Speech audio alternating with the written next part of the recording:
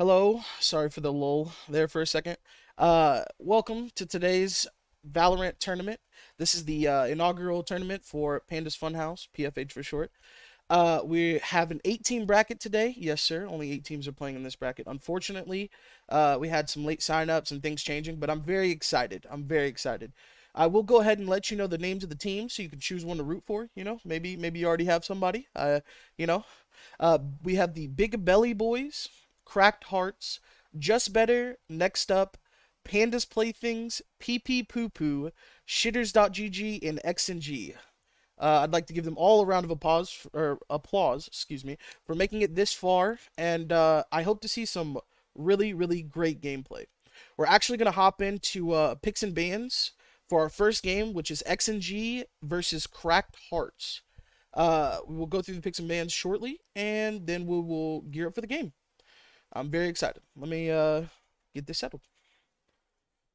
Yeah, man, absolutely. Yeah, it's looking like a pretty good games going on today. Uh, I'd actually like to see some maybe some Breeze and Icebox because generally in play, especially this kind of lower level play, uh, you don't see those maps come out often by choice. Whenever you're forced to queue them in comp, whatever, people have to play them. But I would like to see a Breeze or an Icebox get through the map bans. Uh, but I guess it's really up to the teams there. I would also like to see the this is mid-tier gameplay right here. I would also like to see the mid-tier gameplay adaptations that one would make for, Breeze or Icebox. I know you're relatively familiar with how pros approach the maps and, Mhm. the proper or most most used spots for like Viper lineups and things of that Mhm. nature. So I'm just really excited. Yeah, absolutely, and And it'll be it's kind taken of right off the board to begin with. There's no Breeze in this first game. That's amazing well, though.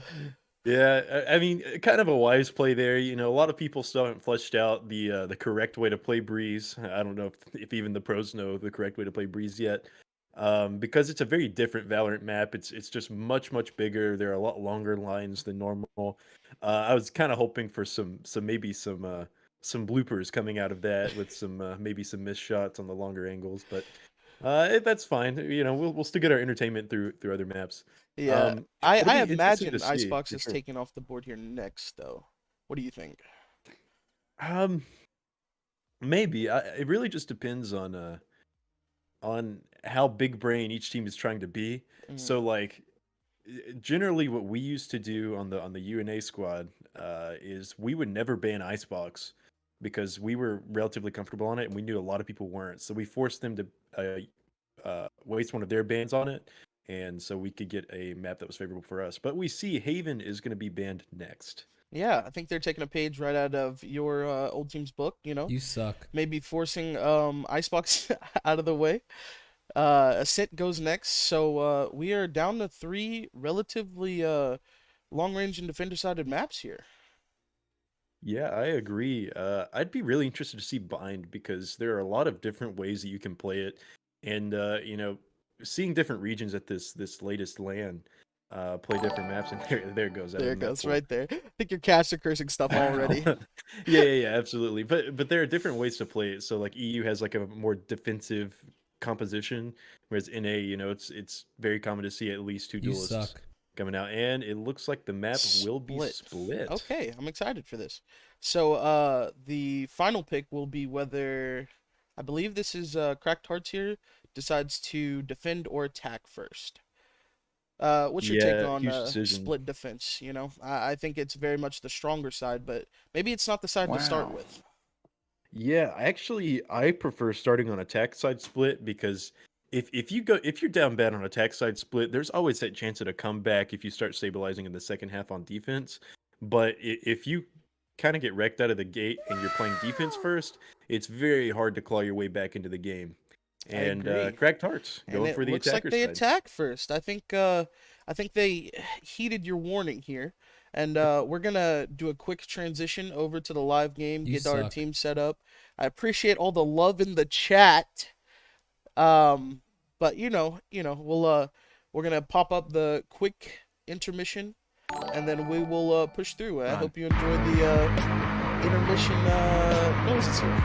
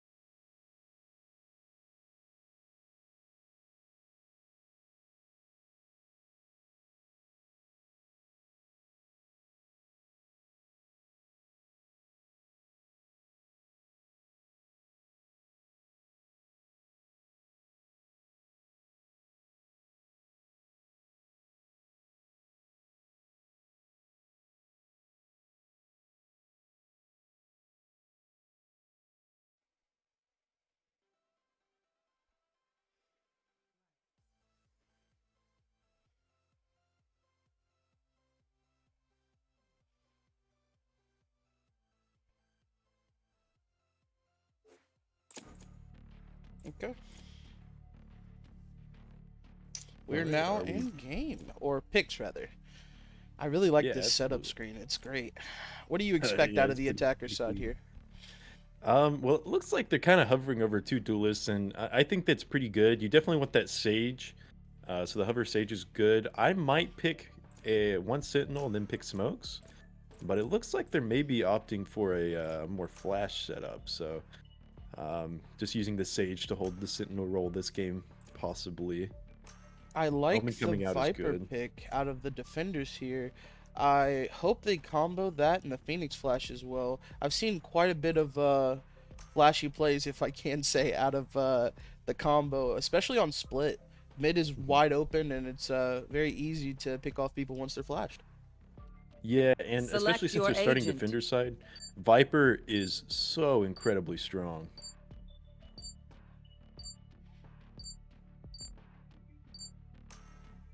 Okay, I think this last Jet character is going to get locked in. We have the standard, more so, two duelist setup for both teams here. One opting for a Raze and the other opting for Phoenix. Yeah, the duelist matchup is going to be huge here. See which team will come out on top. I personally, I think I like the defending comp a little bit more. Just for the sake of having that Viper combined with the Sage, they have more of a defensive setup, and it's going to adapt okay to the attacker side because the Viper wall is very strong on executes. I Okay. might just be, I might be biased. I'm a Viper main, so. I'm looking for some flashy plays here out of both the Jet and the Phoenix for the defending team.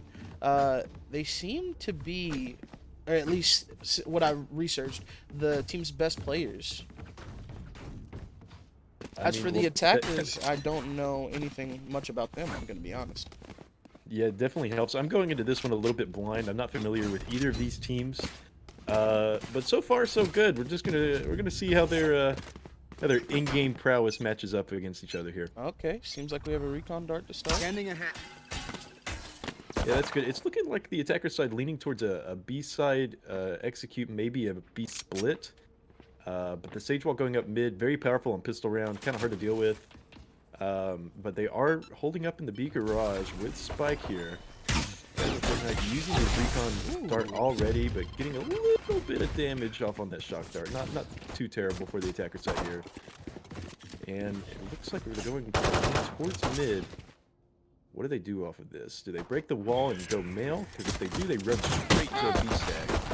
But the question is, do they have the read? Gonna do some kick damage onto the Sage as they're gonna force him to back up into B heaven. But it's a B heaven stack. They're gonna swing and decide to get on ropes. That is a wise decision. However, 6969 taking down one. Misses the second shot, gets traded. Lucy Pick taking it down 4 versus 3 now. As the defense is actually having to rotate around. Good slow orb. Not gonna be too detrimental to the rotate. The Sage is going to take down just a Sage v Sage trade, 3v2. 30 seconds left, so plenty of time to make a decision here. 30 seconds left. They don't have the numbers advantage, but they might have awareness. Oh No. my Phoenix goodness! 2K, that is disgusting. And there's Oh some big my plays goodness. starting off from their Phoenix first round here. Gets the 2K and Jet following up with a killer self, you know? And I mean, that position in ropes, I think they're going to scout that one next time. For sure. Well, yeah, I think the biggest problem is that they just got stuck in mid, and, you know, they had the right read to just push into A, but they started second-guessing themselves and decided to go back into ropes. Let's and go. They just stuck vent and pinched. And obviously some good shots coming out from the Phoenix there. This round, looking Looks at like a what full looks like- A rush here. Fast here, Blocking execute sight. going straight up the ramp with Spike too. I don't know if I agree with that plan. I'd like to clear heaven with a few players. Spike down Spike A. main. But as that's going on, it looks like the trades are One coming out, enemy remaining. and it is quickly turning to favorable position for the defense. 1 versus 5, and yeah, Riverwitch taken down. That's not much you can do there. Yeah, fast round. I mean, sometimes you just have to get those rounds out of the way. Yeah, we see the full buys coming in across the board here. Maybe a little bit more on the eco side for the defender squad, what we like to call a bonus round. Yeah, absolutely, and that's good, especially for defense. You want to get that economy settled, because defense is the best side to pick up an operator and hold those angles. So if they can save up for that and not get too hurt, that'd be fantastic. Now, a win this round would be huge, but economic damage would also be enough. I quickly dodging that recon bolt. That could be a big deal coming out. Doesn't pop the wall quite yet, but does have the awareness. Oh, yes, she did. I just couldn't see it on the map. She did pop her wall and is using some utility to slow down any kind of mid push. Just honestly, some good play coming out from the Sentinel here, and hoping she can keep that up. I would like to see the attacker side maybe run down mid and break her wall super quickly. You know, that sort of makes her think twice about putting it down every round. But so far, they haven't contested it too much. Still only a minute left on the clock. A lot of time has passed, and still no moves from the attacker side. Looks like they're playing a default, but leaning towards B with the spike. The Sage Wall gonna come out any second now. Phoenix gonna get taken down. Ketamine, great shot there. Great crosshair placement. Gonna be pushing into the B site for the execute, and it looks like their teammates are gonna be wrapping mid. This heaven flank could be huge. It looks like they're running, so the defense will be aware. So this is for anybody's ball game at this point. What are they going to do? A lot of utility bees use heaven. Chess match, and quick trades coming out for both Player teams. standing. And oh my goodness, flurry kills coming out from River Witch and Soccer. 1 versus 1 now. 6969 takes down 1, but immediately gets traded. Kind of an unfavorable position because of quick actions from the attacking side. Yeah, I would say that Ketamine really opened that round up and kind of secured it for him there with that last kill. Able to just pick her off from the, you know, the even so advantageous position in heaven. Nice trade there by her. Yeah, absolutely. That heaven control was huge. It basically turned out to be a 2v2 brawl, and it just went in the favor of the attacking side. So they get their first round on the board, but again, we said that that was a bonus round from the defense, so they are going to have a full buy here. And so this is the first real gun round of the game. Again, it looks like the attacker side is favoring B very heavily.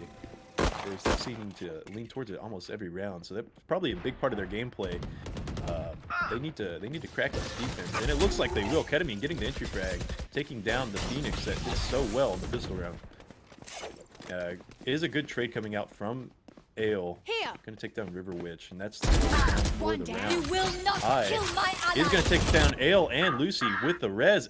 Doing more work. 2K on the round. Can they get any more? Healing over Gonna here. be going for this mid pick, and I really like the mid control coming out from the offense. 6969 using a little bit of a broken weapon through that smoke. Taking down two. That's the spike. Can she control it?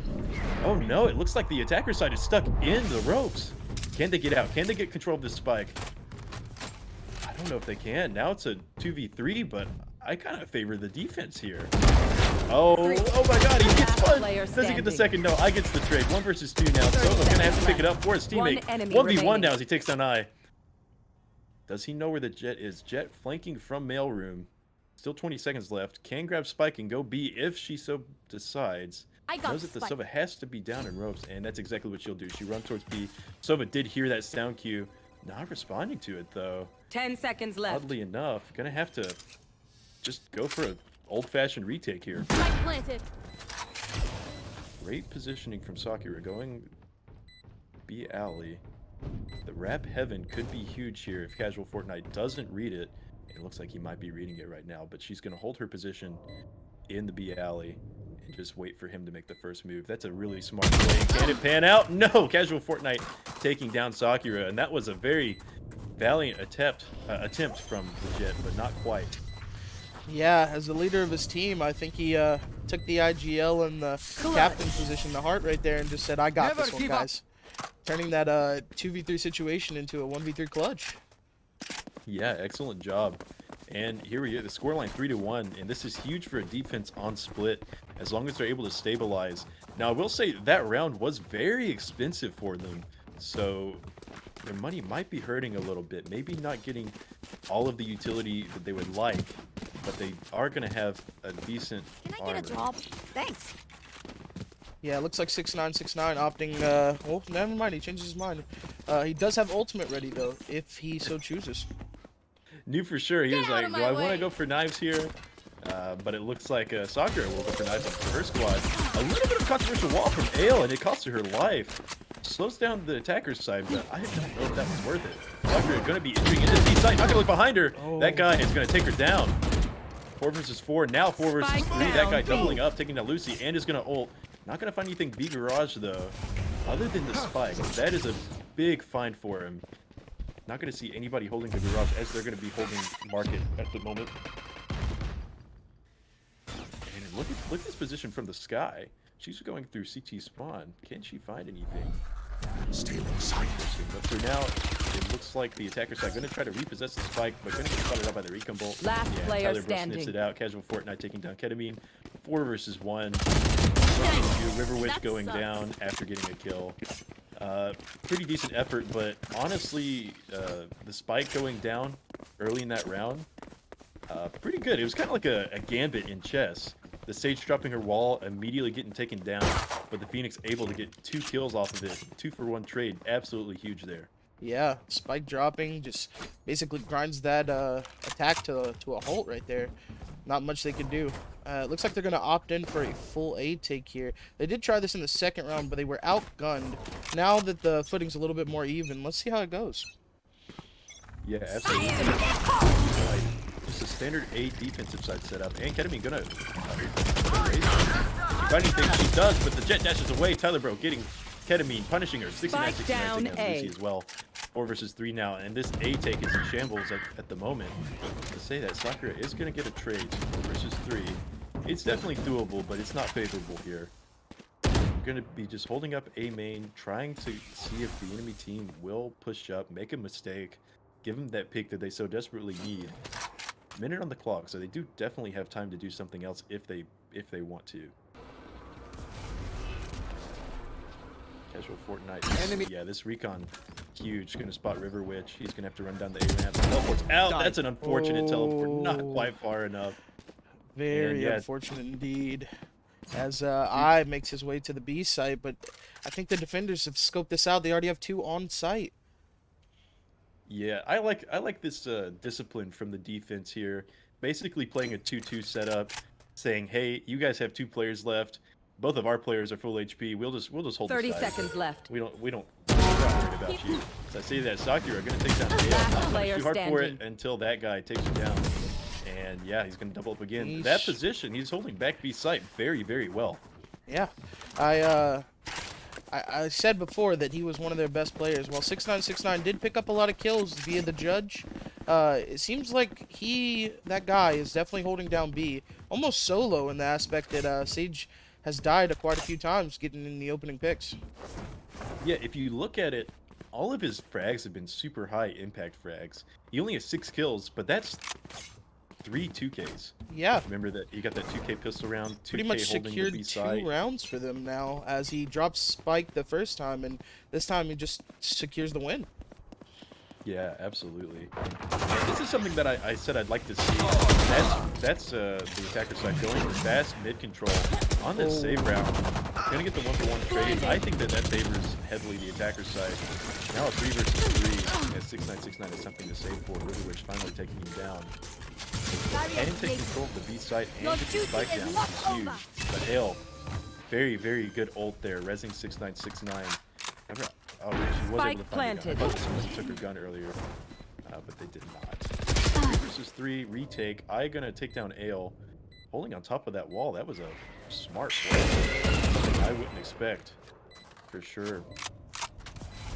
Yeah, that eye on top of that wall is huge, but the wall placement itself is even bigger in my opinion because it slows down this retake so much. Both defensive players are in the B alley, and they have to get through this wall and smoke. And it's just going to be right to their death. Last player standing. Yep, that's 1 kill. Tyler's going down. 3. Swing 6969 gets the trade. 1 versus 2 now. Can they do it? Dashes away.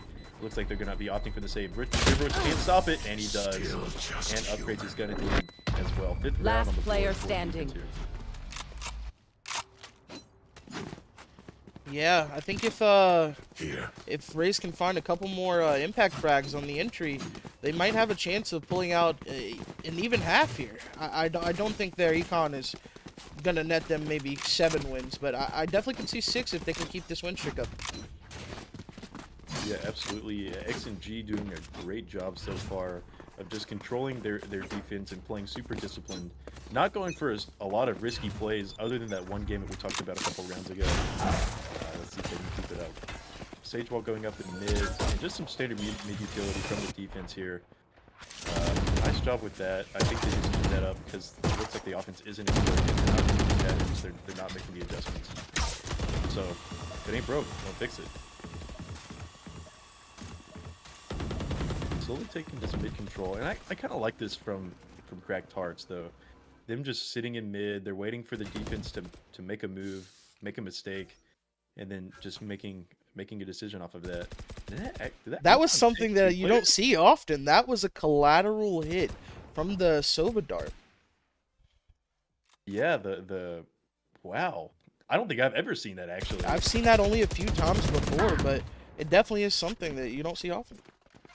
And see, this is why I like the Cracked Hearts staying back. They were able to swing on Heaven, get that opening pick, and now they can kind of slow down. Still 40 seconds, and they can just exploit the unevenness from the defense here. Taking down Casual Fortnite. Not much you could do there. Just a little bit of HP there. Ketamine gonna spot out that guy. Is he gonna get the frag? Yes, he will. That guy goes down. 4 versus 2 now. Favorite Cracked Hearts. They can get their 3rd round on the board as Spike. Spike planted. And he's retaking there, and then he swings 6-9, barely able to get away. Tyler Bro making it 2v3. However, a combined HP Last of player about 50 standing. and make that 33 as Tyler Bro goes down, leaving it on 6-9. And up here, Stay down. she will get taken down. Ketamine making a little bit of a bloodlust mistake there, I think. I want to point out that 6969 only has 12 bullets. 3 of those not in his current magazine. And I cleans up the round. That would have been a miracle, I would like to say. 12 bullets in total. Yeah, that would have been nuts, but unfortunately not going his way. But I respect the drip. Yeah. That's just making sure you clear, okay? He didn't want to go into those smokes, completely uninformed. He had to make sure some bullets told him what was happening. Oh man, I respect it. It's something that you don't see a lot. Even in upper echelons of play, like I think that smokes need to be sprayed so much more because a lot of people treat them as like a wall. It's like a safe haven. It's like, oh, there's a smoke here, I'll get shot through.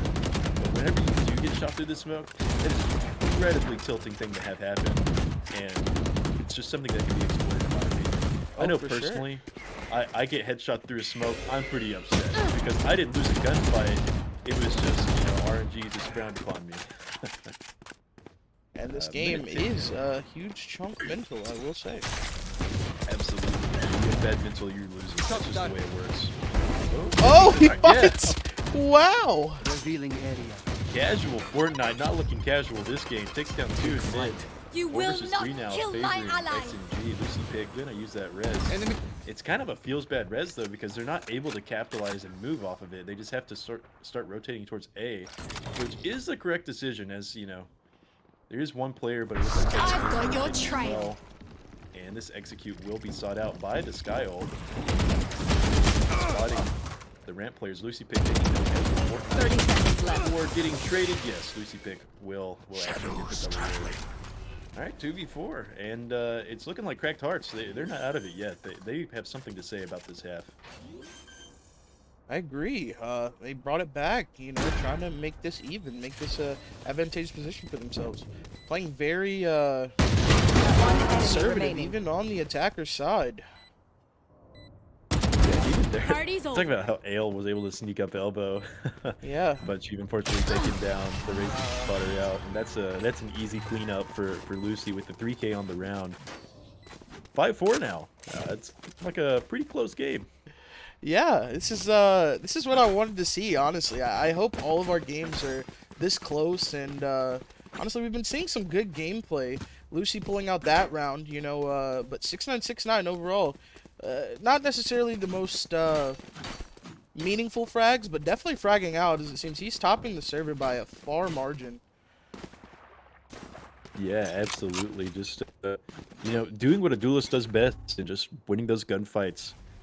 Looking pretty solid, and it's something it's kind of hard to do on defense is to carry your team, but making it work so far. I like bro though. Unfortunately, it looks like Goomba will spot him out. Oh, he's gonna take a fat chunk of damage there. Sakura gonna be taking down his partner up in heaven, and I doubling up. Oh my goodness, it's a bloodbath. And 6969, the carry for X and G so far, has a tall task ahead of him if he wants to win this round. Well, he is readily Spike equipped planted. for it. He has obviously the best gun in the game. As we see what he can do here, he does not have his dash. Yeah, he's still got a little bit of utility, and it does have the ult. He wants to take some long-range fights, but River Witch says no. And we have a flawless coming out from Cracked Hearts. Yeah, that's 4 in a row for Cracked Hearts here. They're definitely finding their footing here on the attacker side. And like you said before, this map is definitely CT-sided, so we're going to be able to see maybe what they can do on defense. But if this goes to 7-5, which I personally thought they weren't going to be able to do it, but now looking at the econ and the rounds that they put together so far, it very well may be. Yeah, and we talked about how this game is, it's huge mental, and for Cracked Hearts to win the past 4 rounds in a row, you kind of start getting concerned about X and G and how their mindset is, seeing if they can close out the last couple rounds of this half, because I think they'll need it. However, 6969 kind of swapping up positions with the Phoenix. Now the Phoenix is on A, and he's holding that spot that Phoenix did so well in earlier in the game. But I like this read.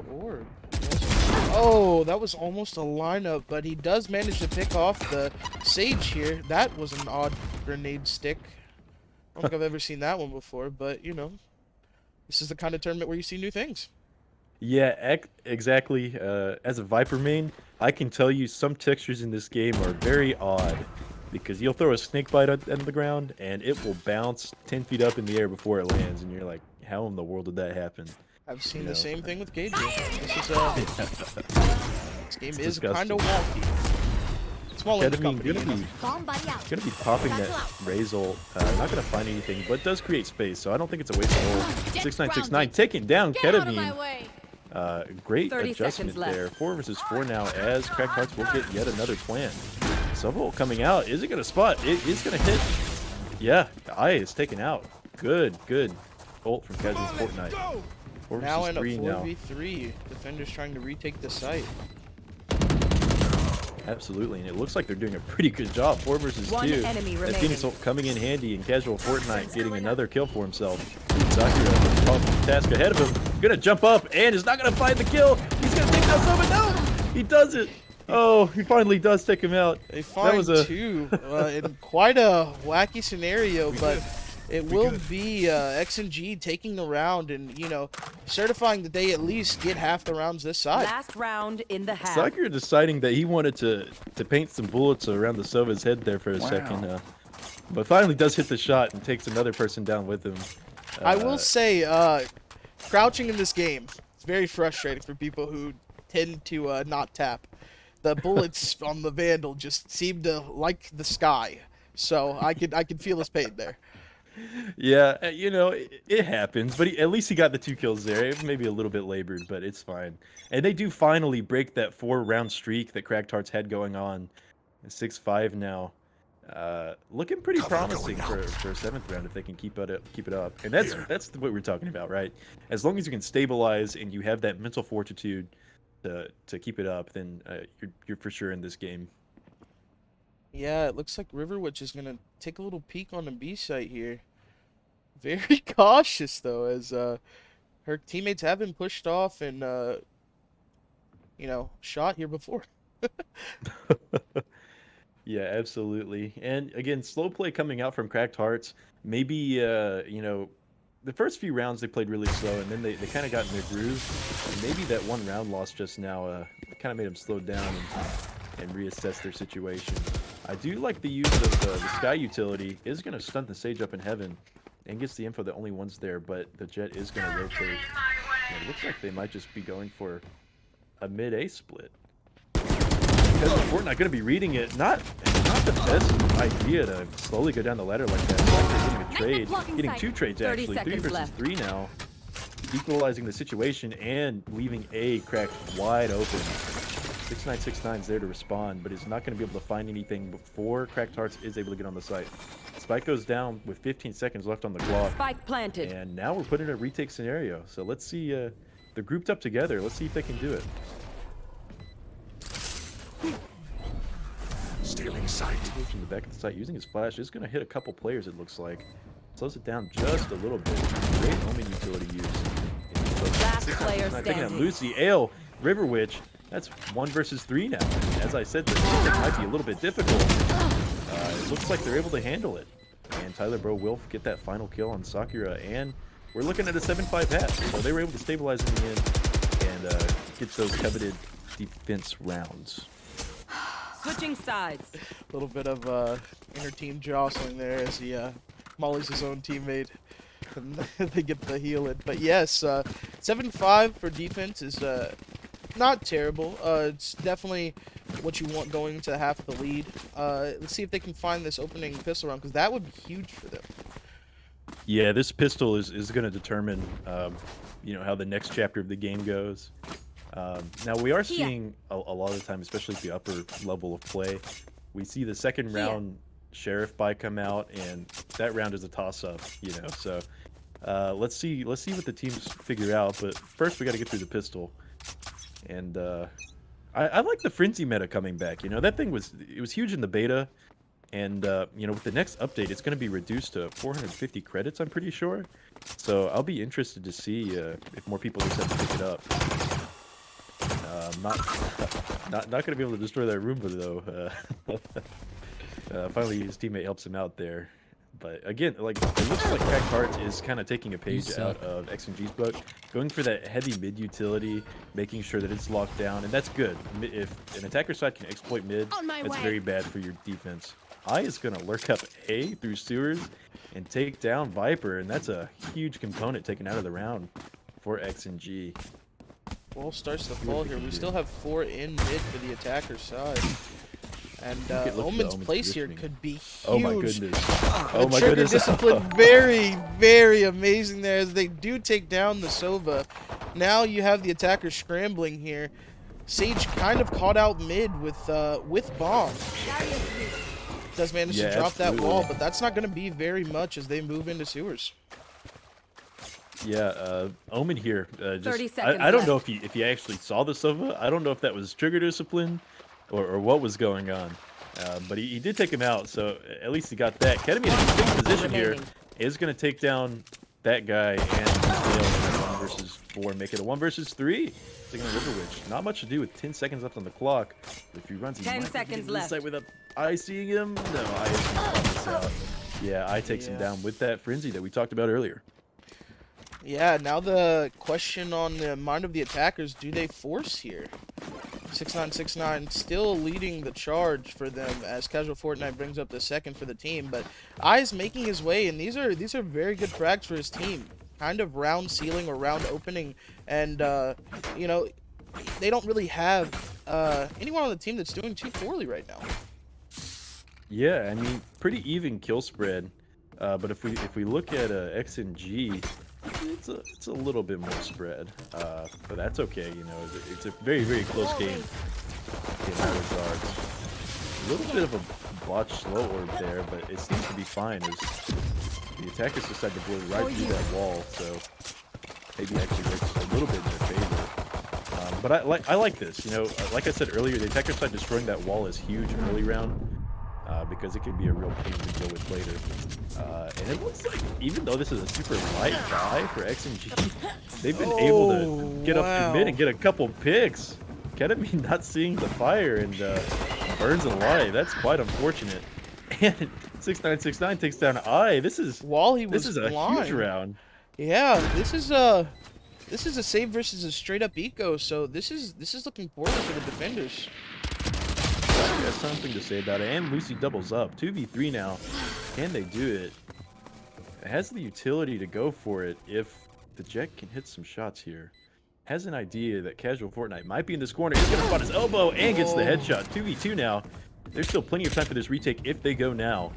And going to be flashed behind the screen in sight. That guy taking the gun right through the smoke. Is he going to get it? And no. They do find the last 2 picks. That was a great comeback in what was a 2v4, 2v5 situation. Yeah, 2v5 there. That's absolutely huge. That important?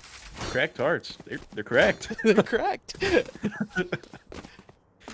I want to go back to that Sova pick. He sees his elbow and just lines up the headshot really easily. And now it looks like they're going to take their own bonus round.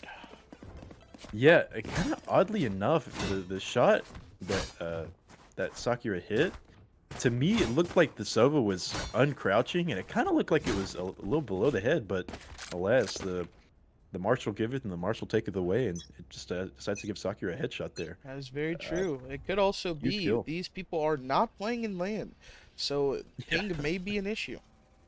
Yeah, that's true. That's true. But, you know, that's fine. It's giving us a close game. I'm really excited for Lance to come back. I cannot wait to have that environment. Sakura going to go down. Casual Fortnite with the Bulldog. Forcing up. Frustrated after that last round loss. And decides to punish Sakura for it. Yeah, I'm gonna follow that note. I'm very excited for Lands to come back too. The fan atmosphere and the whole showmanship of not only Lands but tournaments in general. Yeah, I just want to get rowdy for real. I wanna be in that LAN environment, start the chants, get people pumped up, tilt other people. It's a great time. I just can't wait. River Witch gonna be sacrificing a lot of HP for a kill there. I also 3 versus 3. Are we gonna see the inverse of what happened last round? They take a save and they make it a pretty even situation. No I charges think left. trades kind of favor the attacker's side, but at the 30 same seconds time, left. it's an open ball game. As it looks like Spike we're planted. gonna have Cracked Hearts tripling up together in CT. Be interested to see if they all go the same direction. It seemed to work for them last time in that 2 versus 5. And that looks like that's what they're gonna do. Spacing maybe could be a little bit better, but they are clearing out a lot of positions, making sure they have a base to sort of go off and take this retake. That guy holding a corner, it's kind of hard to retake site and have somebody hold that line because you can't spot them from heaven. But luckily, Casual Fort not going to take down I. River Witch coming from screens is going to be walled off. That's quite unfortunate. Last player Kind of looking standing. like a round for X and G. They're gonna take down that Weapon round. That here. was a big round to win, and they got revenge. What can I say? Yeah, I want to point out the discipline that all the members of XNG had. They weren't giving them any openings. I think they definitely learned from the last round that if you give them a tick or two, though, they might just take your head off. But I think that was definitely some personal retribution there for Sova on Sakura Milk. He felt some joy in that kill for sure. Yeah, that's a feels good kill. And you know, the one thing in drop. retakes that's kind of hard about this game is that it's kind of hard to decide when you want to sneak around and slow peek things versus when you actually need to jiggle or you know, wide swing something, you know. And I think that Cracked Hearts maybe got a little bit punished for that, you know, taking gunfights that were more favorable for the attacker's side, you know, just not panning out for them, unfortunately. It So that seems might be like something we to need assess to in their own pause gameplay. here. Okay, that's absolutely fine. Just a little bit of a. Uh, I'm forgetting how to pause. How do you do it in Here. League of Legends? Okay, you need to. I believe it's You need slash to go. pause, Use, correct? no. You need to go to settings Uh-huh. and you didn't enable cheats. You didn't enable Oh, tournaments. yes. That is unfortunate. Sorry for the DC. Okay, well at least they're Joke's back. over. You know, You're dead. no harm, no foul there. As it looks like Heal up, squad. the attacker side will get sight, but at a heavy cost. 30 seconds left. Cracked Hearts with a 4 versus 3 situation here. Spike And planted. Kyle coming out. Nowhere That's to absolutely run. huge to spot out the remaining 3 players for X and G. Found I can take the fight. Not gonna quite hit it. Flash. Phoenix, but Phoenix is take her down. 2v2 now. The flurry of trades come out. Ketamine gonna get spotted. This Last player Dart standing. and taking down Casual Fortnite. He's an angry gamer. Doing a lot more damage. This is definitely doable for River Witch. But his position is known as he drops. Gonna do a Omen outplay, not gonna pan out for him. Casual Fortnite with a huge Bulldog 4K there. Once again, the TP coming up just short for River Witch. I believe if they could have cleared that, that would have been quite a round, as they had the health advantage over 2 members. Absolutely, yeah. It was definitely a tough situation either way. It could have gone either way, but alas, it goes the way of X and G, and Cracked Hearts find themselves in a 2-round deficit, 9-7. It looks like they're some- taking a little bit more of a reserved style here on defense. Listening for sound cues mid and just having 2 on A. Quick rotate out of the jet. And they're going to be posturing also- towards A. Yeah, look at this massive rotation from the defense, and it looks like X and G is gonna read it perfectly. Tyler Bro throwing the wall down to maybe force a rotate. They're just gonna leave. I believe it's 6969 on the lurk. Absolutely huge if you can get anything here. And he's going to keep throwing utility. He keeps 3 players stapled to the A site. Make that 4 as the stage will go back. B site is completely open, and it looks like XNG has completely finesse Cracked Hearts here. This is not common as well. This is a 5-man full take from X&G that's genuinely just over rotation out of Cracked Hearts here. Let's see how they do with the retake. Notice Ale had that read. He was about to wall the cross to cross into B site, and they're like, wait, there's nobody here. And so he's able to save it to wall off B alley. And there it is. They know for sure at least one person's B alley because they have to knife the wall. A little bit of labor getting that wall down, but Sakura is going to make it worth their effort as he takes down that guy. 4 versus 5 now. In favor of Cracked Hearts, a little bit of damage being dished out to Sakura, maybe making a little bit shy to re-peek this. Needs some support from his teammates. They couldn't even spot it out, but this retake is happening, and it is crumbling as 2 making 4 kills go the way of X&G, and that's the round. Wow. That was a excellent difficult job retake. holding that retake. Yeah. They were undergunned and just outplayed as they postured towards A site, banking so heavily on the team to come through, but they never did. Reading it very well and just rotated B. Great job lurking by 6969, and it seems like they may just, you know, have the advantage, take the game, because this is going to be the last buy that Cracked Hearts can get for a little while. Yeah, and I mean, this is sort of do or die time, and let's see if they do or they die. Now, this Heaven Peak is kind of, I think, a desperation play. I really don't like it that much. He's going to get spotted out and trade the damage a little bit. Definitely the loser of that trade, as he will use some utility to clear out the ramp, and he spots at least 3 there. And calls for the rotate from his teammates. This is something Cracked Hearts hasn't been great on. They haven't been great at defending against the tape. Let's see if they can adjust here. Make something happen. I gonna flash and maybe peek this Jet. Healing over here. No, she's gonna decide to back up. That's a smart play.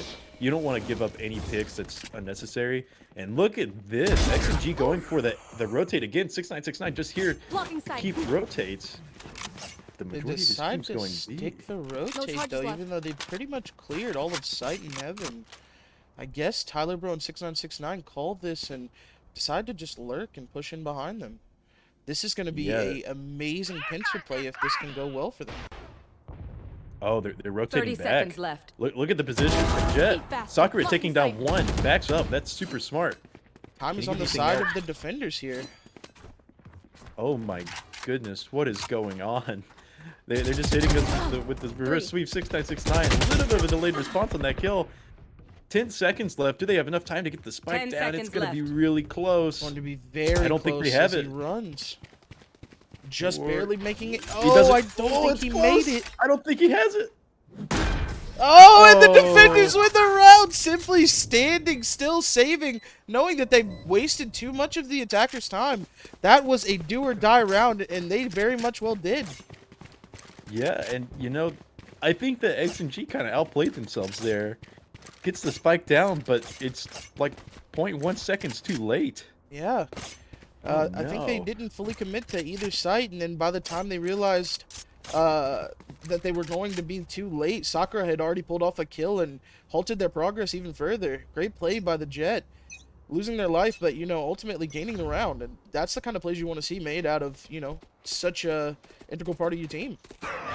Yeah, absolutely. And, you know, we talk about mental a lot, and I think X&G is just, they're trying to outbrain their opponents so much that they're trying to galaxy brain, and it's just not working. They need to stick to what's working and just hit sites together. Their takes have been fantastic so far. I don't know why they felt the need to just rotate fully twice to their spawn. A little bit of a miscalculation. But as I say that, they're going to be walking into A here. The Jet pushes in, going to get 1 entry before getting traded. I at 1 HP. What a way to go down. But he's holding the back of the site. Gets another kill. That guy is down. And he gets away with his life.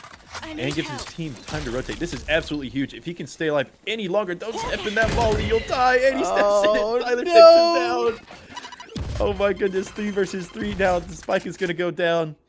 Cracked Hearts has done okay at retakes before, but the Viper ult, that is absolutely huge. You needed to spray that smoke much, much earlier. Oh no, and you're forced to push in, and it's just such a disadvantageous position. As this push Last player That could lose standing. the She round. spams the smoke and finds one in the corner. It's all up to Ketamine now. 3v1 situation. Bullets flying absolutely everywhere. Has to walk in, takes down one, pulls out, and gets away with all of his life. As oh, does he spawn One her? enemy remaining. Oh, He hits a wow! Can he take down Fortnite? Fortnite's in the corner. No, Oh! casual Fortnite gonna get the headshot. Oh my Cleans it goodness, up. I That was was speechless. that was quite a round from Ketamine. As I'm not sure if they spotted them or just kind of sound cued, but definitely picked up 2 kills that I don't think that they probably should have got there. But very exciting here as we head into what could be match point for the attacker side. Well, something interesting. So you saw the Viper was spraying, and she had the Phantom. And with the Phantom, you can't see tracers through the smoke. However, you can see the smoke coming out of the muzzle of the gun. So I think that that's what gave him away, and he was able to trace that back to the Viper and get the lucky headshot there. So fair play coming out from the Rays, but unfortunately just not going her way. And it looks like that guy going to be trying to entry in with his ult. Not working out. Ketamine going to take down Ale as well. They're being traded 6-9-6-9. Going to be equalizing at 4 versus 4. And Cracked Heart's kind of on a weak buy here, but again, they cannot give away match points so easily. So I'm glad to see them come to the with a fighting attitude. Unfortunately, doesn't look like it's going to matter as it's now 4 versus 2 as 6-9-6-9 and that guy Last takes player some kills for standing. themselves. Casual Spike Fortnite making it planted. a 1 versus 4 for Lucy. As What Lucy can she is do? trailed by 6-9-6-9. Quite the lurker this game. Definitely has picked up some kills off the back of it, taking these 1v1 trades on the opposite site from their team. Lucy backtracks and finds the headshot, collects the gun, and let's see what happens next. Yeah, I don't think she goes for this retake. I think that she's gonna just play for exits, because I mean, too much time is ticked, and it's very disadvantageous. But is she All walking the in? people are playing towards B. She's gonna That wall. is It's a gonna be great the wall. Is the molly gonna matter? Oh, she misses the molly, but the wall's Oh. broken. Man, Close great round reaction and- time there. Gutsy retake Last by player Lucy, standing. and she gets Match the guns point. from all of them. I think that's bigger than the actual try there. They're not, you know, hurting for money, but that definitely will help them if they can manage to find a round or 2 here. Yeah, if they can string a couple rounds together, then that makes it so that the third round there will be much easier, as you know, X and G would be, you know, not as well equipped. However, you have to look at the equipment for Cracked Hearts here. Looks like a full buy, but some players having to opt for light armor. It looks like River Witch being the only one, and just kind of a tough situation to be put in. But let's see if they can hold their defense. It looks like they haven't had a great defense so far, winning 3 of the 8 rounds so far. But if they're looking to stay in this upper bracket, they need to figure out something quick. A lot of Sure, bit of a action beat over here that towards room, this yeah. B site. Have 4 players leaning, 1 playing mid, getting gutsy here as Lucy pushes forward and walls off the market take here. Now the question is this a 400 IQ wall or is it a 2 IQ wall? It seems to be a 400.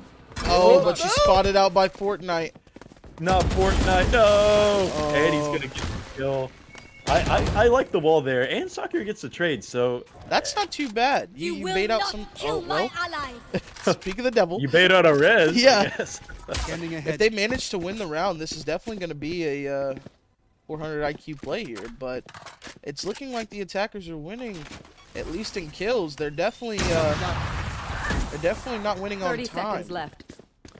Yeah, and I mean, look at the kind of a scrappy way to use your Sage Walls. I really like it. You know, it's something that the other team won't expect. But unfortunately, it's down to a 3 versus 4 in favor of X and G. And they Maybe the opt 3 for versus the 3. A site. Oh, nope. Immediately turning around, realizing they have little to 10 no seconds time left. left. This is huge. Sakura can get this if they can drop Spike. That's bomb. Spike Immediately down. picked up by Viper got Viper, it. but Viper doesn't have it. There's no time. And that's the no, round they lost win. the One time. enemy remaining. and Nice. another kill. X and G no. just outplaying themselves here, and that could be the start of the comeback. This very may well be the defenders, you know, time to Yeah, this advance is here. their ticket. Yeah. This is their ticket in. Spike MVP, honestly. Yeah, It's a sixth player. time MVP. This is hourglasses for the win, boys. As Yeah. it looks like XNG has a full buy here. Pretty low on funds moving forward if they are to lose the round, though.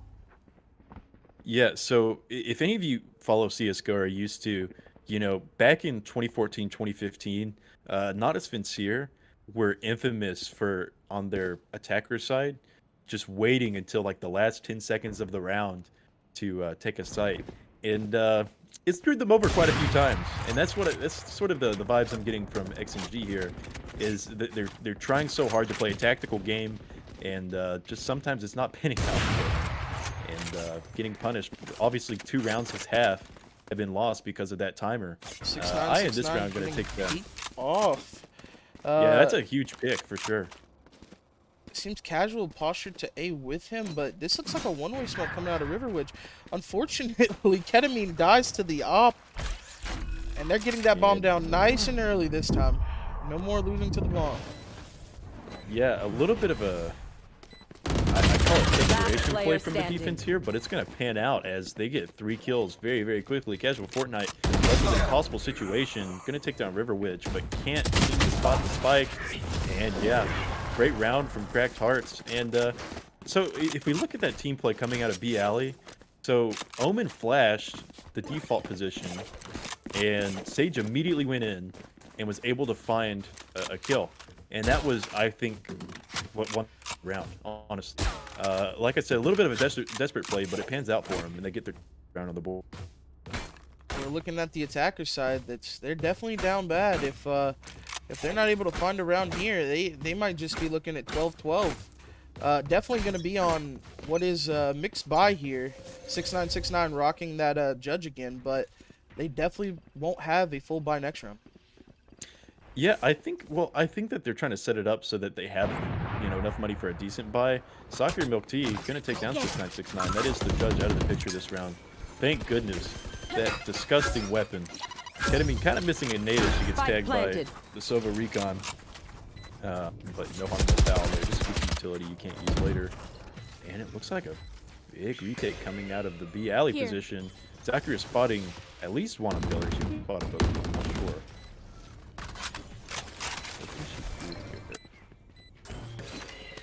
And Lucy's gonna quickly see the people here on. Oh, 2 of them going down. That guy gonna get a trade. Ketamine trading a casual Fortnite gonna hit 2 people with his ult, killing 1. Weapon versus 3. Does he have shots that he can use?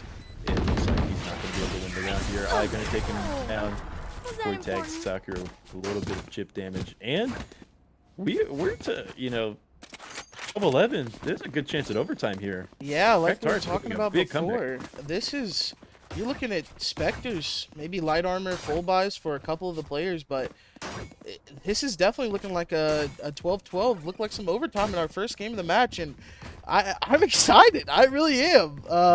6-9-6-9 opting to use his knives here, not even buying a sheriff. Well, he changes his mind at the last second and picks up a Phantom, but it's just going to be an interesting round. They're all posturing towards A site. Joke's over! Yeah, You're kind of a dead. ramp after buy coming out, but the Phoenix ult's going to get spotted immediately.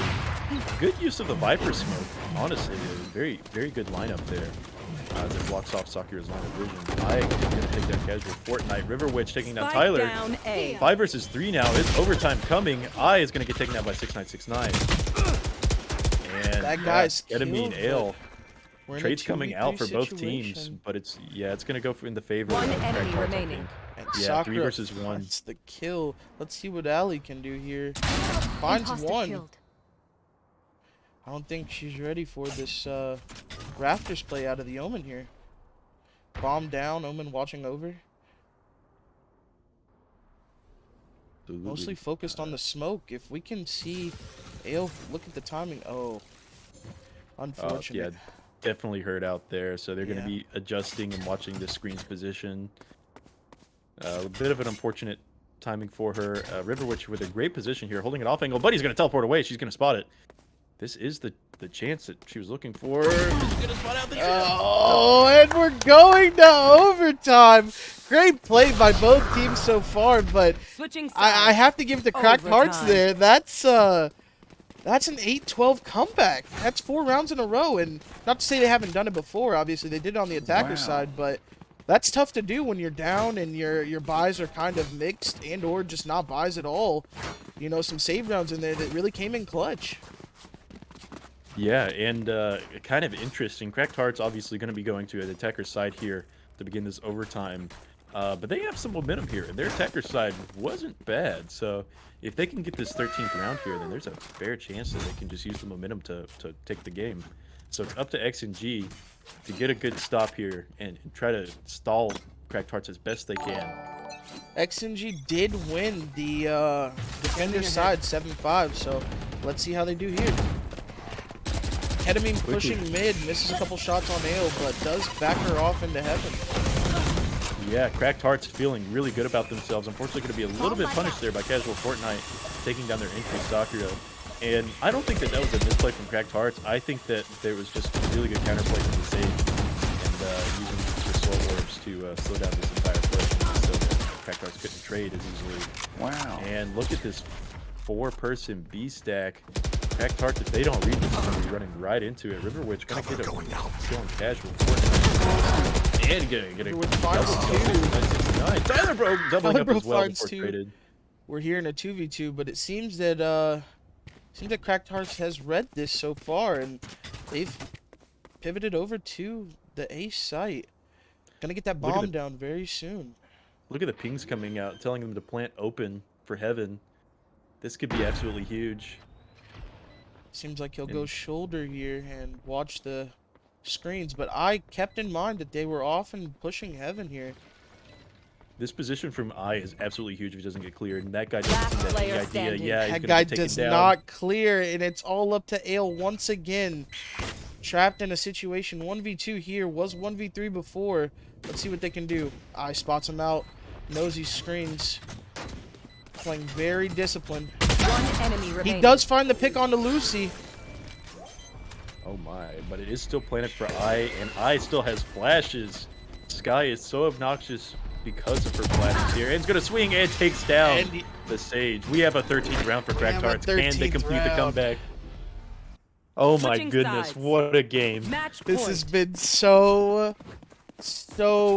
edge of your seat exciting. I am actually very pumped. Now, they did pull out the win that round, but let's see how they go about this defense Jeez, here. mate.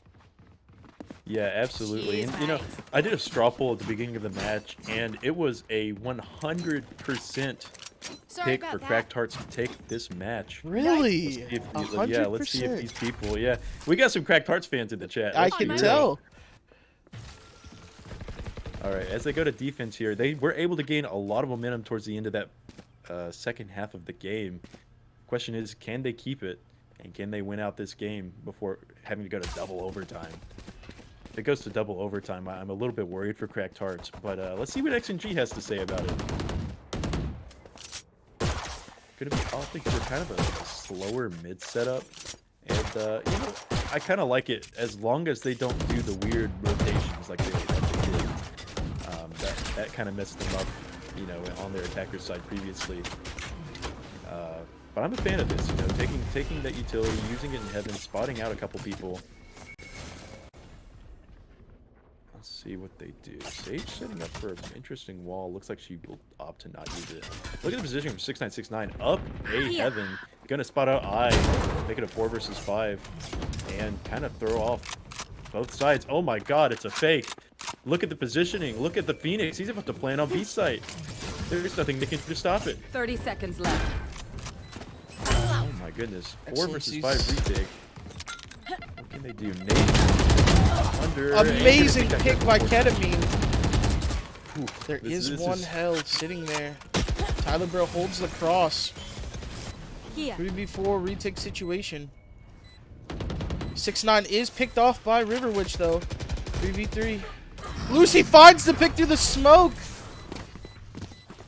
Oh my goodness, this is so incredibly close. They have to spot both players, spots one garage. Unfortunately, taking down that guy is going to take down Lucy as well. Sucker gets a trade. Can she complete the frag? Oh no, there's not enough time. There's no time.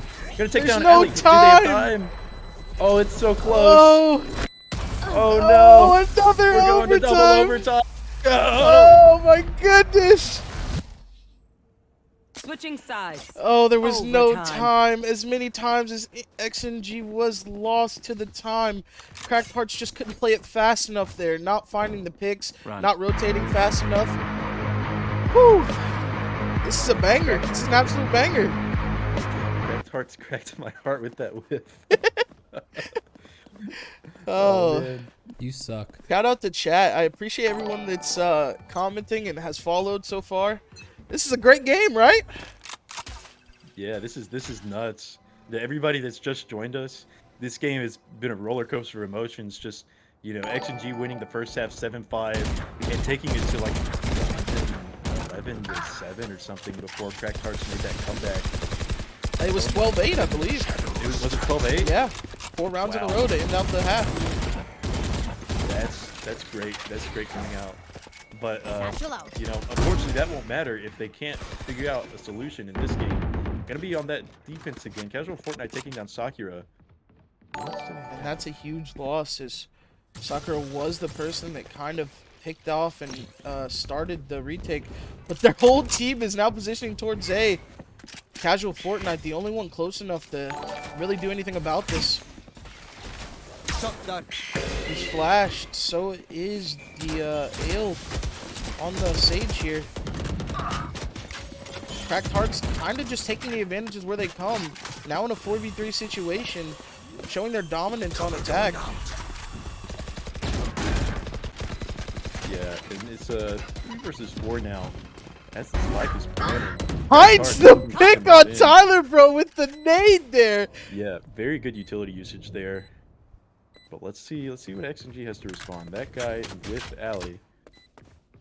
Can they make it happen? Gonna be slowly retaking here. Gonna find the pick on Riverwitch. Not traded immediately. Ali's gonna take down I. Ketamine finally trading, and yeah, that's a round for Cracked Heart. Ketamine with 3k there, even had the ultimate if Lucy did seem to fall. Switching sides. And Cracked Hearts up again in overtime.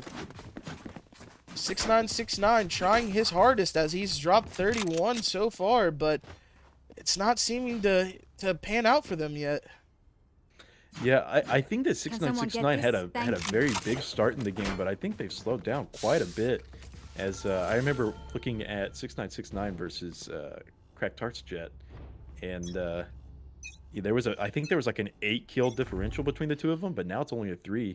So you know, in order to push his team across the finish line, might need to bring out some extra spice. And kind of an interesting role for 6969 as well, because we've seen him on the lurk so much, making openings for his team.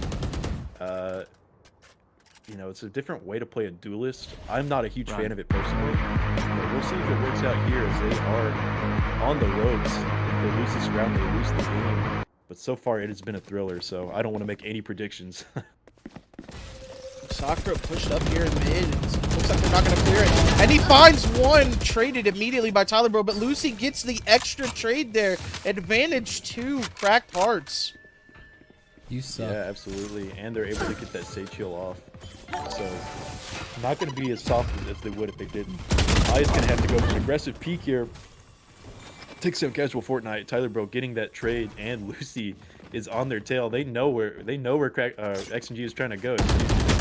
And oh my god, spotted out 6969. Pull out your gun. River Witch clutches it and takes Cracked Hearts across the finish line. That was an amazing game from two amazing teams. That's our first game of the day, folks. That's the first one. I'm so excited for the rest of the tournament. I'm so excited. GG, boys. It was nice playing with you. Oh, I can hear in game. Oh crap! Let me exit out of that one. I was like, what now? GG's, boys and girls. Okay, Yeah, let me. excellent game to start it out, and I'm very excited for the rest of this tournament. As we know, the winning team will get $75, and the second place will get a $25 for their efforts. But that's gonna put X&G in the losers bracket. It does. And Cracked Heart's gonna be moving on in the tournament. I'm gonna go take a look at the previous match here. Can you view custom games? Yes, you can. So it looks like 6969 did drop server high, 31 kills, but I think the MVP goes to Sakura. Made a lot of picks, played very well, helped the team, you know, had that opening pick in the last round that really pushed him over the edge right there. I think both teams played very well overall, but I'm gonna give my MVP to Soccer Milk. Yeah, I've got to agree with you. And shout out to every player in the server. Everybody had their moment to shine.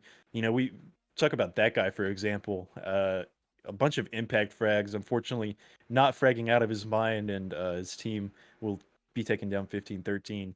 But Sakura making that personal comeback and helping his team uh, win the game ultimately. Yeah. Yeah, I've got to give him my MVP as well.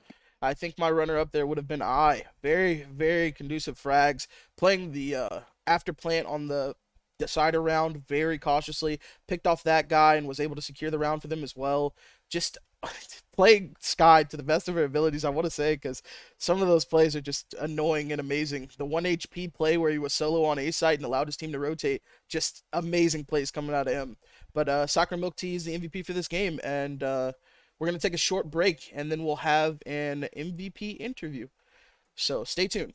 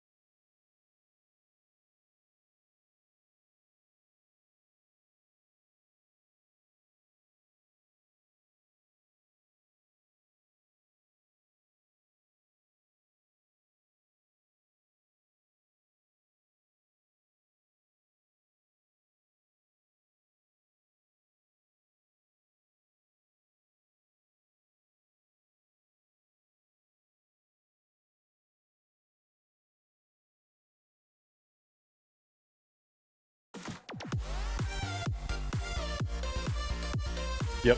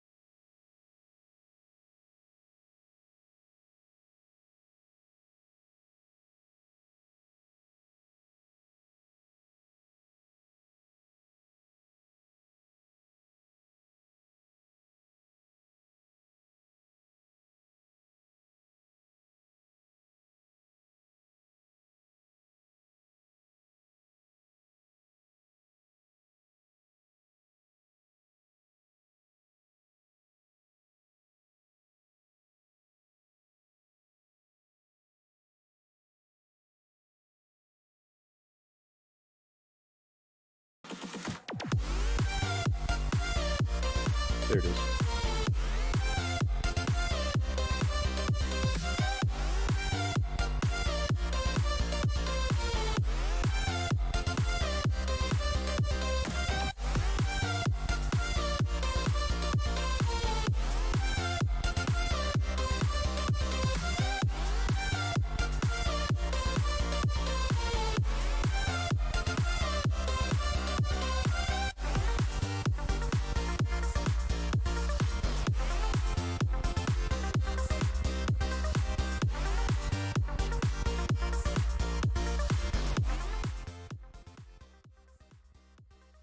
Okay, okay. Unfortunately, we have a couple of problems with audio, but I think we should be good right now. Shiflo, you doing well? Yeah, man. That first game, I had to go get a pacer put in because my heart was about to explode. But we saw Crack Tarts taking it, and they have my heart. I'm definitely happy for them, and we're sitting here with the MVP of the first game, Sakura Milk Tea. How you doing? Hello, good. I'm well. How are you guys? Doing pretty good. Doing Doing pretty great. good. Yeah. Yeah, So we absolutely. have a couple of questions for you. Yeah. Shiflo is going to ask the first one. Yeah, Sounds absolutely. good. So, you know, towards the end of the first half and the beginning of the second half, your team saw yourself like losing a few rounds. What was your mental state, and how did you claw back in for that comeback to take it to OT? Um, so, I mean, actually, this is our first time playing with this team all together as this five, so it was a little bit chaotic in actually the first few minutes of the game, but we really started to like pull things back together. After that round switch where we ended up on defense, I think it was just a matter of getting used to how the other team was playing, and then once we kind of like got into the groove of things, and then um, even consider like taking up more space and pushing out, then we really fell into place, and I think we really started to play well together as a team. Yeah, I mean, it looked kind of scrappy, but you guys, obviously came out on the better end of it. So, a very, very nice job there. Second question is like, who on your team do you think had the best support utility to help you personally frag out? To help me personally, I mean, I Yeah. think everyone did really well, and then um, each agent has their pluses for what to do, like Sage blocking off an entire rotation from them, or Omen with their smokes, and then Sky just like flashing out, and then Raze like hopping in there with me, and then clearing out angles with nades and stuff. So I think everyone in general like used all their util well together, and I try my best to keep track of what they use and when to capitalize on what I can do as my agent. Yeah, well, it looked very competent. It was very nice to see. You guys seemed like you had some chemistry, even though it's kind of crazy because you're playing together for the first time. But very nice job there. And the third final question: how are you feeling about the upcoming matches and the matchups for the rest of the tourney? I know that. Who are you playing in the second round? Do we know yet? It is undecided. We had a small kerfuffle with the tournament layout. So Oh, two okay. teams are playing right now, and Crack gets like a mini bye for this probably next 30 minutes. Okay. So I guess the question then would be, after you stabilized and won the match, do you guys feel like you're cohesive enough to take it all the way through? Yeah, I think now that we kind of understand each other's playstyles more, we can really just start off the game strong and hopefully take home some more wins. Yeah, well, we'd love to see it for sure. But I yeah, did good luck have to one all the other follow-up teams as well. question though. Hmm? Are you a Jet main, or was this like my team needed to fill a position, so I played it? Um, I mostly main duelists. Uh, Usually going between Jet and Reyna. Sometimes I'll pull out the Phoenix Arrays, but otherwise, yeah, Jet, Reyna main. Okay. Hardcore duelist main. That's what we like to see. Definitely, definitely. Well, that's all the questions we had for you. We're about to get into our next game, which we went ahead and did map picks and bans behind the scenes, and it is an icebox game. So, Oh my goodness. very much ready for that.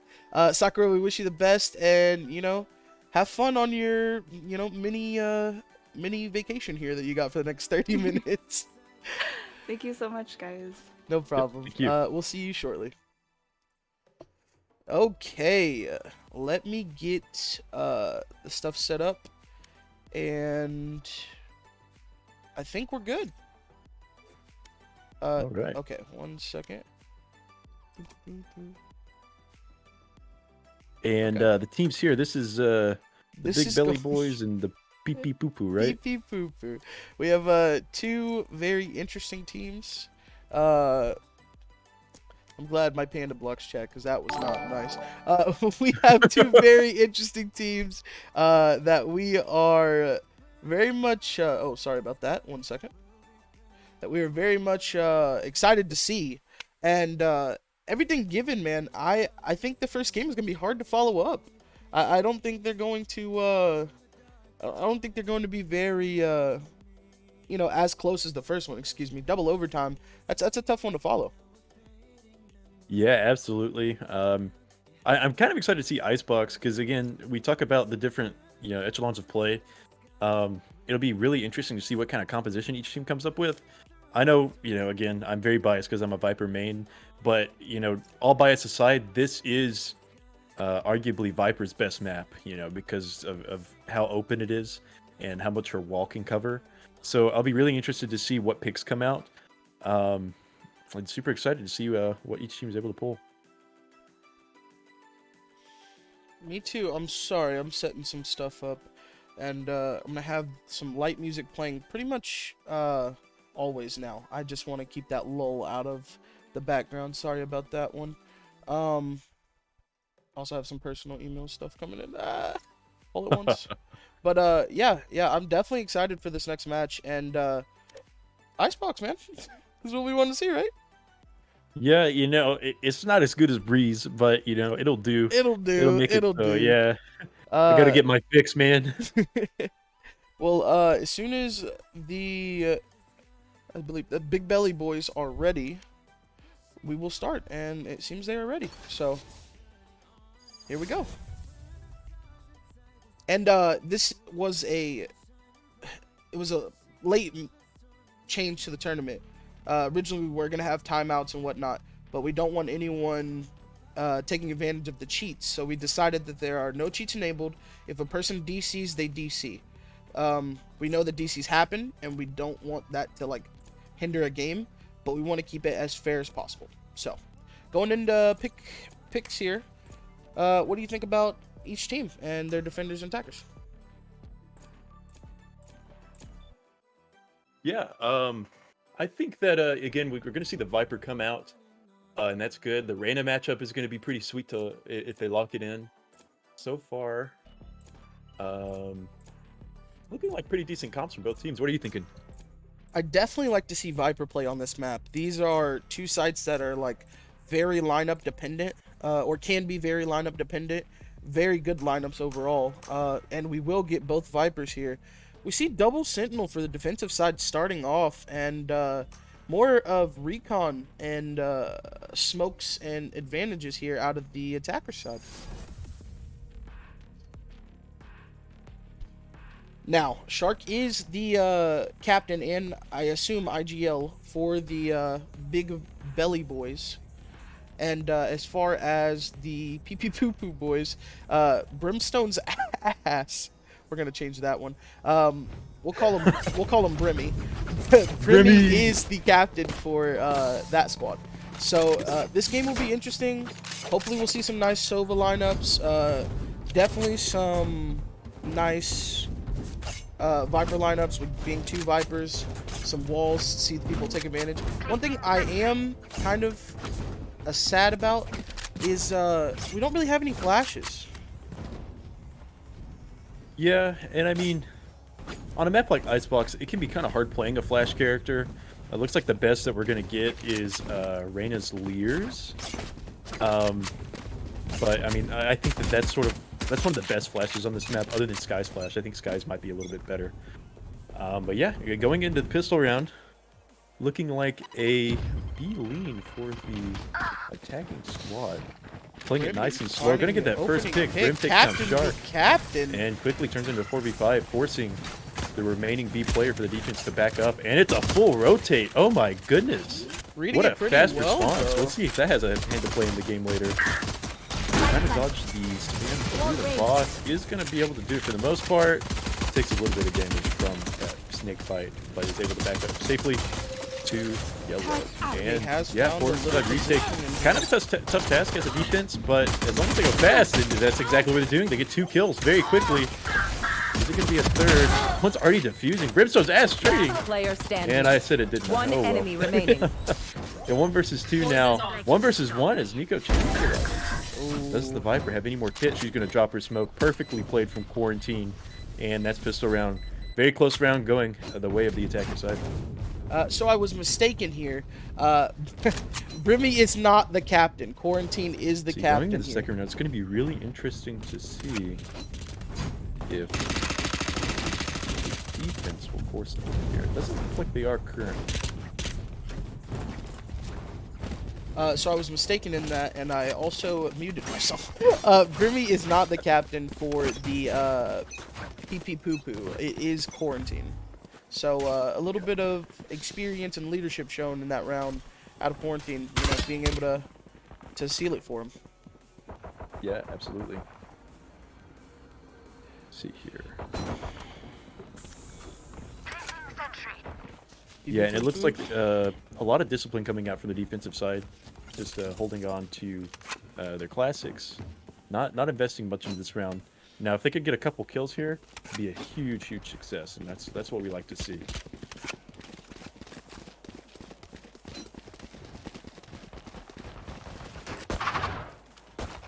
So it looked like initially it was going to be a side lean, but quickly the attacker side decides to flip back around to the B side, and it is read by the Asian defense. Let's see what they can do here.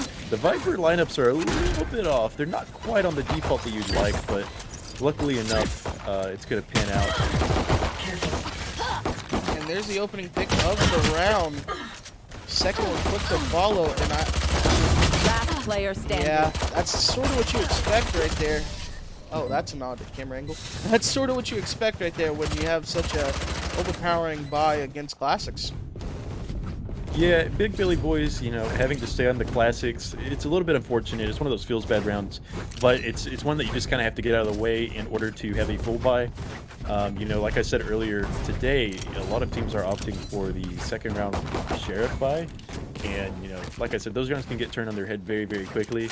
But I kind of prefer the discipline that Big Belly Boys were showing. They were like, hey, we're going to concede this round, and we're just going to try to play for the first gun round, because they know that the attacking PP Poo Poo squad will be going on that bonus. Like a bit of an A split Spike coming down out. A. Nico-chan gonna punish the stage on the belt. And is already, oh my goodness, Maryland was already up base. But Shark is gonna get an equalizing trade, 4 versus 3, make it a 3 versus 2. Flurry of trades coming out, and that's sort of what you want to see. One problem that I find a lot in like mid-tier and lower-tier play is that the spacing isn't there to get trades, you know. And sometimes it happens on the other side of the map, and you know that's just a different gunfight altogether. But it's something that you definitely want to see. Wow, Grimmy gonna be slow peeking mid and taking down Oxalotl. 2v2 now. What can they do? Looks like both players have upgraded their weapons. Last player On the side standing. of Patience PP out Poo-Poo. of Remy. Very good in that aspect. We see the Jet from Shark running around, and Remy just has their number right now. Playing patiently, playing default. Even on the attacker side, he's just finding people left and right. Yeah, absolutely.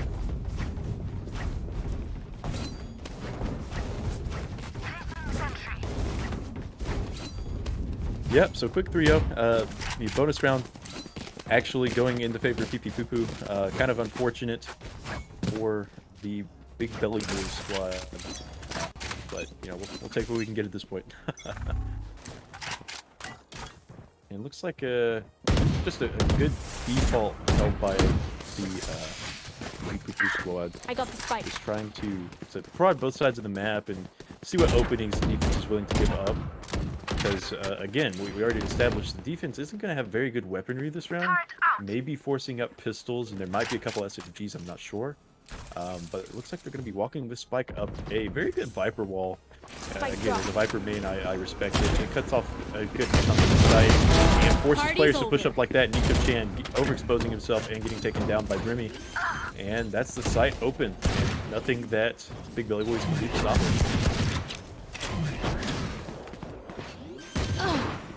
Axolotl getting a very nice frag. Spike planted. Oh, another one there. Spike just now going down. This could be the opening Last that player Big Belly Boys standing. need, and as I say that, go down. Big 1 versus 3, 1v2, and Owls will get the final kill, and 4-0 right now. This isn't looking too good for Big Belly Boys, as they can't really string anything together right now. Just a couple good picks that round, but ultimately it didn't really result in anything for them. Yeah, and just as a little side note, I started a straw poll before the game, seeing what chat, who chat thought was going to win, and split right down the middle, 50-50. Really? Yeah, before So this the game. should be a good one. Let's see if Big Belly Boys can find their footing. Yeah, They have and a that's full something, buy you know, coming through, too. defense icebox, it feels bad to go down 4-0, but in reality, it isn't as bad as you think. You know, it's kind of an attacker-sided map, in my opinion. Defense, really, your options are to tuck in off angles and try to take an overextending attacker down. So far, I've been a little bit unsuccessful there, but 5th round of the game, we're looking at a full buy from both squads. Let's see if it's a good one. Look at this different Viper wall on A. This is kind of odd. I don't think I've ever seen anybody do this one before. It just crisscrosses sight. And it cuts off the sight in a weird way. I don't know if that's advantageous to the attacker squad at all, actually. As it forces their Sage to plant in the default spot, which is, in my opinion, one of the worst spots to plant on the A site. So right now, it's really going to come down to kills. If it's like a 1v1 post-plant scenario, I give that to BBB all day. Teal and Nico-chan making me sound awesome, but we have the time to line up. One enemy remaining. No, it's just the decay. I thought he was going to stay right on top of it, and Viper's not going to have time to get his lineups off. And that's BBB getting their first round. Yeah, this protect the president, so to speak, plant and contest here out of the attacker squad is really not what they want to do. I don't know why they transitioned off of what was working, or maybe they're just testing what could be better for them in the long haul. Yeah, absolutely. And again, as a Viper main, I've got to call out the Viper there. I really don't think that was the smartest wall that they could have done on the offensive on A site. I prefer the wall going the other way. But you know, we'll see if it pans out for them later. I just didn't quite understand the concept behind that. So far, like Sage Wall. Oh, but he dies. You will not kill my Oh, Okay. you know, He all's well with forces it, Sage to use her res, and he gets taken out from the Spike back. down B. Shark knifing Brimmy and Axolotl taking down GLHF. This is looking very favorable for the Big Belly boys. A Another res comes in out. of their own, and yes, this is a 4-2. Spike planted. Yeah, I would say so, but you know, you can't count out the side of Pee Pee Poo Poo. You know, they might have some tricks up their sleeve. Viper's definitely here looking for the lineup. Gundles, she is gonna hit the Last lineup. player standing. Very nice job there, but But it this looks like it's the not- hunt is on, and they confirm the kill. Now it's all about time. That last nade drops, and I think they'll still be able to get this one. Yeah, still plenty of time as long as they don't throw the throw the defuse here. Yeah, they're gonna get it super easily. Very nice job. You know, I see a lot of people kind of mistake the timing on Viper snake bites because you know alone they don't seem to do a lot of damage, but it's a lot more than you would expect. Here. You know, obviously paired with her smoke orb or her wall, it's a lot more deadly. But you know, sometimes it's just enough just for the snake bite to be there. So, seventh round of the game. Score is currently 2-4, and it looks like we're still gonna have. Alarm bot out.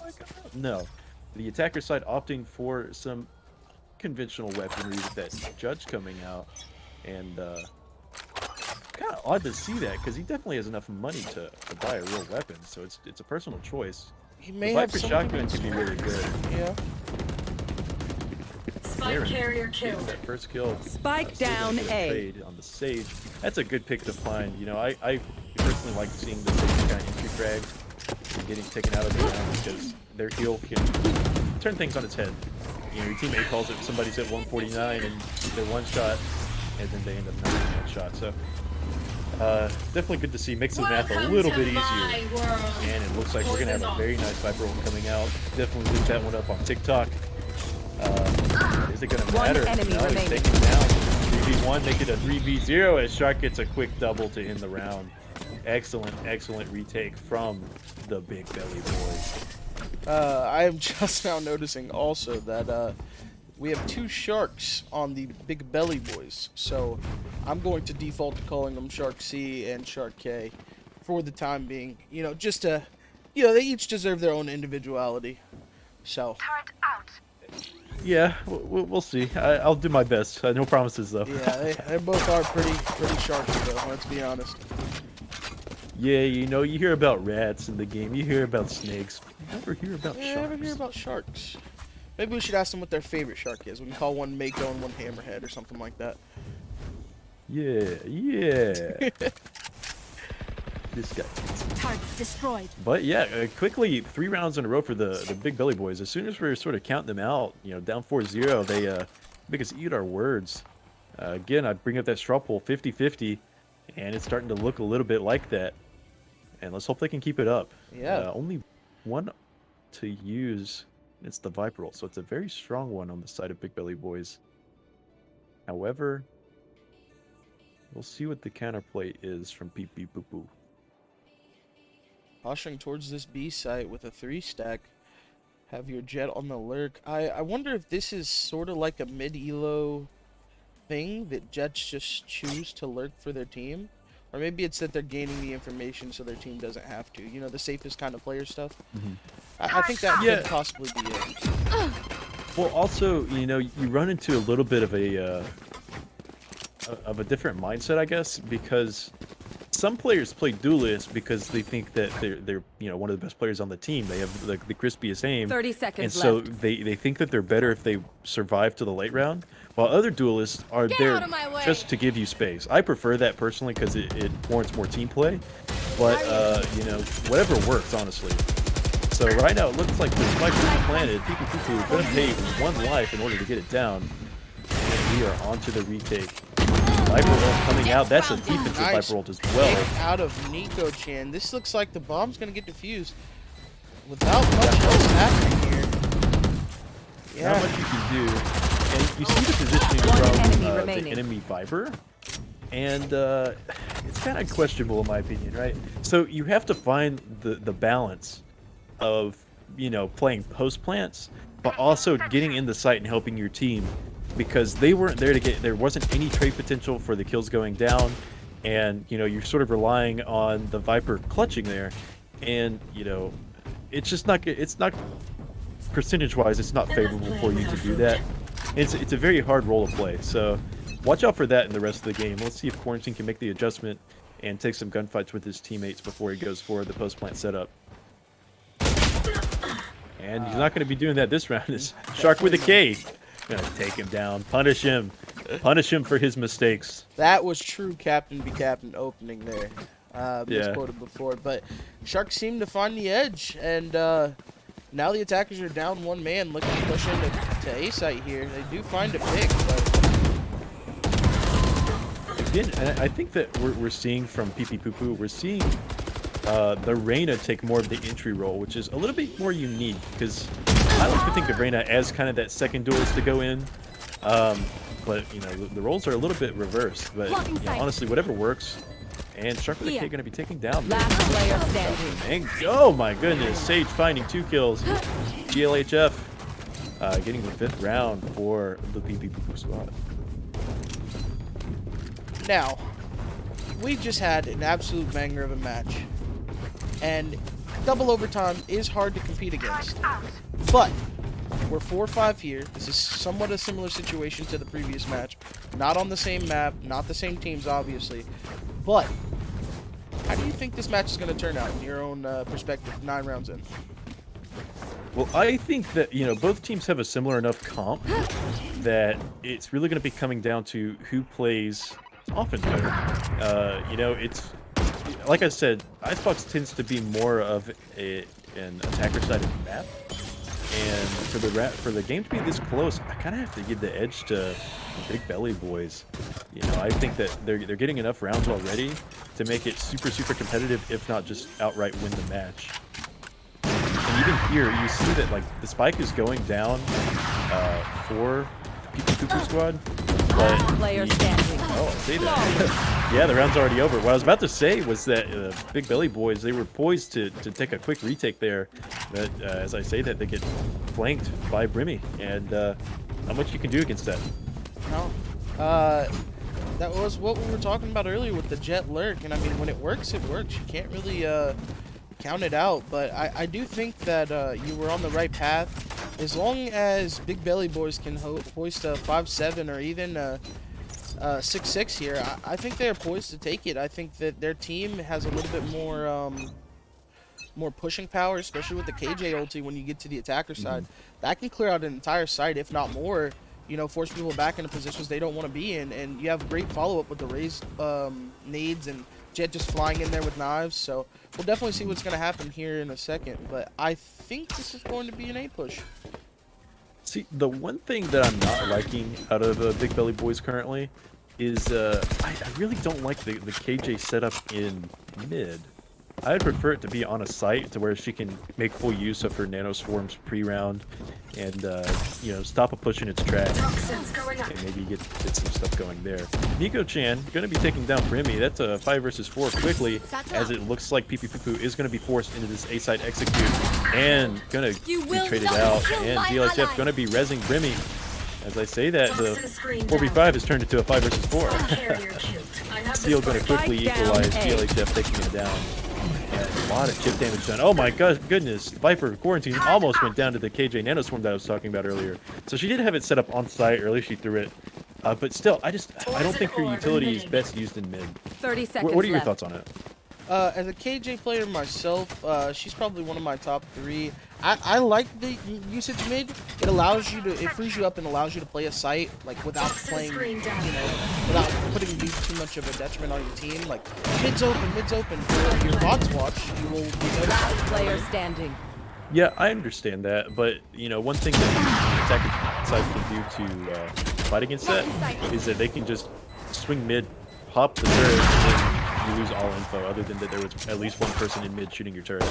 I agree. It's definitely something that different play styles call for different approaches there. But I do see the benefit of having it on site. It definitely is a more Last stable way round to play before it. the switch. Well, I mean, just look at how the Viper wall from the side of Big Belly Boys, it was able to stall the A push just enough that KJ's Molly was able to just destroy Quarantine on the exit. You know, it did a good 70-80 damage while he was trying to get back. And you know, I just think that ideally you're gonna want those choke points held by KJ's utility. That's just my personal opinion. You know, again, whatever works works. And currently we're looking at a 5-6 game. Big Belly Boys trying to make it a 6-6 half. Shark with the opening pick, taking the op out of the enemy's hands. No one even dares look back down that B long sight as the entire T of the attacker side postures towards A. Yeah, absolutely. And we're seeing a little bit more of a standard jet play on the side of Big Belly Boys. Unfortunately, missed for the Raze ult there. Nico-chan will pick up going out anyway. But it kind of looked like it was right on, in my opinion. And plant the spike anywhere. It looks like Viper will plant the spike a little bit more open. So if she were to play post plant here, she's able to get out. Then she might have a chance, but she's not going to be able to. Shark with a K, gonna knife her with the jet ult. And we are looking at a 6-6 half, and it's another very close game.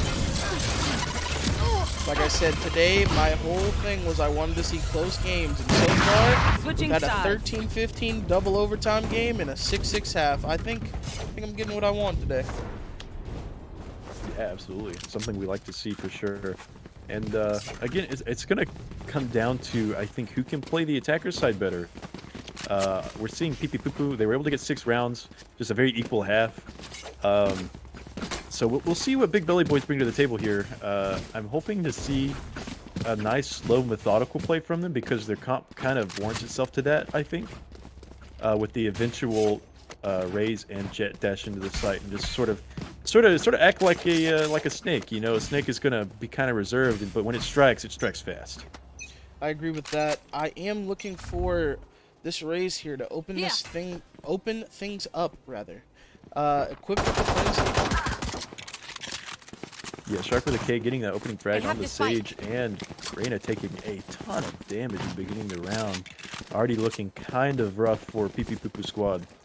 Looks like, yeah, Shark with a K is going to take out Owls as well, and we're looking at what's a 5v3, but it's essentially like a 5 versus 2, because Reyna is one shot. If she gets scraped, if her toe gets scraped, she's done. She's out of the round.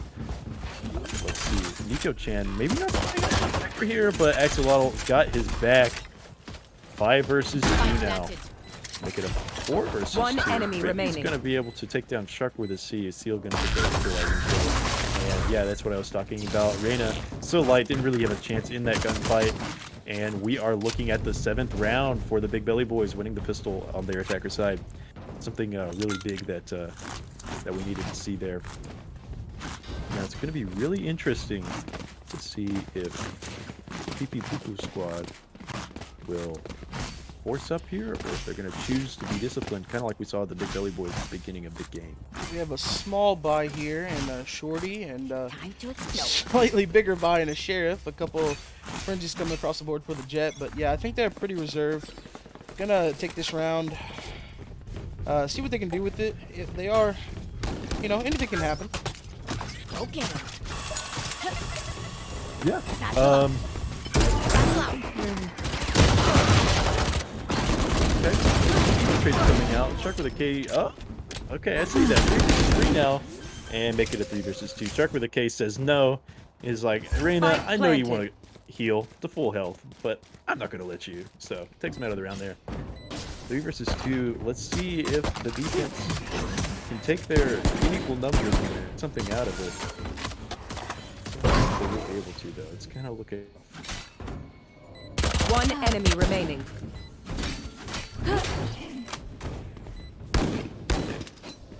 Playing cautiously, letting their Screen guns down. do the work for them, not gonna push everything too hard. A little, yeah, a little, what do we like to call spraying done right there, but I think they were just checking to make sure their triggers worked. That's all that was.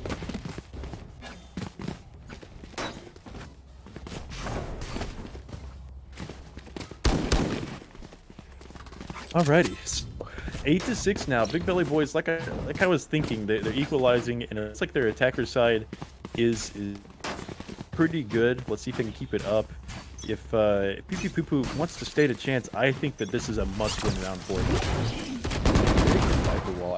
That's a wall that I personally use a lot. Not the falling snake bite though. I have a question about that. Marion gonna get the first 2 kills though. Very nice.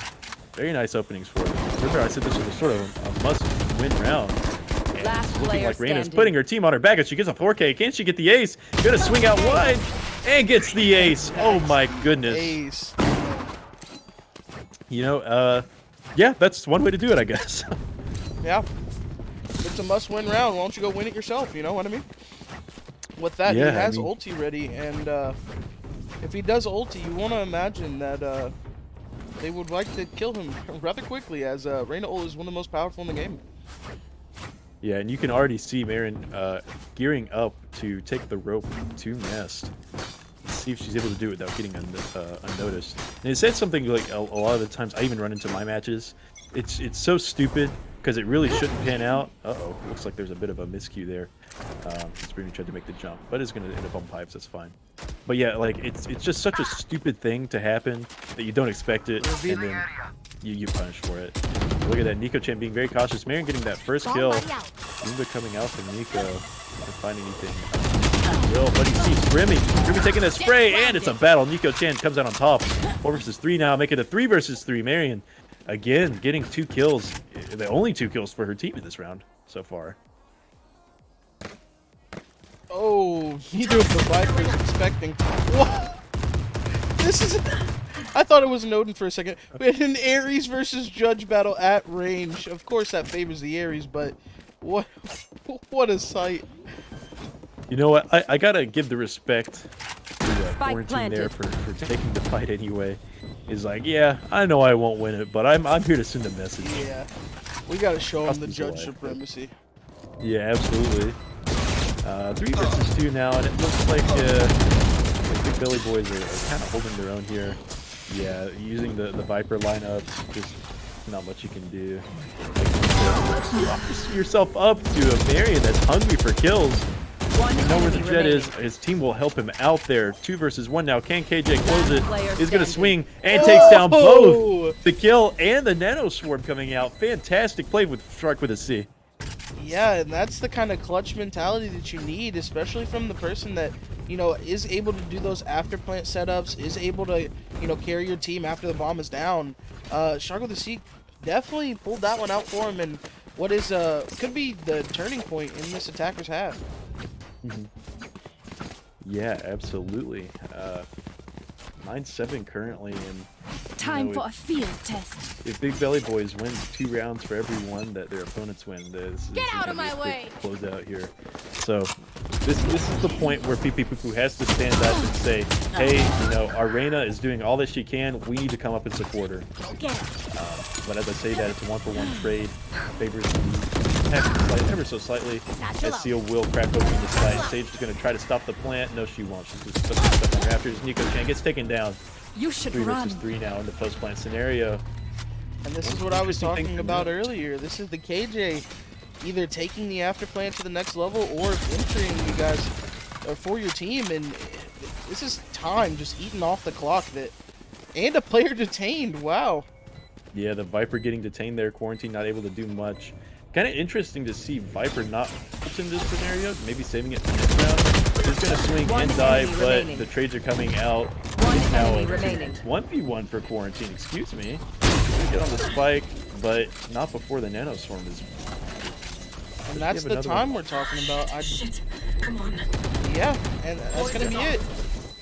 You can chalk that round up to Shark with the Sea, and Quarantine loses his weapon to boot. Unfortunate for the defending side. Yeah, I just think Quarantine just had a rough round, you know. Getting detained didn't feel good. Yeah, got a couple kills there, but, you know, unfortunately going to be blown up with the spike. Not something you like to have happen to you, unfortunately. No, that's not what you want to see at all. And now, we're looking at a half buy. Not even that. It's like just pick-me pieces at like a Here. a store you don't really want to go to, you know, a thrift store or something like that. Yeah, Kinda- they went to the Walmart parking lot and picked up change off the ground, and that's how they bought these weapons. They were like, we can afford something, and then they were like, give me what you got. Did you see Quarantine reminds me- taking that judge again though? Yeah, I mean, that's something good to see. It looks like they're the shotgun Viper, and which is good. You know, you could use Viper's utility that way.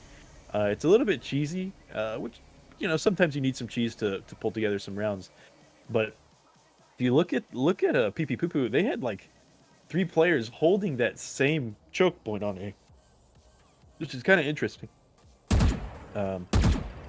But obviously not going to find anything there. Yeah, it is. It is. GLHF is going to take a seal. Before Nico-chan getting the entry before getting traded by Quarantine with the judge, and he's going to Viper ult. This could be huge. I don't know about moving up, but that's okay because it looks like the Big Belly boys are going on immediately in this 2 versus 3. Going to try to hit B. Sova's going to try to 30 stop it. seconds Owls left. in the prime position to make this happen. Kind of a long distance with the sheriff. If he gets the Enemy down. headshot, it doesn't matter. He's going to take on Axolotl. I'm going to say he's going to hit his enemies for 145, not quite the killing blow. One enemy remaining. Oh my goodness, Quarantine spraying Spike through the down, box. Shark B. not well equipped for that situation and spotted yellow. That's quite unfortunate. 10 Great seconds left. utility coming out so far from PP Poo Poo, and Quarantine will close out the round. And that's something we needed to see. You know, Reyna has single-handedly won 1 or 2 rounds for her squad. We needed some other players from PP Poo Poo to step up.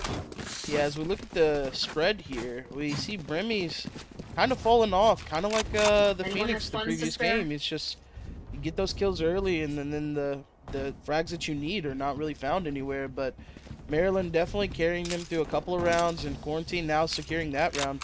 Hopefully we see that continue for them, but if they don't, this could be PP Poo Poo's game here. Or Big Belly Boy's game, excuse me. Yeah, the problem is with PP Poo Poo, a little bit unfortunate. They kind of are in worse wear after winning that last round. Their economy, because the round was so close, is kind of in shambles, and they're forced to pick up, you know, some Spectres, lose some utility. And that's not something you want to see as they're trying to make this comeback and claw their way back into this game. Let's spot a couple players bottom mid though. Marion gonna take down one. Marion makes another spot. It's gonna back off there, but re-aggressing, jump peeking the corner. Kind of an interesting play coming out from him. Maryland not afraid at all to play dangerously, play on the edge. Does get a dink onto the Rays here. And now I think we will see a full rotate out of the attacker squad. Gets one, but Yeah. traded immediately by Shark of the Sea. He's still playing that B site, pretty much alone. Does have Quarantine in mid. Toxin screen down. Yeah, kind of unfortunate for the Big Belly boys is if they were able to read the economy from Poison orb. 30 seconds left. they probably would have forced up a little bit more. Then with this inferior weaponry this round has kind of forced them into this 2 versus 4. But you know, it's not over till it's over. We saw crazier things, especially in that first match of the day. GL's gonna spot them. And They know they're coming in. Nico-chan gets a 10 huge pick seconds here. left. This could be bomb down in placement. Last player standing. Nico-chan does dodge, pushing forward, and Owls cleans up the last kill of the round. Unfortunate. I think that's a little overambitious from Nico there. He wanted to blast back and get in a good post plant, but the timing just wasn't there. Immediately taken down. Yeah, and we see some guns saved from this round. Definitely gonna have at least a solid buy next round. PP Poo Poo trying to come back here, trying to even this thing up. Yeah, well, I mean, so far they're doing a pretty good job. Again, I still am going to give the edge to Big Belly Boys. But who knows? Honestly, PP Poo Poo can make this comeback happen. I think if they win this round, the economy for the Big Belly Boys is going to be a little bit rough. But who knows? Good Viper Wall. Again, favorite Viper Wall in the game. I'm just not seeing the Snake Bite following it up. I like to see that it basically stops any B push in its tracks, because if the other team just has to push through it, they are instantly... You will not kill my ally. Nico's pushed very forward here. Yeah, he's asserting his Oh, dominance but right this is now. going Owl's to not be a spotting very him. easy kill on the Owl, and this looks like this is Big Belly Boy's round. Yeah, Owl thought he was playing Overwatch there for a Last second, player playing standing. Hanzo and trying to hit Nico with the arrows, but not gonna pan out because Nico has a gun. 1 versus 3 now for Quarantine. Actually, on a rifle this time. We normally see him hold a shotgun, but I don't think a shotgun would do very well in this situation. And yeah, this round is just a formality as the Killjoy is primed. He has the snake bites. Yeah. There is not much he could do there. Just the ults and the utility way favoring the Big Belly Boys. And 11-9 now. I think we talked about it before. The afterplant, the ability to take sight with more ease than before, and the fact that they kept it so close on the defender side. Big Belly Boys looking like they're going to take this one if they continue with their current trend, and they have a little bit of econ on their side. This round is make it or break it for both teams. Yeah, I agree, and I think that again, I just give the extra belly button because or Big Belly button, excuse me. Because it's Spike just like down their fundamentals are so much cleaner, and right now it seems like you have people who they're relying too much on individuals to get multi-frags, and if that doesn't go their way, then they just lose, and you know it's just something that's not super reliable, especially in a game like VALORANT. It's just so team-centric. And the Viper ult, just the icing on the cake, holding an off angle that is very One enemy hard remaining. to pre-fire through the smoke. It's one of the best Viper ults on the map. And yeah, leaves the Reyna in a 1 versus 4. Is ulted. Does have the Empress ability going on. It almost shoots straight through the smoke because of the jet there. Unfortunately, it happened. Yeah, and this is a tall ask, and Shark with a K gonna get the headshot closing out that round, and it's match point. Match point. Not as close as the first game, but this game does have the potential to do pretty much what, or excuse me, not as undoable as the first game. But this game does have the potential to go 12-12. I mean, we saw Cracked Hearts pull out the 8-12 comeback. I mean, and they're on defender's side. While we do give the T side a little bit more advantage here on Icebox, it's not undoable. This is going to be tough for them on the bye, though. This is one of those scrappy rounds when you're up against the wall and you've just got to make something happen. And a lot of people can do it, but unfortunately, opening kick going the way of the Belly Boys. Brimstone gonna get 2 kills with that judge, equalizing it to a 3 versus 3 before he's traded. Make it a 2 versus 3. All right, we talked about how scrappy it was, but sometimes teams work better under pressure. And so far that looks the case for Pee Pee Poo Poo. However, it looks like they are locked in. They have to go B, and the Viper is flanking. This could be a huge flank out of Quarantine, equipped with what seems like his favorite weapon. Oh, it's quite unfortunate. Shark with a C, making a 2 for 2, and now the jig is up. They can go A if they really want to. Last player They're standing. just gonna assert their dominance and take the gunfights. Where Al is as well, and that's going to be their cue to rotate as they do not want to throw the round away. And Al just kind of stuck in this corner, and he's not going to be able to get to A before the Big Belly Boys. The turret even giving them a little bit more of time there as he 30 seconds continuously left. peeks it, and it's just shooting away, should even with run. KJ just leaving. And this is what we were talking about, KJ after plant, KJ during plant. Spike Try to planted. break it with his Oh, rally spawn. Yeah, that's game. that is Attackers game there. win. Okay, yeah. That was a good game. It will go to Big Belly Boys, and I think Shark deserves the MVP. I mean, we talked a lot about his frags, the way he kind of led the team, got those opening picks. Nico-chan played very, very well as well. Yeah, I think my pick, I agree. I think my pick is Shark, though. I think Shark, especially closing that game out with a 4K, it really just shows how dominant he was throughout the series. And I got to give him my MVP vote as well. Okay. Well, we will have the MVP interview shortly. It won't take as long as last time. We will get things going more smoothly. But hang out with us, and we will see you in a second.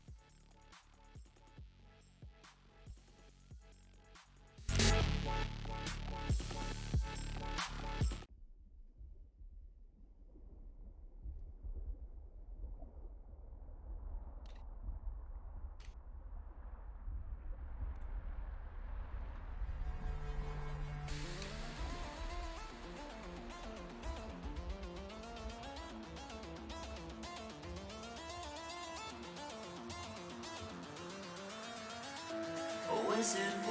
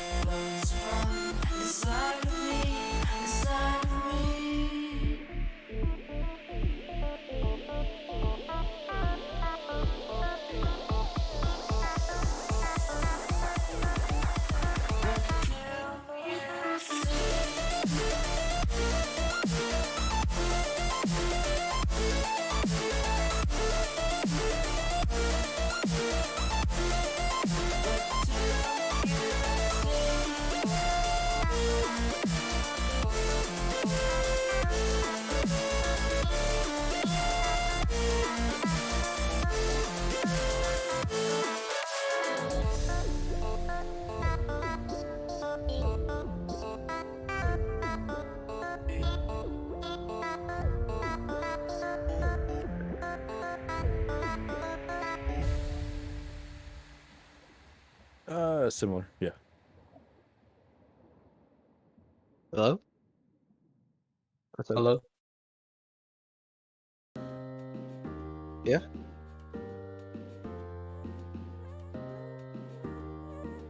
Okay. Sounds good. Okay.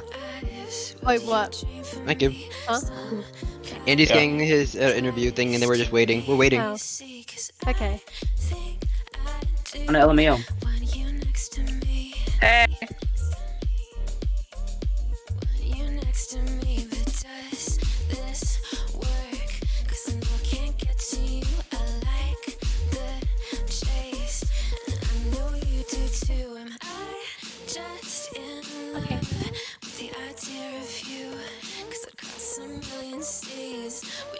Oh, just tell them that we're ready.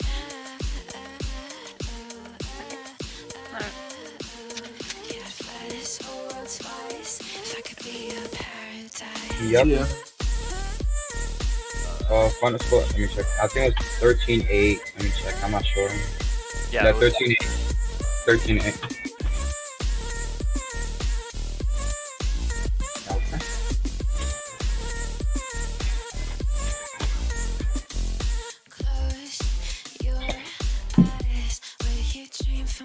You do that. Yeah. Okay. Yeah. I can do that.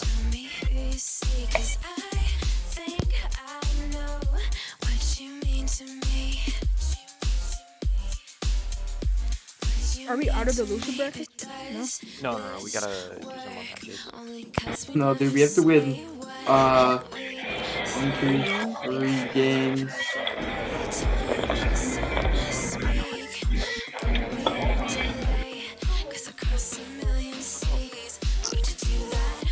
Yeah.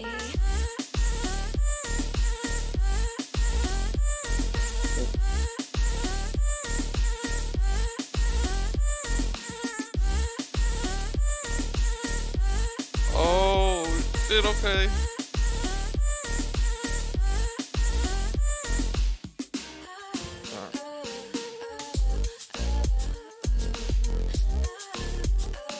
me anyway.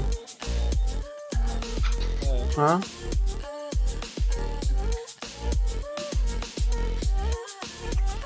Alright. Oh, you gonna see money? Okay. You're not Right gonna now, stream it? or? Oh, right now?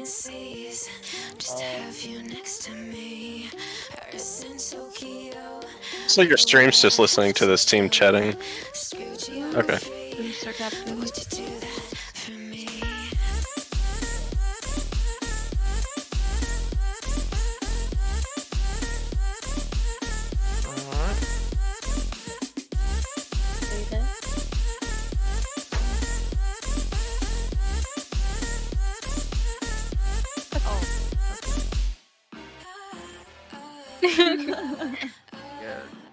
It's cool, it's cool. The people love me. Wait, are you giving us another link for the maps?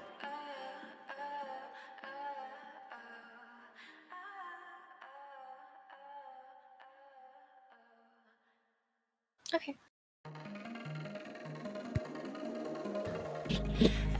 Yes. Okay.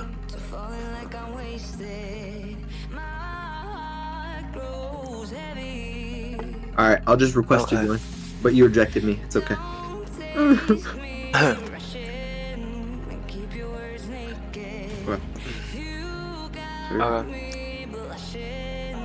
Hello?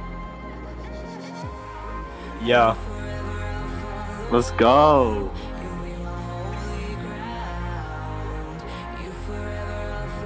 Hello? Hello, hello, hello. How are you doing, brother? I'm doing great. I can tell. You just won. You know what I mean? Okay, man. So you are our MVP, and how do you feel about It's being just MVP? that another is? everyday thing for me, honestly. Oh, okay. Oh, I'm Got just it. too used okay. to winning. Okay. Okay. Understandable. We saw a couple some spicy plays out of you, including a 4K and a couple of good knife kills there. We also saw some good plays out of the other team, but you definitely popped off, man. Yeah, I mean, I'm just a clip machine. Oh, You know what I okay. mean? Okay, got Yeah. you. You might want to go back in the VOD and just say, Yeah, I yeah. got it. Yeah, Put this yeah. guy on TikTok, Yeah. honestly. Like, Okay, but Shifla has some questions for you, and then we'll get into the next game. yeah. So after that 6-6 side that you guys had on defense, you know, what were your thoughts going into the second half? Did you feel like it was going to be an easy game at that point, or what were you thinking? Yeah, we already knew we were gonna win because tacking's our comfort zone. You know, on Icebox, we're just different when it comes to attack. So when we pulled the 6-6, we were like, it's already over. Okay. All right. Yeah. Well, like, that brings me to the second question, actually. So, like, how long have you guys played together as a squad? Because it looked pretty good, like, from a chemistry standpoint. We do comp sometimes. Okay, that makes sense. You know, it looked like there was already some like natural chemistry, so I figured it wasn't just like you guys were brand new and just together for the tournament. So yeah, congrats there. Yeah. We got and then matching names too, so yeah, shark with K, shark with C. We had to like differentiate that, so that was very difficult for us. My smooth brain couldn't handle it.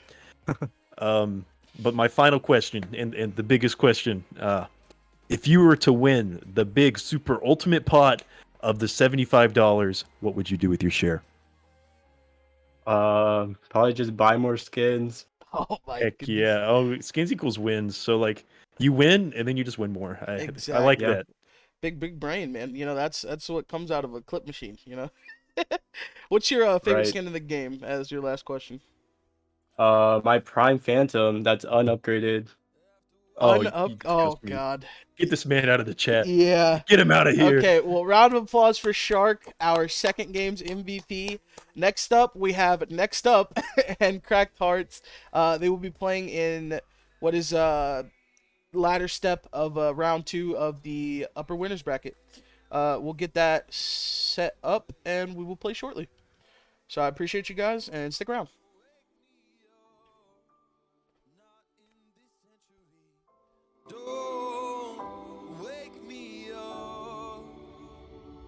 'Cause you're just a ghost inside my head. You're just a ghost, you're never there.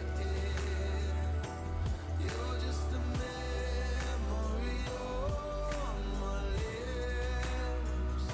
'Cause you're just a ghost inside my head.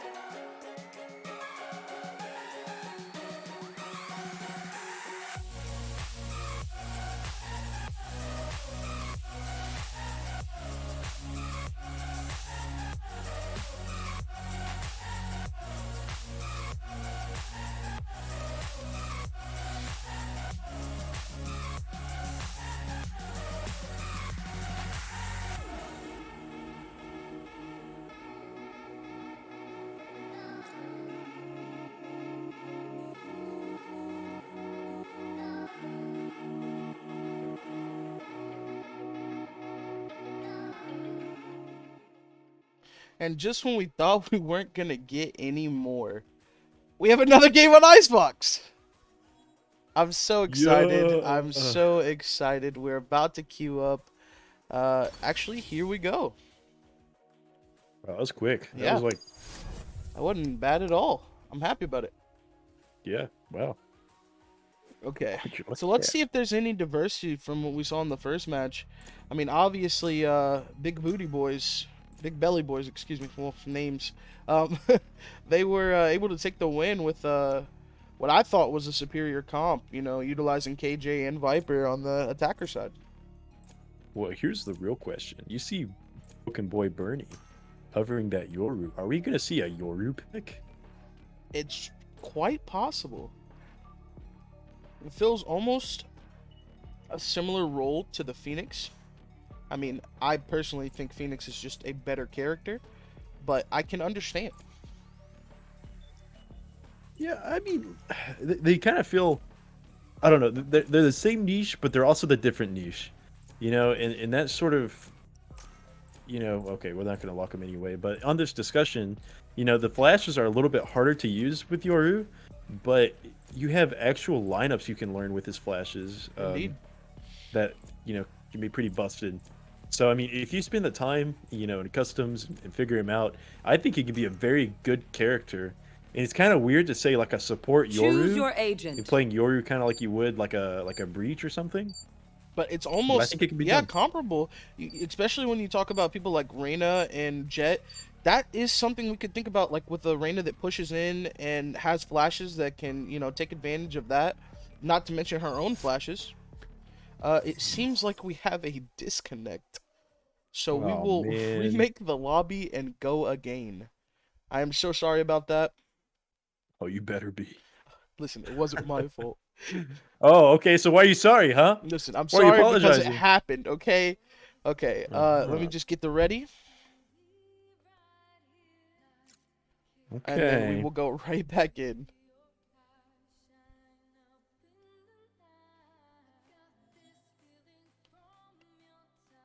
Not yet. Apparently River is having trouble loading in. Her PC is going sicko mode. Oh no. Hey, good thing I was a computer science major. Yeah, I mean that does seem to come in handy. Yeah, I get to troubleshoot for one of the teams now. You see, I can't do that, but I can play a mean trombone. But we always need background music, and nothing I love more than a meaty trombone hook. Yeah. But I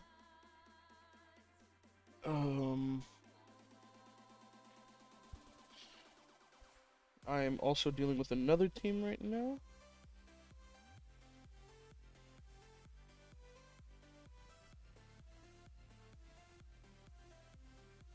Yeah, so I guess in the meantime, if anybody wants to send your boy some food, I'm getting pretty hungry. Just send it to me via Amazon Prime.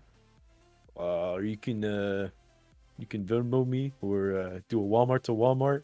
You can wire the money straight into my offshore bank account. Your boy gotta eat. Dude, I kind of wish I was like straight up sponsored. That'd be amazing. It'd be a perfect time and place. Do you like so and so?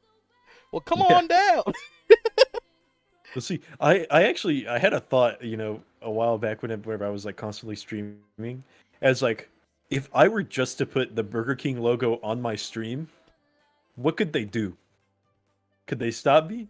I don't think they could. I don't think they could. Like Just the crown. Don't even just take a picture of the old cutout crown and just call it. Just put the picture on there. What are they gonna say? And be like, Right? sir, that is copyright infringement. And you're gonna be like, it's like a crown to me. It's like, hey, are you gonna try to demonetize me? Okay. Not making any money, so you're not gonna make any money. Sorry. Exactly. I have 2 followers. What are you talking about? But Dude, yes. I just think straight up, you know, like you put the Burger King logo on your stream, you do not directly say that you were sponsored by Burger King. Maybe you just really like Burger King and you're not trying to make that part of your brand. You're just You're just trying to really say, hey, I enjoying really like Burger Burger King. King. Yes. Yeah, I mean, it's Honestly, I'm sorry to make you feel bad, but I have some leftover Chinese food I'm gonna nibble on for a second here. yeah, no, that's chill, that's chill. You know, you go to Burger King. Right, I'm thinking about Burger King. You know, and you get their like #1 meal or whatever, and it's like $10, and you're like, man, you kind of regret it, and then you take the bite, and you're like, I regret it a little less. You know, Yeah. It's not the best burger I've ever had. It's not the worst burger I've ever had. It's very big It's burger Burger though. King. Yeah. Dude, like it's massive. Like you take a bite and you're like, oh my god, I'm gonna be able to eat half of this, and then you eat all of it and you feel terrible. My worst food experience was when I ate 2 whole pizzas. Yeah. Also, interesting thing to note is you know, what happens whenever somebody doesn't cut your pizzas? What do you do? I don't know. It's honestly kind of weird. Like if that happened to me, it would just ruin my night. It, You know, it I'm just trying to honestly get a would pizza. ruin my night. You know, I'm not a mechanic myself, but I know a friend that's a mechanic, and I'm pretty sure he'd be rather ornery about that. I will say that myself. You know. Yeah, like you know, you go to a shop and like you don't make them, you know, change parts on their own, right? Exactly. You supply it and Yeah. and then you do the means for them to be operational. Exactly. If you were to get pizza delivered and that pizza's not cut, how are you gonna eat that pizza? How you gonna eat the You're gonna eat pizza? it like a sandwich? You're gonna fold it over like You a calzone? can't eat a pizza sandwich. That's impossible. It's called what is it? Man, I'm blanking from Papa John's. Oh, papadilla? Papadilla. Yeah, that's a papadilla. That's copyright infringement. I got my pizzas from Pizza Hut or something, you know? I mean, what are you gonna do? Yeah, they I'd call their manager and give him an earful. Yeah, they should start soon. One of the players, the captain for the Cracked Hearts. I'm sorry, it's getting a little bit late. I'm losing it. But yeah, Cracked Hearts is having a PC problem, but they should be back on and good to go in just a moment. Yeah. And they have just joined back. So let me get the ready, and we're good. Let's go. Man, I'm kind of disappointed that they weren't fascinated by our food conversation. But I know, right? whatever. I mean, everyone eats, you know what I'm saying? Yeah, it only hurts my feelings a lot. You know, Yeah, only a lot. Okie doke. Well, here we go into the picks. We'll actually get this show on the road, even though we're sitting in our homes and not on the road. But, you know, it is what it is. I think we see most of the same picks come back out pretty quickly this time, too. Now, I did want to discuss this pick the first time, but now that he's hovered it again, I is on the breach. We've already seen I today. Likes to play those flashes, likes to, you know, get in the thick of things. And him on breach on this map? What do you expect? You know, breach is kind of hard to play on Icebox because there are just so many corners and so many angles that you can clear. But if you have a breach that is refined and has done his homework, it can be really nutty. It can be really good. It's either a really botched pick or a really good pick. We're hoping to see it's a really good pick. Also, breach ultimate on this map, it can clear an entire site. Like, I mean, ultimately, it can clear an entire site every single time. But it has even more precedence, like, on a site, where pretty much the whole site is just a box. You clear that box, you have concussed people left and right, and that's easy pickings.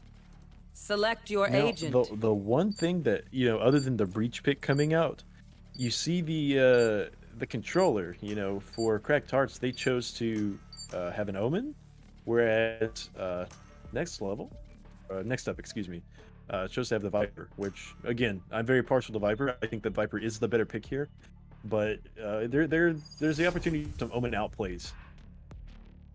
Yeah, I'm definitely interested, because Ketamine was on the Raze last time we saw him, and this is a very different playstyle, but it is a very aggressive playstyle I expect coming out of him, and it's almost like using Omen, the controller, as an extra duelist, if you will.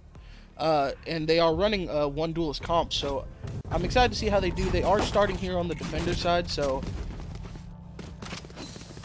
I think that they have my overall prediction for the game, starting 0-0, is I think that they have a little bit of an advantage. Obviously, they said they haven't played together all that much, but just the poise that every single player showed on the previous game, and the fact that you have such unique players in the Breach and the Omen on this map specifically, I think they have the advantage here. You got some sort of game plan. Yeah, I agree with you. And you know, here we're gonna run into that discussion we had earlier about whether Killjoy should play like the site or whether she should play mid. Again, I kind of personally prefer the site, but we'll see. We'll see in this. Right there. Now I'm playing a very interesting position, listening for these sound cues. The flash corner kind of mistimed it, but he gets a double kill. Oh my goodness, the lineup The for Frenzy I. putting in work. Oh my goodness. Pretty much And, solo holding the site. Spike He planted. managed to pick off 2. Yeah, Spike will go down, but it is a 4 versus 3. Viper looking like she's going to go for lineups, but Jet might be just going to out. Let's see. Looks like actually Cracked Hearts is going on an aggression here. Ketamine taking down one, still going down. Lonely is going to get traded by Lucy after they get that kill, and they find out the Viper, and that is a quick 1-0 for the Cracked Hearts. And I mean, the retake was pretty much flawless. They had the Jet flanking. We didn't see Sakura flank much on the defender side on split, but this is a much different map. This is a much smaller map, one you can get to sites pretty quickly with the, you know, the open mid aspect of it. Right, yeah, you can essentially just pretty safely cut a path through the middle of the map. It's, you know, if I'm leaving B and rotating to A, I'm probably going through kitchen. But it's still a pretty quick rotate as opposed to running around Snowman. It looks like so we're gonna see an A lean here. Buys as well out of the defender's side, looking to hold up here. Yeah, I agree. Already Viper taking a lot of damage. Probably got tagged by the Marshal as Sakura will take him. And Lonely, oh my goodness, getting a double kill with that Marshal, putting in work already. Take down the 1 HP, but it won't matter as she's able to get away. And still, I mean, you still see the side of Next Up staying committed to this A side. I'll be interested to see at what point do they decide to rotate out. At what point do they decide they've had enough and would like to take the duels elsewhere. As I say that, it looks like Cracked Hearts is going to be rotating over to B. And that might be the read. Wow, already Cracked Hearts showing us that they have that master brain going on and playing around and thinking exactly what their opponents are thinking. It's just counterplay after counterplay. Sakura set up here for 2 peaks to come her way. MVP of our last match that she was in. 30 seconds left. This is definitely another hot showing for her. Yeah, getting the 3K already with that Marshal, and it's such a powerful weapon. In my opinion, it's maybe a little bit underestimated how effective it can be, you know, because it's especially like on an eco round, if they don't have armor, it's 10 seconds left. One enemy remaining. And we see Tahoe is going to take down Sakura with the opposing Marshal before the round is cleaned up, and we see a second round from Cracked Hearts. Yeah, I mean, history tells us Cracked Hearts is a very resilient team. We have seen them fight back from huge deficits, and we've seen them play from a little bit of an ahead. So, I'm excited to see what's about to happen here. Yeah, we see some tactical crouching. Yeah, tactical crouching, you know. Tactical crouching going on. Some people took a little bit more lightly to it than others, but I personally like to see it, you know. I kind of like to see it, just not too much, you know. Yeah. Everything's good in moderation for the most part, you know. We are competitive, we are gamers, but we do want to, you know, still respect our competitors, regardless of the scorelines. But we see River Witch and most of the Cracked Hearts here posturing around this A site as Next Up pushes on, has a pretty good foothold here. Ketamine finds he pushed up though, is traded rather quickly after that. Yeah, there's that quick spike continuing to go down, but not flooding out the big Banana Swarm. A kind of unfortunate turn of events. And spike will be delayed that much longer, but it is ultimately a 3 versus 4 in the favor of Next Up. Make it a 2 versus 4 as they find Sakura. Again, these are One matches enemy go. remaining. And yeah, it's looking like this is an over and done deal, as the only player left is the Breach with limited utility, and he's 27 HP. Basically one shot with any gun in the game. They hear him. Yep, Tahoe's gonna take him down. That's the first round on the board for next up. Yeah, they go for the bonus round there, so it doesn't punish them too hard, I don't think. So we should still see a bye coming out. Yeah, it might be a little bit dodgy with Sakura. She has nods, so I think this was pretty much a foregone conclusion that they were going to take that bonus round. They are opting in for another light buy bonus round of swords to kind of get their econ back in the way it's supposed to look. Fight! Yeah, I mean, it's kind of an interesting decision, but I kind of respect it. You know, we talked about it 2 matches ago that they had some discipline. The lighter buys whenever it was wiser, and and almost taking down Lucy there. E with the shorty. That's kind of a questionable play in my opinion. Spike planted. A hard flank here. Last player standing. But But 1 all versus 3 alone now. 1 versus 3 with knives. Spots the Poison first block player, inside. takes them out with ease, and grabs a gun for their efforts. I don't know. Bad play. And Spike is visible to her, but she's probably going to get spammed down here very quickly. One enemy Ivy. remaining. No, she takes down Tahoe. Literal 1 HP in a 1 1v1. HP. A little bit unfortunate, but the 1v1 goes the way of Broken Boy Bernie. And what a round out of Sakura, making something out of nothing there, but ultimately losing it. We do see that they will have an official buy coming through. Nice guns this round. Sakura using the ultimate last round, managed to find a couple kills, but we're looking at almost across the board for the attacker side here. Yeah, and I mean, that's something that we wanted to see throughout this tournament is some close games, and I kind of like the punches being exchanged here. Speaking of punches, did you catch any of the Logan Paul fight? I think you meant speaking of hugging, and no, I did not. I just read the return on it. Yeah, it was bad. It was, yeah, the ref was separating them every 10 seconds because they would just hug.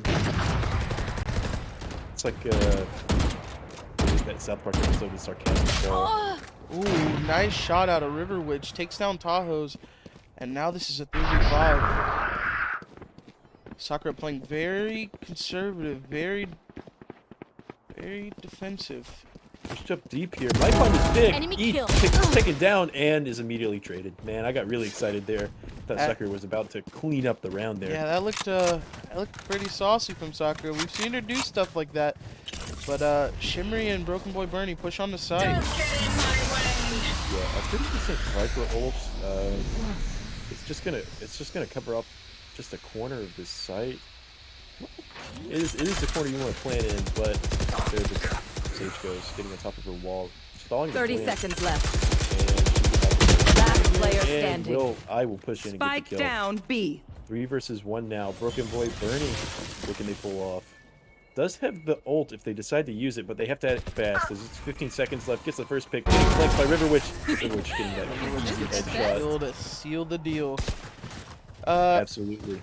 Broken Boy Bernie probably should have played that a little more aggressive, but in a 1v3, you never know where they're posturing, who's flanking, anything like that.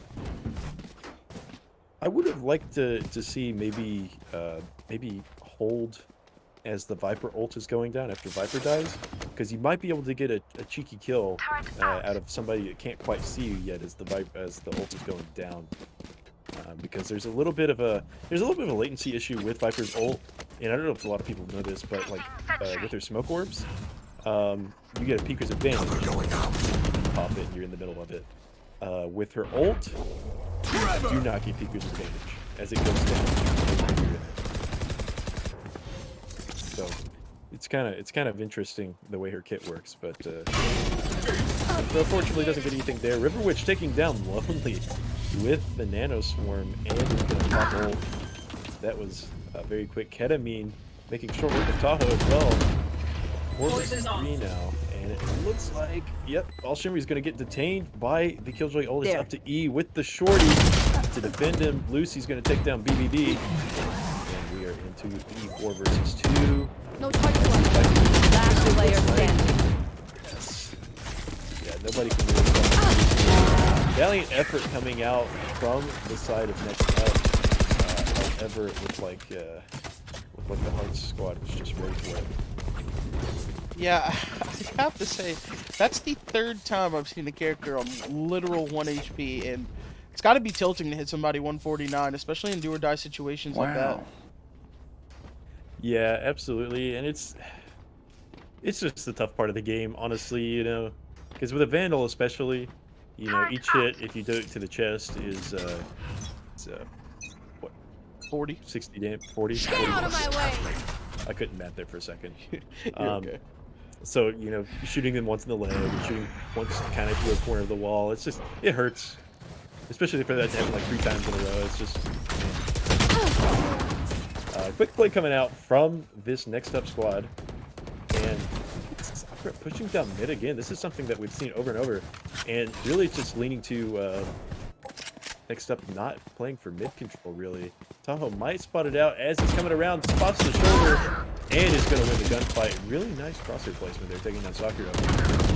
And yeah, looks like next up is going to get a flurry of kills and have the favor.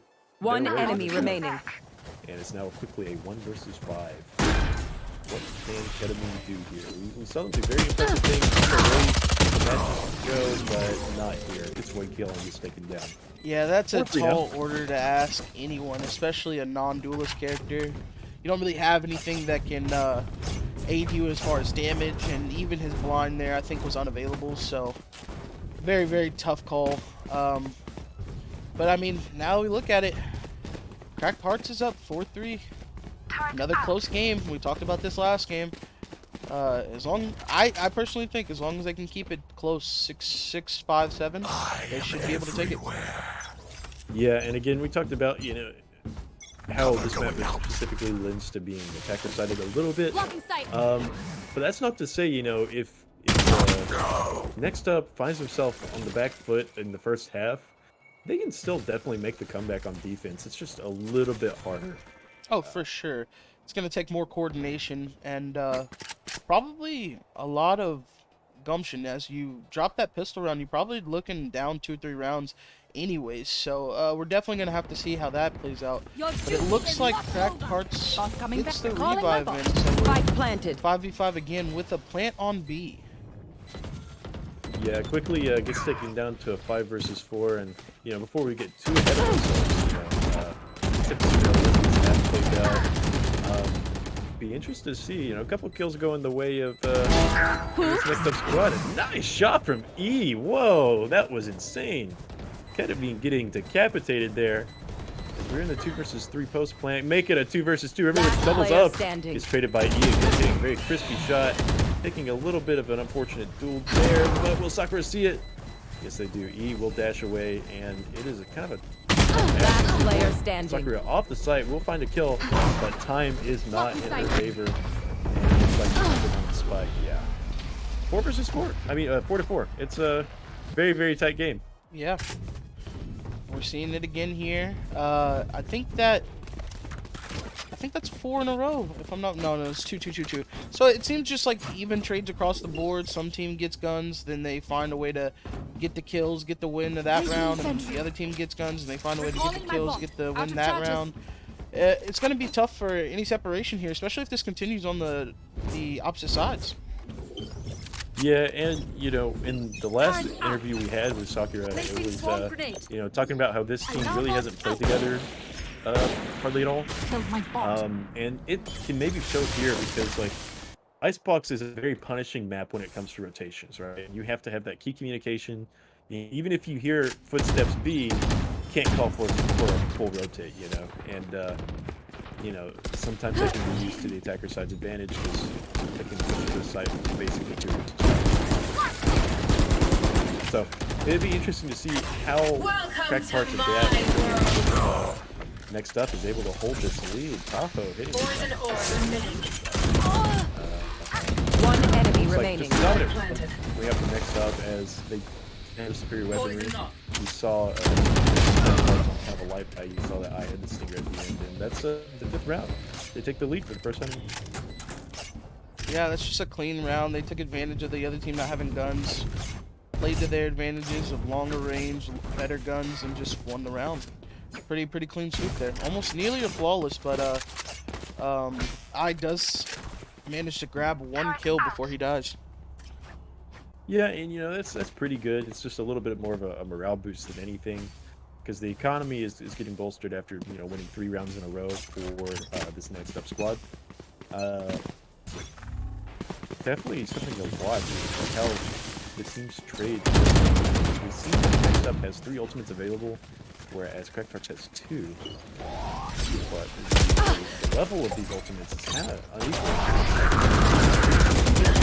To the best extent of nosy plays, I will take down 2 players. Make it 3. Gets the headshot quickly on Lonely. He will finally get a trade, but performance is 2. Is it too little, too late? High on 30 HP, still being a nuisance on yellow. What else? I got the spike. How else can Next Up respond here? They have both of their duelists in this clutch situation, trying to protect the peak, and it's just gonna provoke utility and last player some standing. chip damage. 1 Spike versus 3 down now. B. Broken Boy Bernie, they know exactly where he is. Gonna need to see something awesome, and again, I point out that Broken Boy Bernie has an ult. Are they gonna use it though? This would be the time to use it, in my opinion. But we'll see how they play it. The blind forces Ketamine off the rotate. He has managed to find 1 kill. But time is dwindling. 30 seconds left. Yeah, 25 seconds left. You don't have control of the spike. You've got to start making your moves quickly, and other than giving around that pick in the 1 versus 3, now it's a 1v2. You see, Cracked Hearts playing very conservative and making Broken Boy Murney 10 seconds left. He's gonna have to run grab the spike, and even so, he's not even gonna have time to plant. This round's good as done. Yeah, there's no time. Valiant effort coming out by BBB, but ultimately, Cracked Hearts just kind of outplaying him there. Yeah. They saw the spike was down, just played real back, real defensively, as you were saying, and just able to take the round. Yeah, maybe got a little bit bloodthirsty whenever they picked him in the 1 versus 3, and that's something you generally don't want to do against Arena. But luckily they aren't punished for it, and so we're looking at a tie ball game again. I wonder how many times today Cracked Hearts are gonna look at the clock and go, "Thank you." I know that round not necessarily the immediate cause was the clock there, but definitely helps. Yeah, like kudos to BBB, like they played it pretty well. They were just really hoping that Cracked Hearts was gonna offer up a mistake. But You will not kill my ally. Rest comes out as we are in a 5 versus 3 now in the favor of Next Up, trying to take the lead once again. It looks like they are trying to take this A site, but they're getting pinched from behind by Yeoman. Let's see if Ketamine can find him here, and he's gonna get found by BBB. 1 enemy remaining. Yeah, he will also take down Lucy. It's a 1 versus 5 now, and it looks like River is kind of stuck in the site as he's gonna off him. He's gonna track him down like a bounty hunter and destroy him. Last round in the half. This last round, mostly just junk store buy here for the Cracked Hearts. But we do see 2 ults on the side of Cracked Hearts, 3 on the side of Next Up, and I would say that all in all it's about even as far as the kills go across the board. I mean, you do have your players that Get are out of my way. lower, but they're contributing through assists and just scouting. Yeah, you see I going there, going for a bit of an aggressive play for it early round. I like to see it, and again, I like to mention that Breach is a very difficult character to play on this map, but wow, what a shot. Spike planted. What a shot out of River Witch. I'm sorry, that one got me for sure. Yeah, no, that took the words out of my mouth. Holy. But as I was saying, it just gets punished and gives the opening pick away to the side of Next Up. Kind of an unfortunate turn of events there. And we have the sparring Killjoy ults. Sakura on the flank can possibly break it if he hits the right timing. One enemy He's remaining. gonna have to peek soon, and it looks like he won't. He's just gonna play back, and the Viper's gonna be playing lineups and gets detained. Probably a knife kill coming out here. Last player standing. Oh, headshot kill, But unfortunately. I don't think there's enough time to defuse. There isn't. This? That is a win for the side of next up. Very, very smart by the Viper to just confidently rely on their lineups. Switching sides. Also, just kind of unfortunate for the side of Cracked Hearts there, I guess, because essentially, if their player was full HP, then they win that round. Because the Viper orb was down, they could just sit in the snake bite. It would not do enough damage to kill them. But alas, the Viper lineups proved dominant.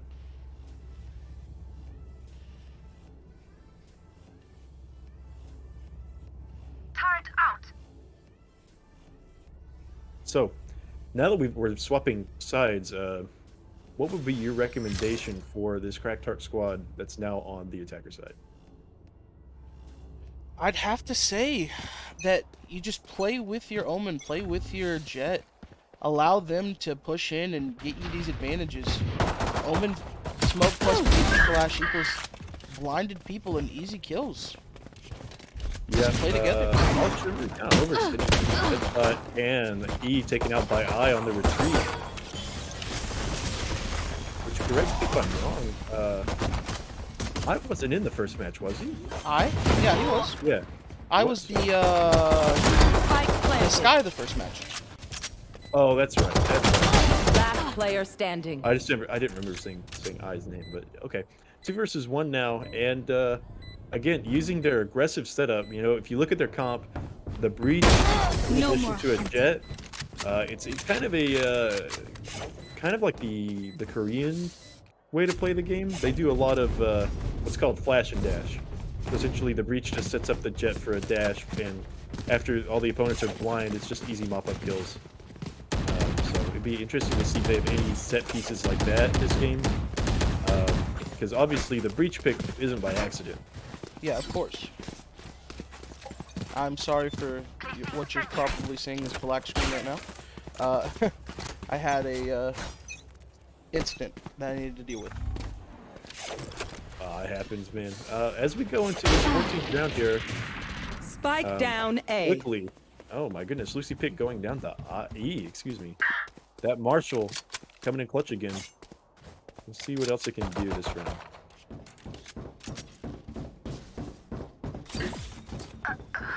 What a shot, honestly. Soccer is going to punish Broken Boy Bernie for making an aggressive play there. And since the defense in a fluster, trying to recover, trying to equalize, set up on whatever side they think that the Cracked Hearts side is going to push. And it's looking like a B-lean. That Killjoy utility will spot out inside of Cracked Hearts. Oh, hitting a shot, hitting a headshot finally before getting traded. That's a lot of damage done by that Marshall. Indeed. Basically 1.7 kills. Placing swarm grenade. It'd be interesting to see Placing alarm bot. if the next up side can Gun here. take this retake. 3v3 with a Killjoy utility set up on the spike. You have to play this very quickly. A breach flash doing Last work player again, standing. blinding every single player. It's 2 of them right there. 3K on the round. Can he get anything else? It looks like Ketamine will finally take down Shimmery. 7-7. And honestly, great recovery from the Cracked Hearts squad. I agree. We were talking about how before, like I said, if they keep it close, I think they can definitely pull it out. Sakura finding that opening pick, causing the defense to fluster and rotate and over-rotate. Not knowing how they did, even from a valiant effort from Tahoe, they still weren't able to pull out the round. That's a lot of damage. Yeah, indeed. It also, when we talk about mental, it takes something out of you to deal so much damage to so many players or get so many kills and then not able to, you know, capitalize on those. Yeah, absolutely.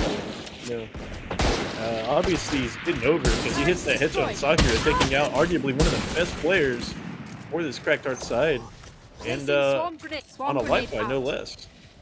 Is going to try to back up towards yellow, is going to simply find a recovery, get a heal from their Sage, and won't be punished as it looks like Cracked Hearts is going to opt for the A rotate. And It looks like they actually will beat next up here. Oh, next up over beast rotating. tag. I think they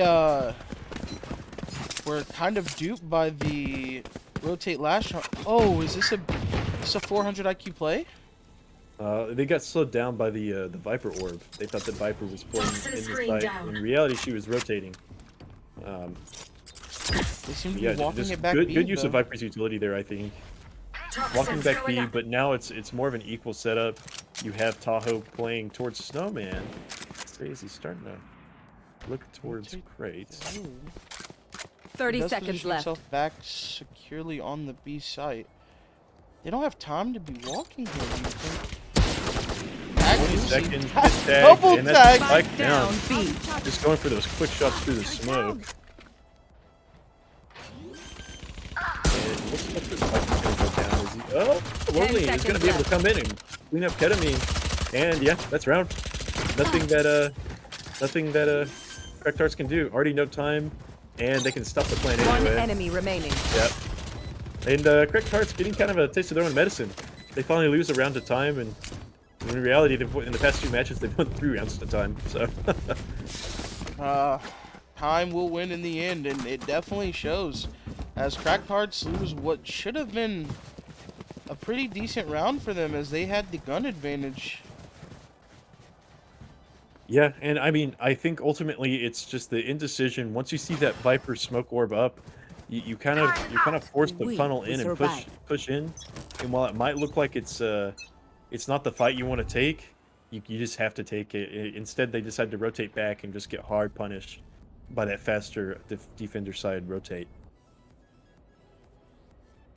Seems like they're playing a much more cautious approach this time, posturing around mid.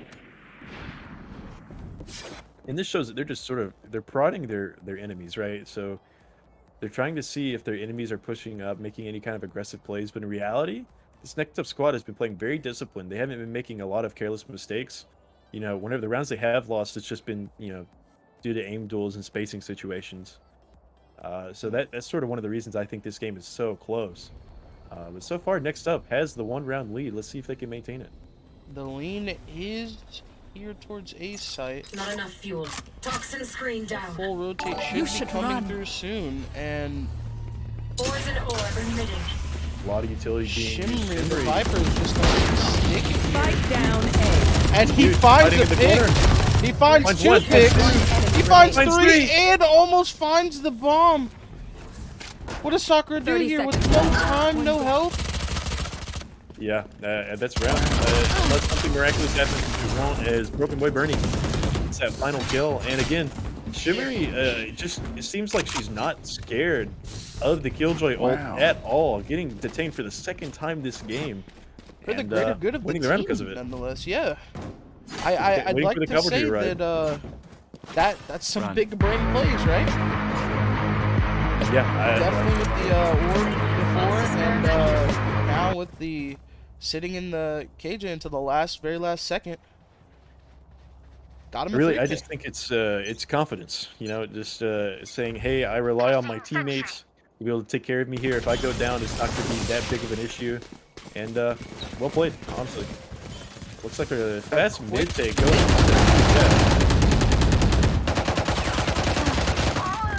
Garners them 2 quick kills and some guns picked up.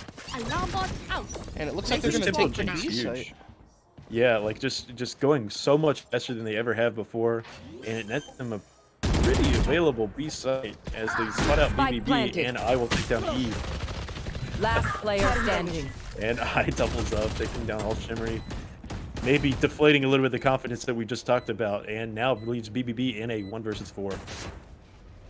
Yeah, I'd like to see him try to take some of these guns that they just garnered off these players. Their econ's still not in a great spot, so they can lose a couple of these. Well, and I finds him on the point.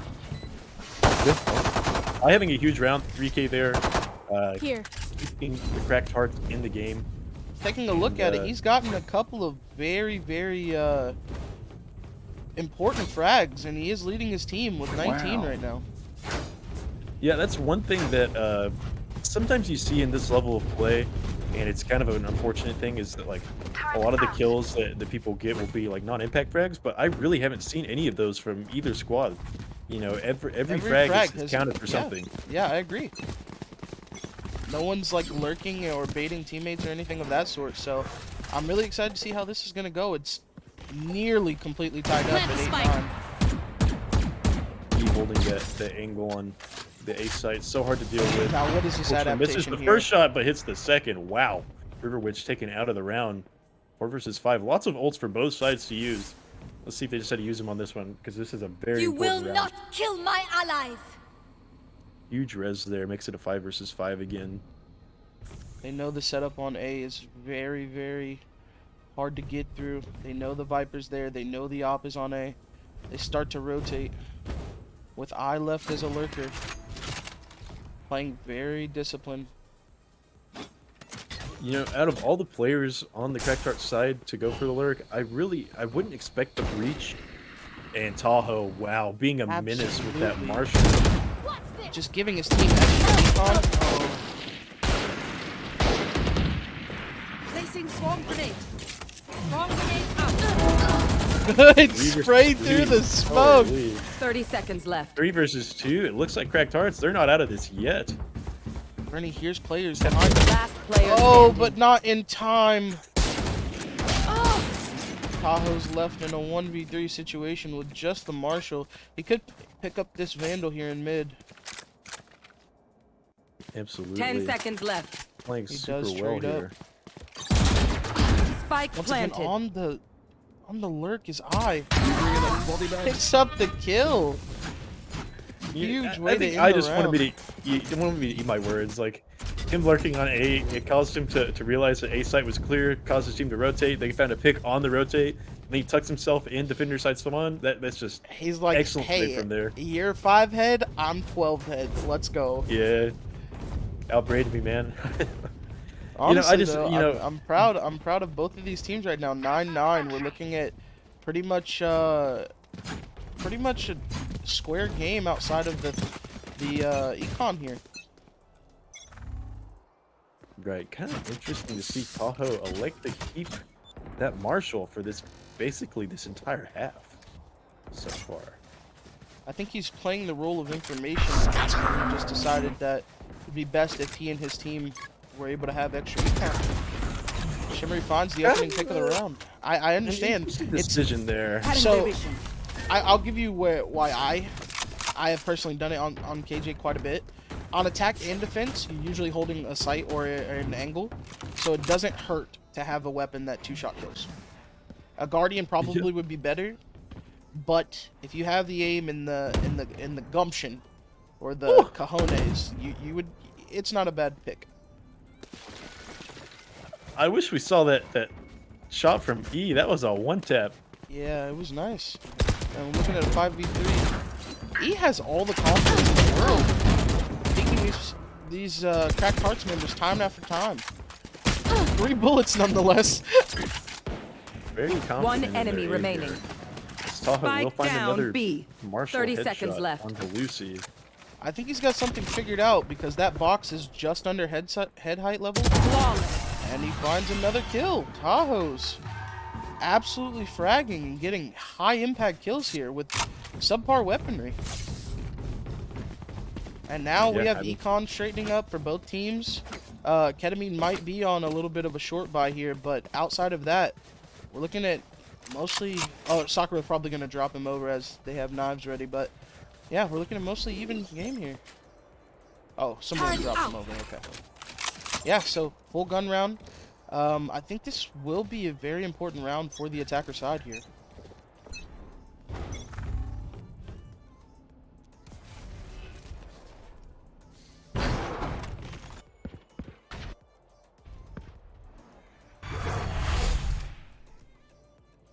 Indeed. 10-9 game here. What can Cracked Hearts do? Wow.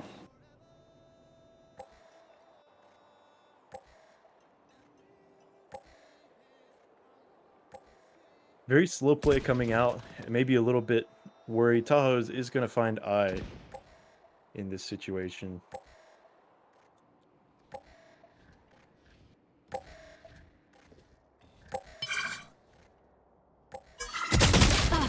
And spots out Lucy there. Spike down B.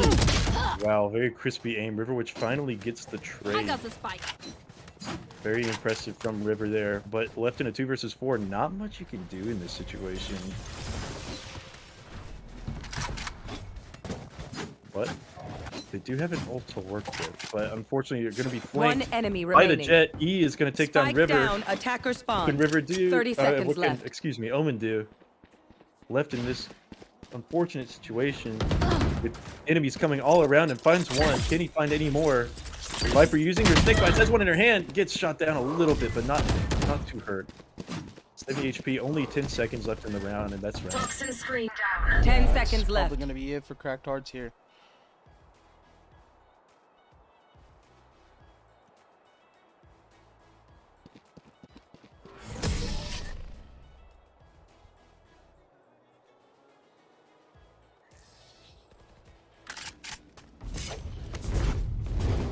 Kind of an important round there to lose, nonetheless. You're looking at a Mosty buy here. Sakura has knives, so you can drop her over maybe a sheriff or something of the sort.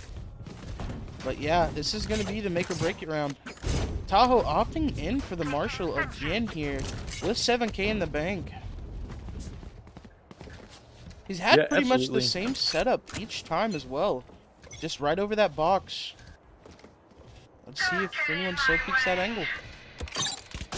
Oh, headshot angle. Is he going to find it? He's going to get punched a little bit. Dinked by the opposing Killjoy, and Lonely is going to take down B. 2 players as they push into that mid choke point. And 3 versus 4 now. It's kind of a tough situation for both teams. Make that a much worse One situation enemy as remaining. Lonely will find more. Hitting a headshot there. River Witch going down. What can Breach do? I needs to find something. He finds 2 kills. Bot's coming Will that back. be enough? Decides on what side to push here. Basically an even shot either side he goes to. There's 1 player and 1 player. So it's all about isolating the 1v1s. I think he's got a decent shot here, but the Viper ult going to be a little bit hard to deal with as he pushes into the A site. Maybe fake the plant. He does fake the plant. Viper's not budging though, and the Killjoy is on the rotate. Very difficult situation to be in right now, as he will get that spike down. Will he be able to take down Tahoe? No, the Viper Molly is going to take him down. Tahoe getting that shot. And yeah, 12th round, we're on match point for this next up squad.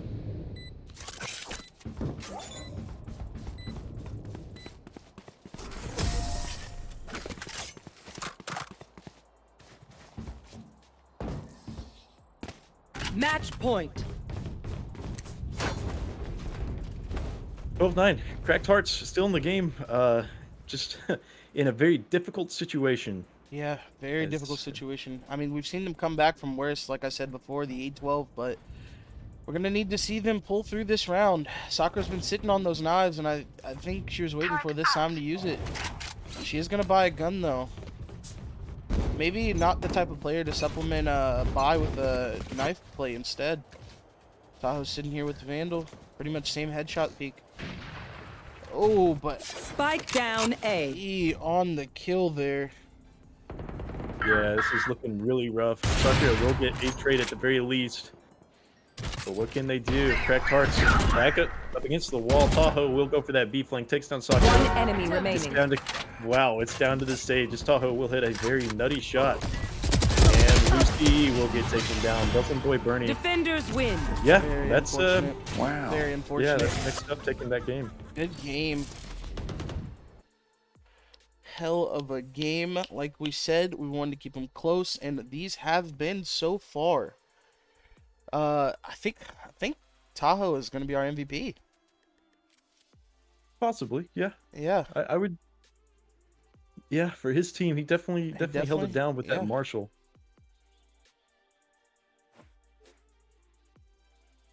But I think do we go to a break here and maybe Yeah. check on a couple things? Yeah, today, or excuse me, today. Whew. Right now we're going to go to a short break, and then we're going to get MVP and a couple other things figured out.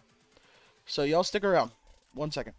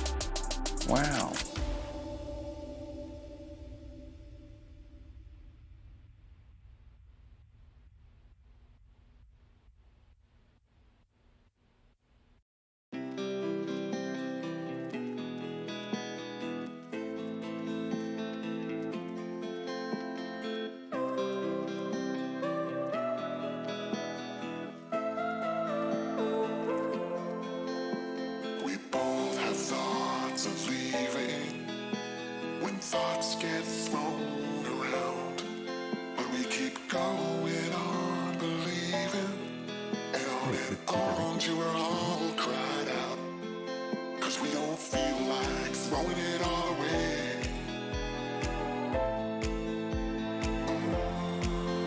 We don't feel like it.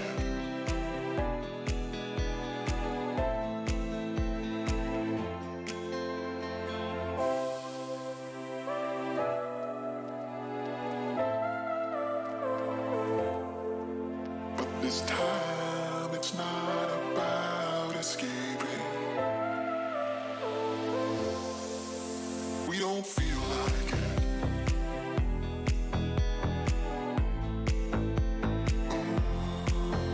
We don't feel like it.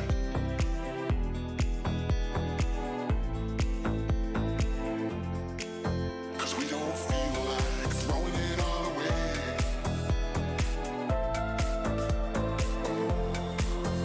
We don't feel like it.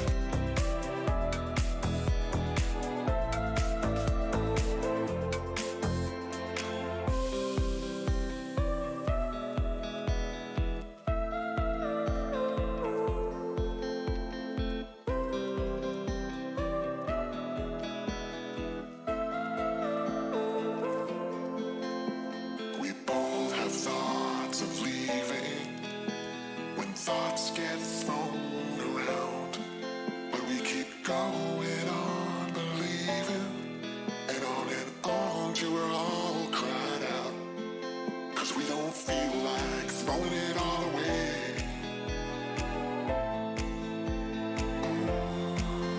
We don't feel like it.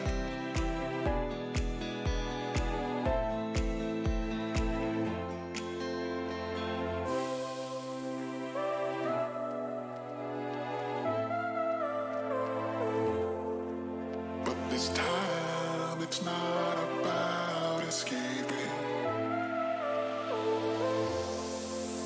We don't feel like it.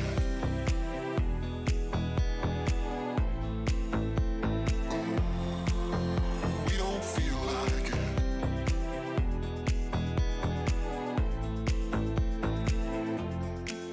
'Cause we don't feel like throwing it all away.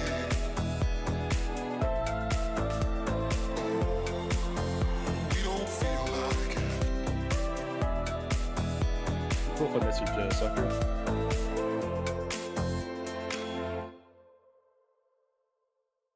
Is it cool if I message Sakura? Go.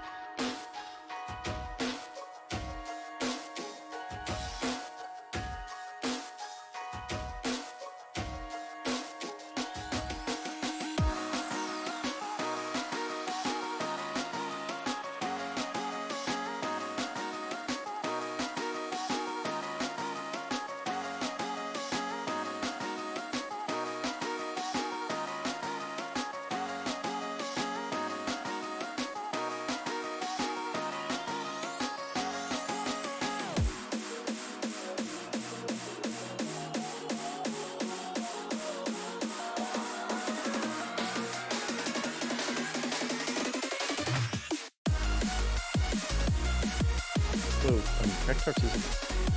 You're not out of the tournament phase at all.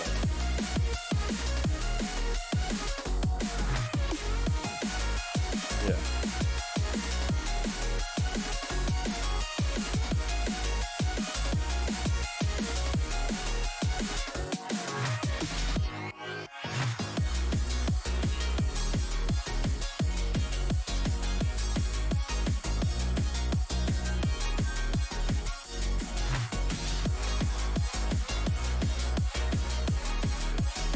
I don't know. I really do think he is.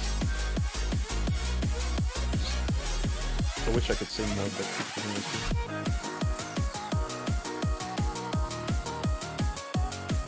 Wish I could say more people from that stream, I guess.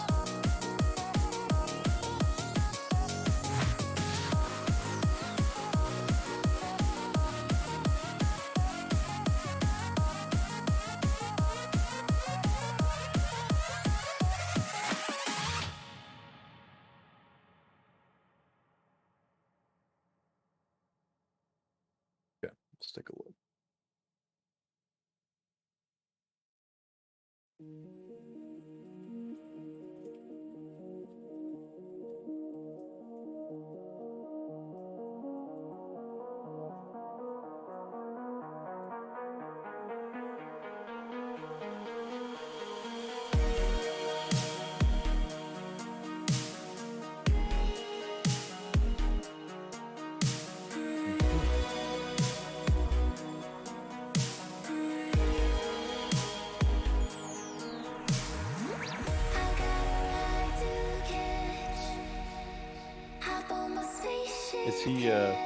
Is his tag 9485?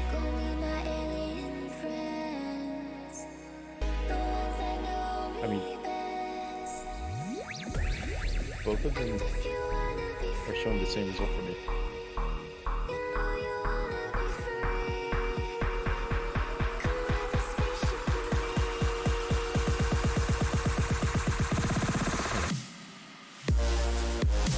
Wait, no, hang on.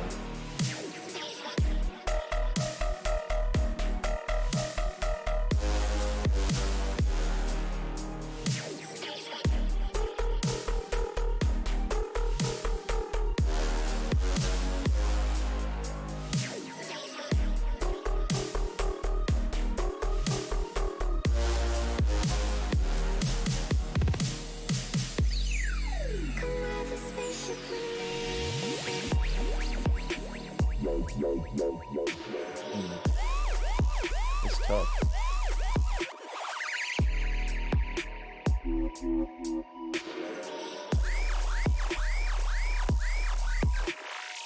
This is quick.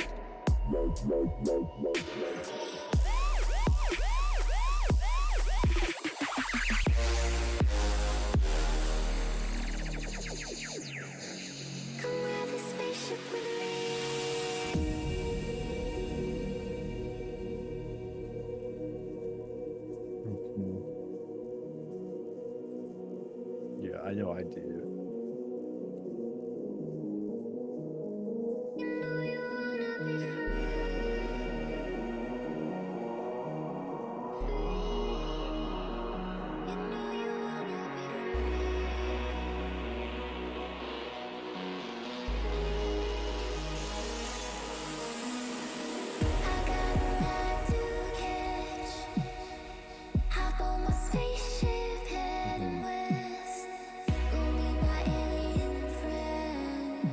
This is just. Oh, hold up. What? This is very confusing now. Because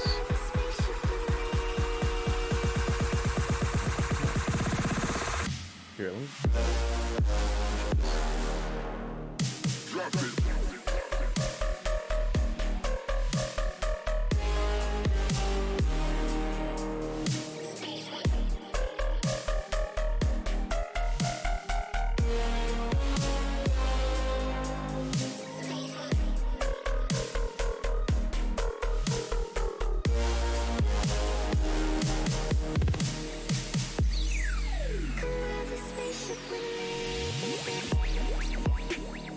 No,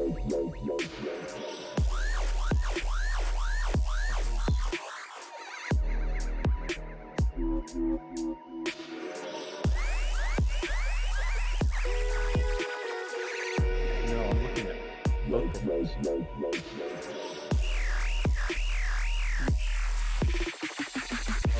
Yeah, I'm looking at that one right now.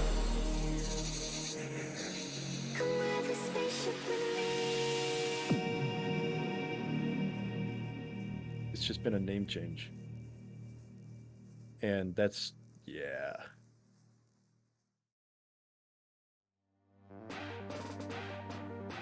It was unrated.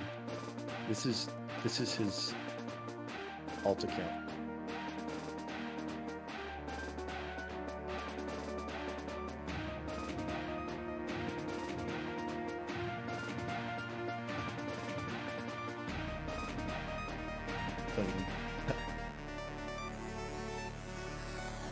Every time he hits the blankest 140 man. So cool and so shiny, goes under the sun. He's nice and chill, but he looks kinda nasty. It's the soldier on acid. Every time he hits the blankest 140 man. So cool and so shiny, goes under the sun. He's nice and chill, but he looks kinda nasty. It's the soldier on acid.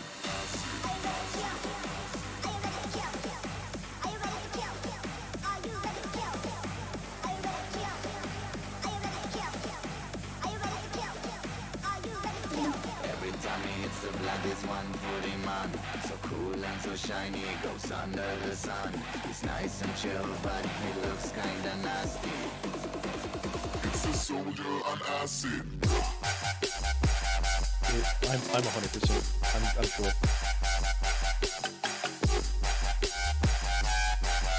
Better account.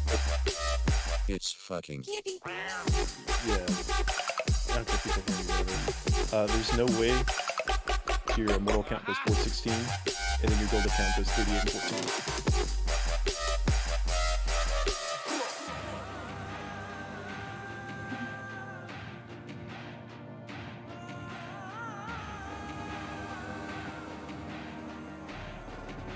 Soldier Yep. acid. Every time he hits the blankest 140 man. So cool and so shiny, goes under the sun. He's nice and chill, but he looks kinda nasty. It's the soldier on acid.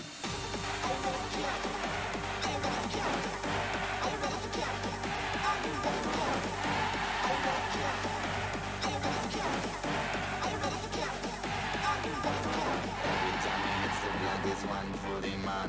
So cool and so shiny, goes under the sun. He's nice and chill, but he looks kinda nasty. It's the soldier on acid.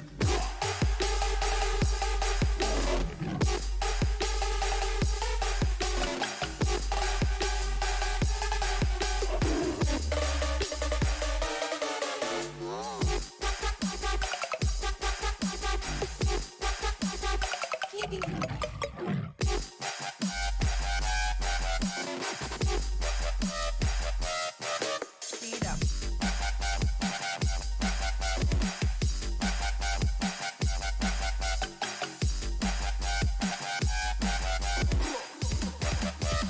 It's fucking.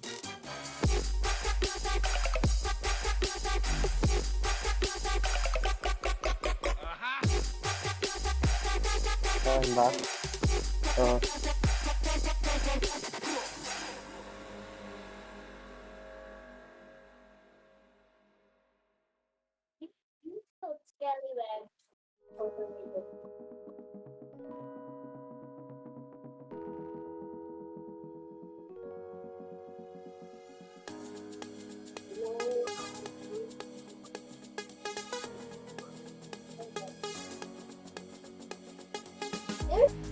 So much.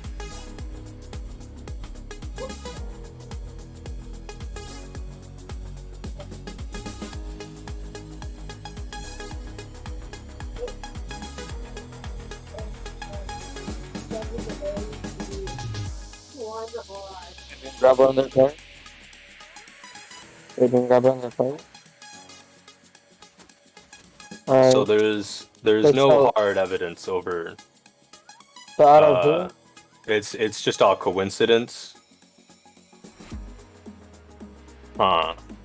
So I'm okay to talk to you in private? Okay. Yeah, if you don't mind. Okay. Well then, I think what we want to do is try our best to make sure Chip is a free man, and go off of that. If we can't, we'll.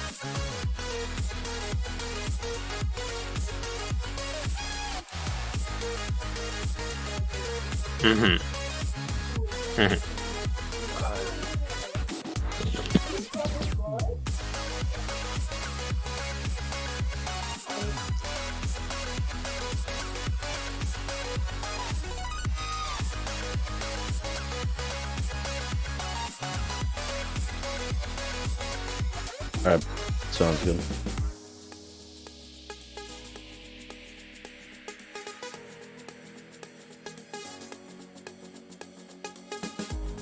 No.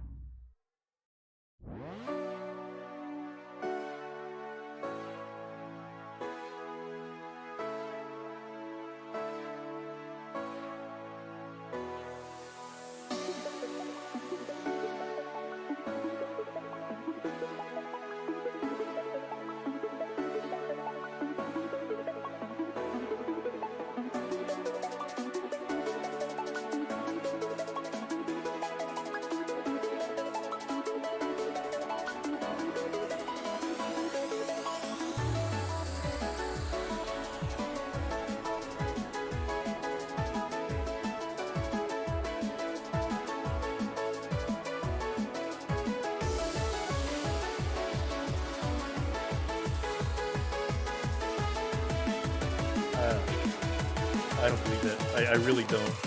I think it's your call. It's your tournament.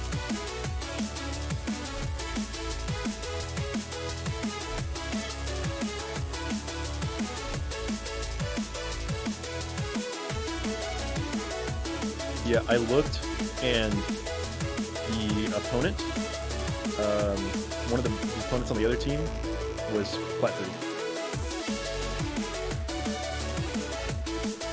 No, it's okay.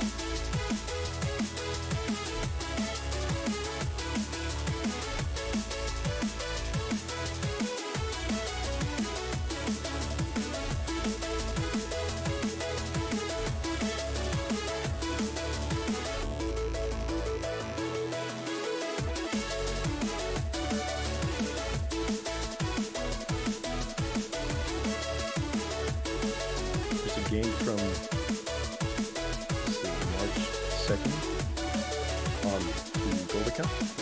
It goes 59-15.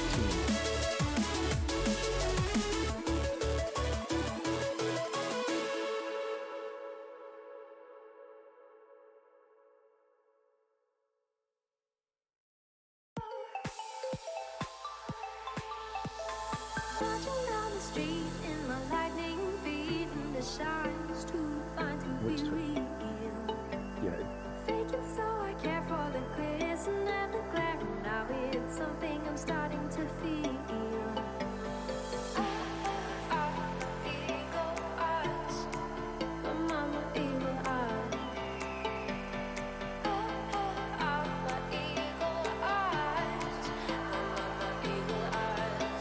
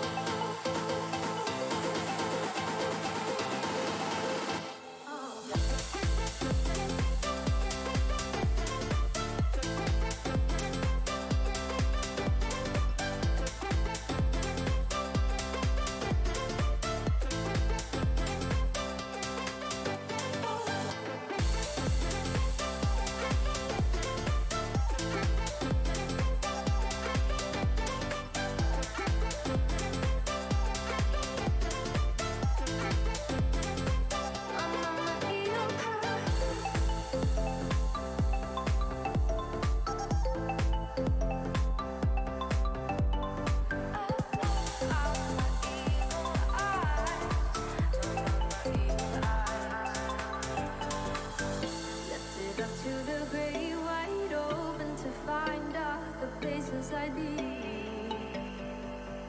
In my sleep they were growing all the time, now they've grown too far for me. Didn't know how to wait out the ages, so I wrecked my only way through.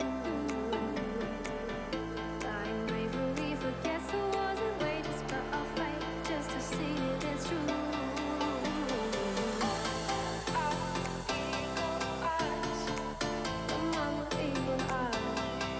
Again, I'm very sure.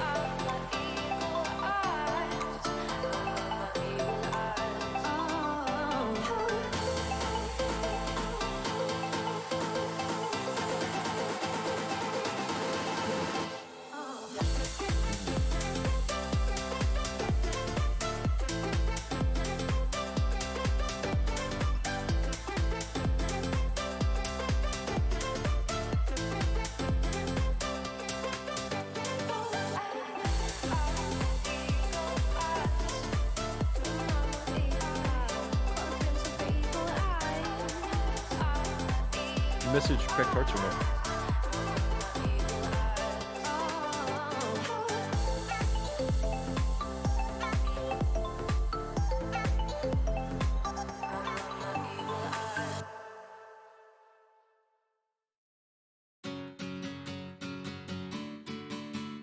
Wait, what did he say? Well, that's a lot. Yeah, he's out. That's it. He fucked up.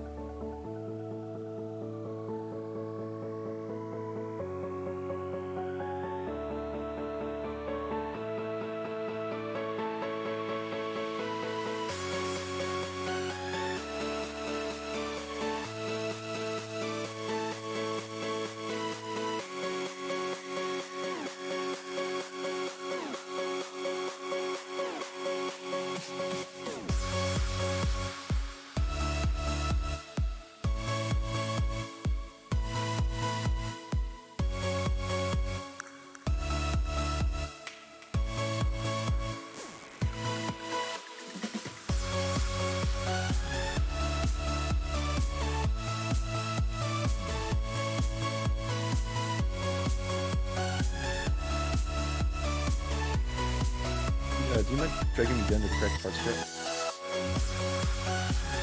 Do you mind dragging me down to the correct parts strip?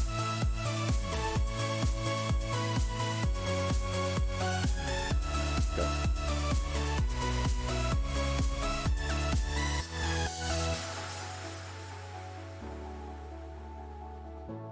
Round, so I Yeah, mean, you guys can it play just it out seems and just find another biased. player. Jeez.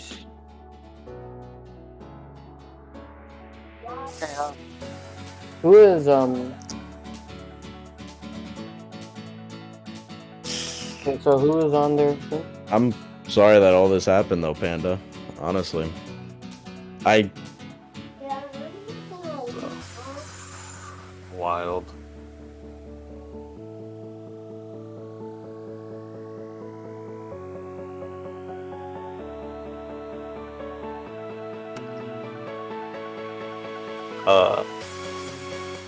I don't know. Go ahead and find two, because if Tahoe's out, I'm out. I'm just thinking shooters.gg and who else lost? SNG?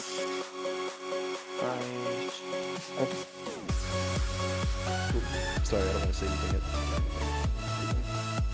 Go, Panda.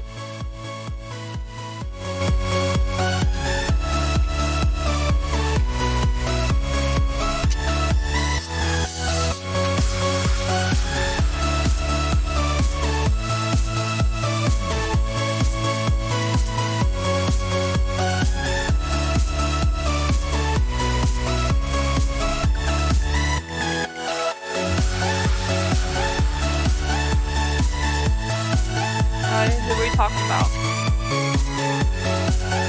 Who are we talking about? We talking about the Killjoy on Xbox? Yeah.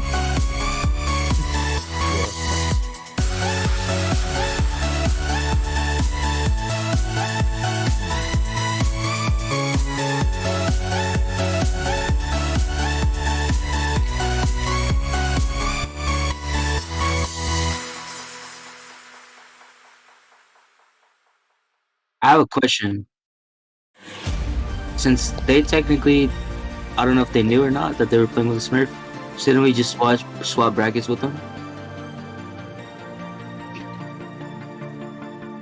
Kind of as punishment? I don't know. I've been holding on for so long, I can't remember why.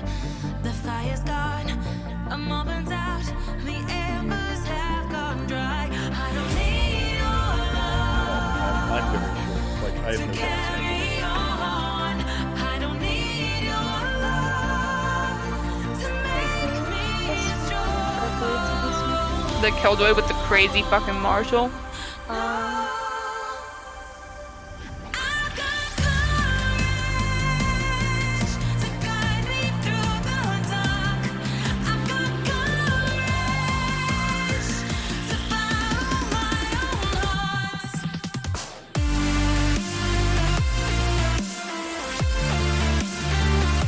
Thank you. Thank you. Yeah.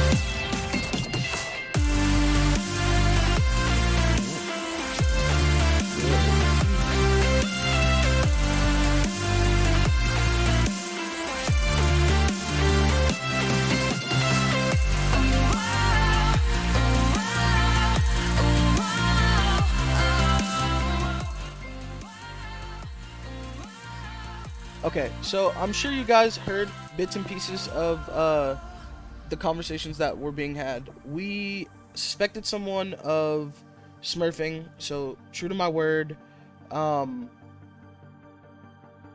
he has been DQ'd. The player has been DQ'd. So, we're gonna continue with the bracket because the other players did not know that it could have been a smurf, or is an alleged smurf. But, one second. The rest of the tournament will go on the same. The bracket is going to continue out, so Cracked Hearts will be playing Just Better, and PP Poo Poo will be playing Pandas Pay Things. And we're going to stream you Big Belly Boys in next up.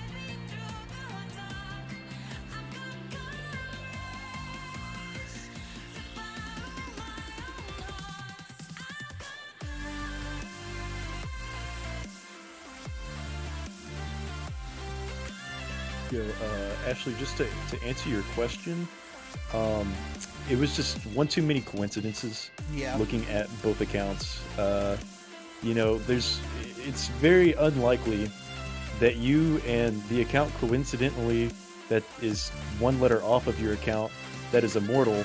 It's very uncoincidental for you as a gold to get 49 kills in a game. 59. Whereas your 59, excuse me, and your immortal player gets 4. 4 or 3. Yeah. It was too circumstantial, too close, and it's just not something that I want in the tournament. I mean, he is good, yes, but there's a difference That's the between point. being good and being a Smurf. Like his team is not forfeit.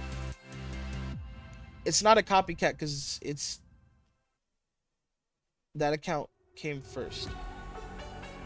Right, and it has the same agents played. Yeah. Like it's too much similarity for it to be an coincidence. And then just the way that they played, the way that 7K and still buys, like it's fun. I mean, if you don't support the decision, that's totally fine, and you're welcome to your own opinion. But I make the final call, and the final call was that player's DQ'd. Yeah, if you would like to fill in, you can talk to the leader of the other team and see if he wants to fill you in.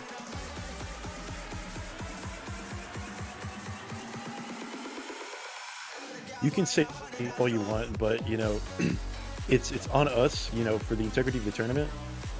If we suspect a player and there's just too many coincidences, can't in the right mind keep him in the tournament and just say, well, it is what it is. He's just gonna shit stomp on everybody.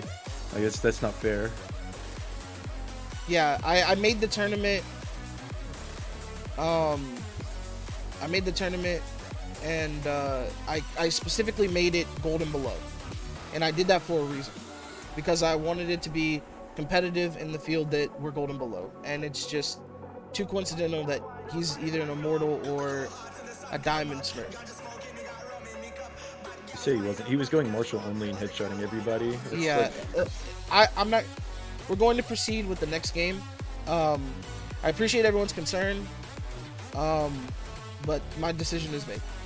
So moving forward, it will be Big Belly Boys versus next up once they find their replacement, and that will happen shortly. So just give us a second. I'm sorry for this inconvenience. I'm sorry for everyone that has been waiting, but we will resume shortly.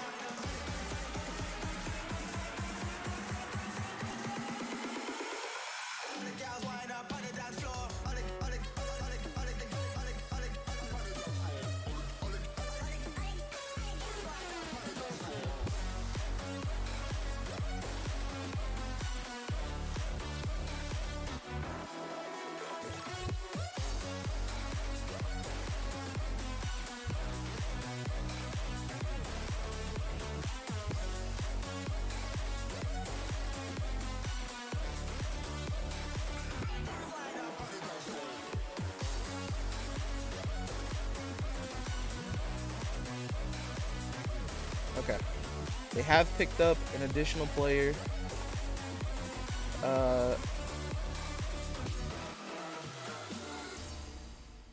So we will be starting shortly. Yeah, all of you disagreeing with the decision. It's a free tournament.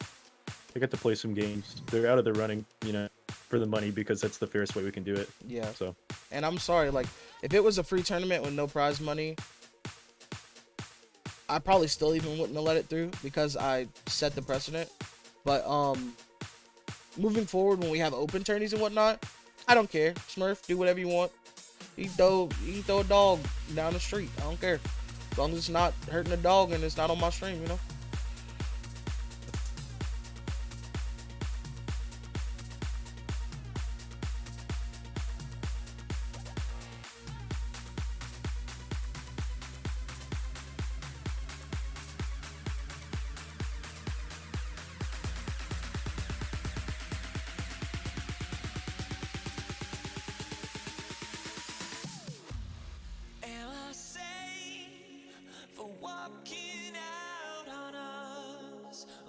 what happens with that game.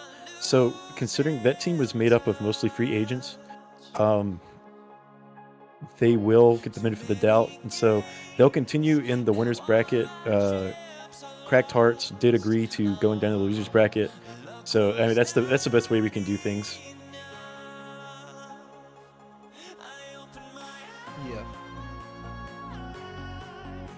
Yeah. So majority of that team, or they've already picked up a free agent, so we will.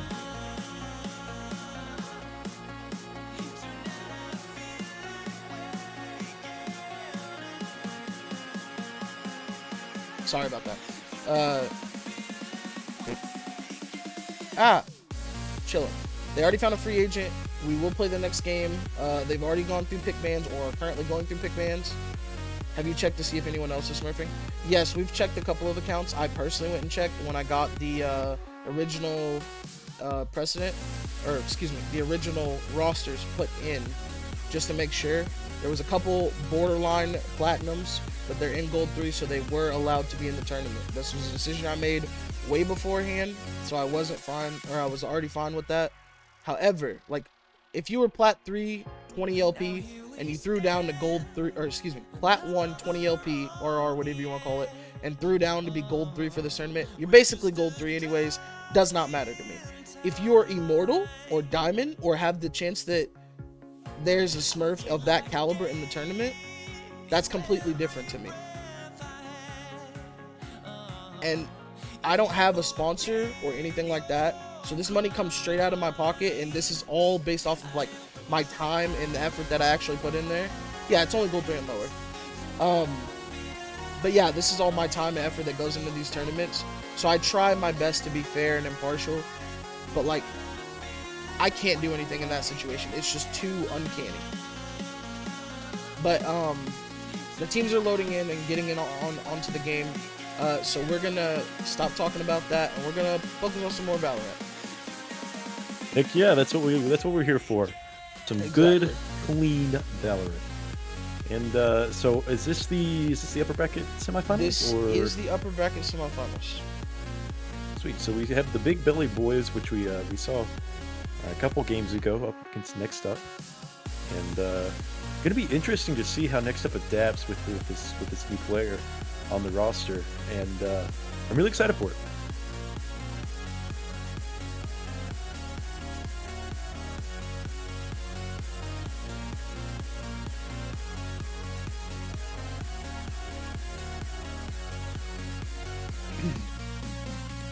Have we done map bans yet?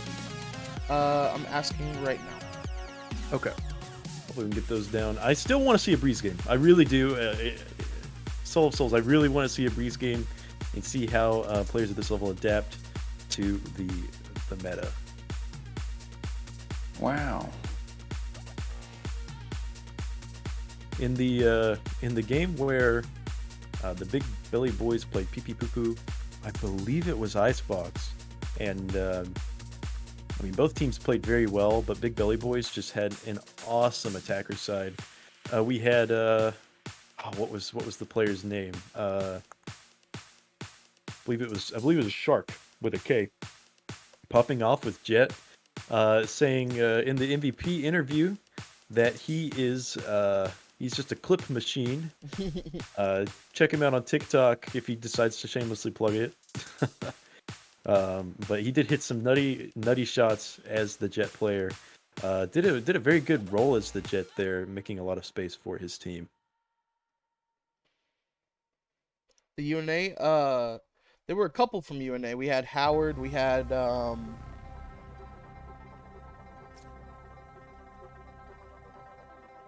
Yeah, there was Howard, there was Eagle, there was Wow. Shlomo. Who was their fifth? Isaac. That was Shlomo. Oh, okay. Well, thank you for the follow, and thank everyone who's followed and subscribed. I'm sorry I haven't been able to keep up with them today. Just been focusing on the games and trying to get this tournament through. Is that the man, the myth, the legend, Casual Fortnite? Casual Fortnite. Played for he played for Was it Cars? No. No, it was It's X and G. X and G. Yeah, he played Yeah, for X and G. Yeah. Remember, it was in that game. That was a hostile message. Oh man. So just waiting on the last player, I assume, and get this bad boy underway. Yeah, the last player's having a little bit of a connection issue. He will be in here shortly.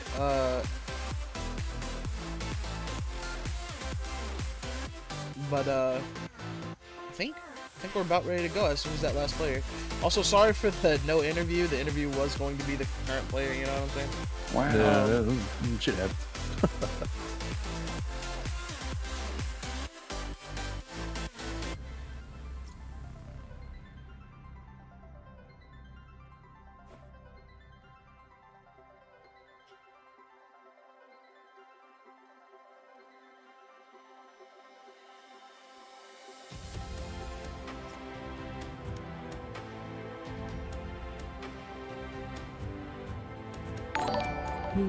You are ready for this game, hyped for some good Valorant content. Who's on PP Poo Poo's roster?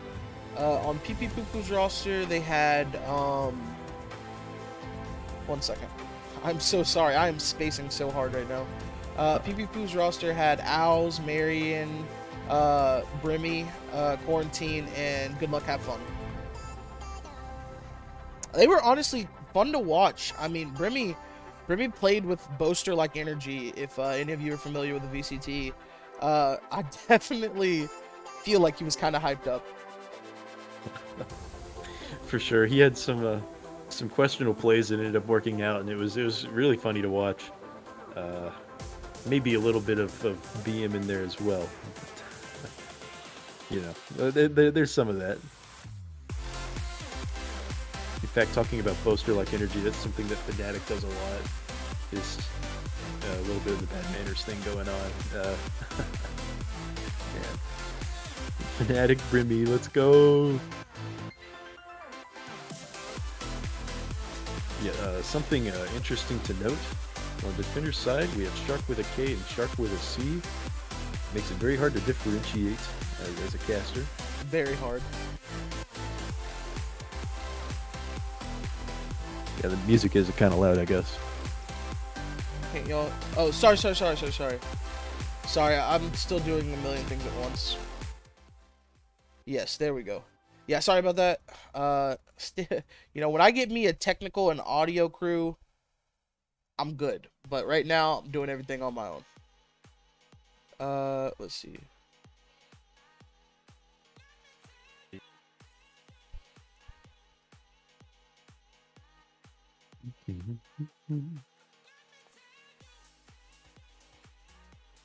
Okay, the connectivity issue has been resolved.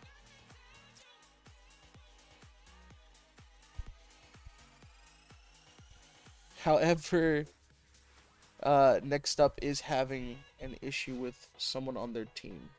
Seals at a club. I mean, I'm just saying, you have seals around sharks, and it usually doesn't go too well for the seals. Yeah, I gotta say, in my history of clubbing baby seals, they're pretty defenseless, and that's the way I like them. Okay. They make a very satisfying sound when you slap that blubbery meat. I'm sure a shark's favorite meal includes that's how we get seals. Panda banned on Twitch. Yeah, that's not good. Let's not club baby seals. I kind of like them. They're kind of cute, you know. But it is what it is. That's what they want you to think. I actually am fond of a lot of sea creatures, like penguins. Mm-hmm. I love penguins. That's actually my third favorite animal. Kind of like a wet panda. You're right.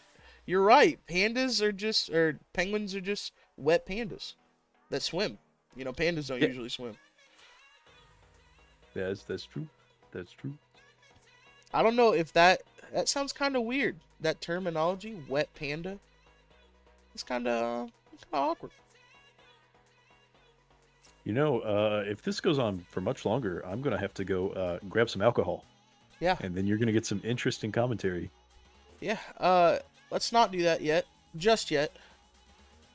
Does it I do don't know, something man. for you? Nah, I don't really like wordplay like that. You know, it's not really my thing. But I kind of get past that real quick, and we have the fill-in player arriving in the server in just a second. We are waiting on confirmation and that person to come through. Also, after this match, we will have the match between whomstever wins between Cracked Hearts and Just Better versus Pee Pee Poo Poo. After that match, we will play, or excuse me, the loser of this match will play the winner of that match, and then we have our grand finale, which will be best of 3. So that will be a little bit different. The winner's side will get first pick, and they will get side selection. So it's a lot of power for either one of these teams if they can win this game, because they have pretty much say so over the rest of the thing. Is the plan still to do all of those games today still? Yeah, the plan is for today. That should be another. If this game can get started soon, I would like to say that should be another 2 hours, if we can get it going. But the grand finals is gonna be BO3. Yeah, so that'd be 3 hours. So we're looking at 11:30. My time, that is. I don't know, man. I think it'll be much later than that. You think so? But yeah, we'll play it by ear, I guess. Yeah, if we get to the grand finals and it's just starting and it's 10:30, 11, and the teams feel like, hey, maybe we can come back tomorrow, we will do our grand finals tomorrow. I'm very flexible in that regard, so we will see. But I believe the player has just joined. At least the Discord, right? All right, that's it. Netherite I'll axe be right and back. Netherite sword.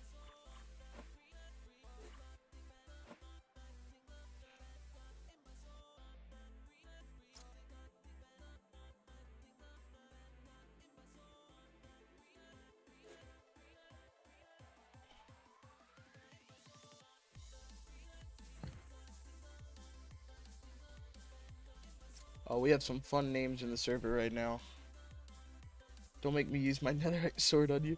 I didn't actually play Minecraft for a while, so I didn't know netherite was like the best upgrade for quite a minute there. I still don't know how to make netherite armor. I'm gonna be real.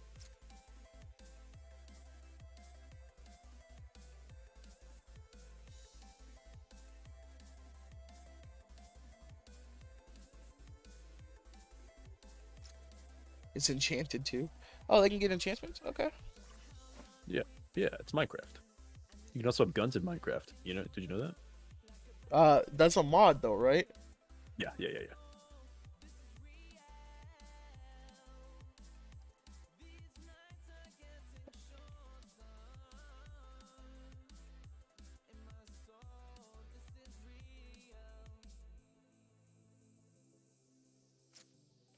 Oh, I can't say that I'm starting to become uncouth right now.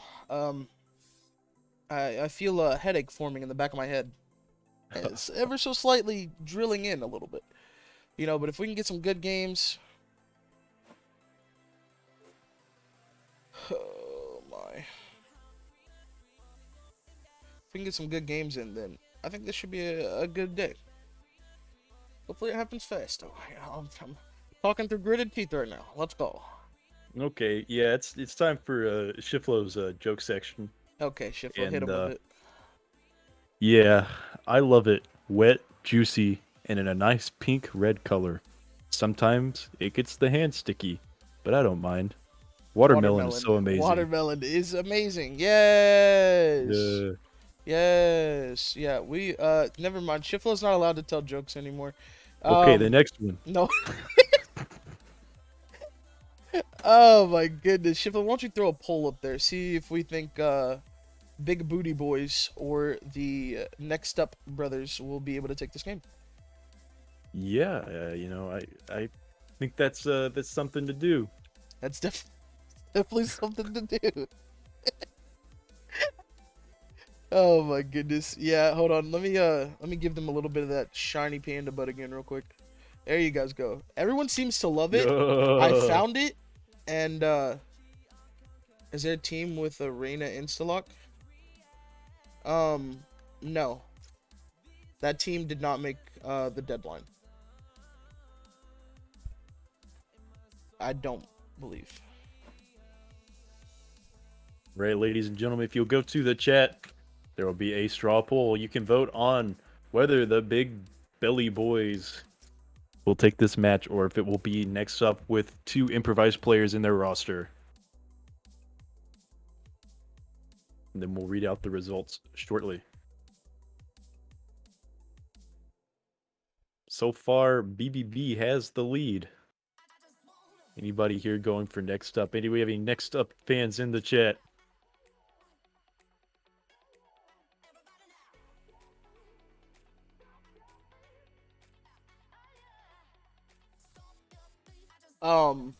For all of you that are watching and would like to participate again, I think that in 2 weeks' time, maybe 3 weeks' time, I'm going to host another tournament.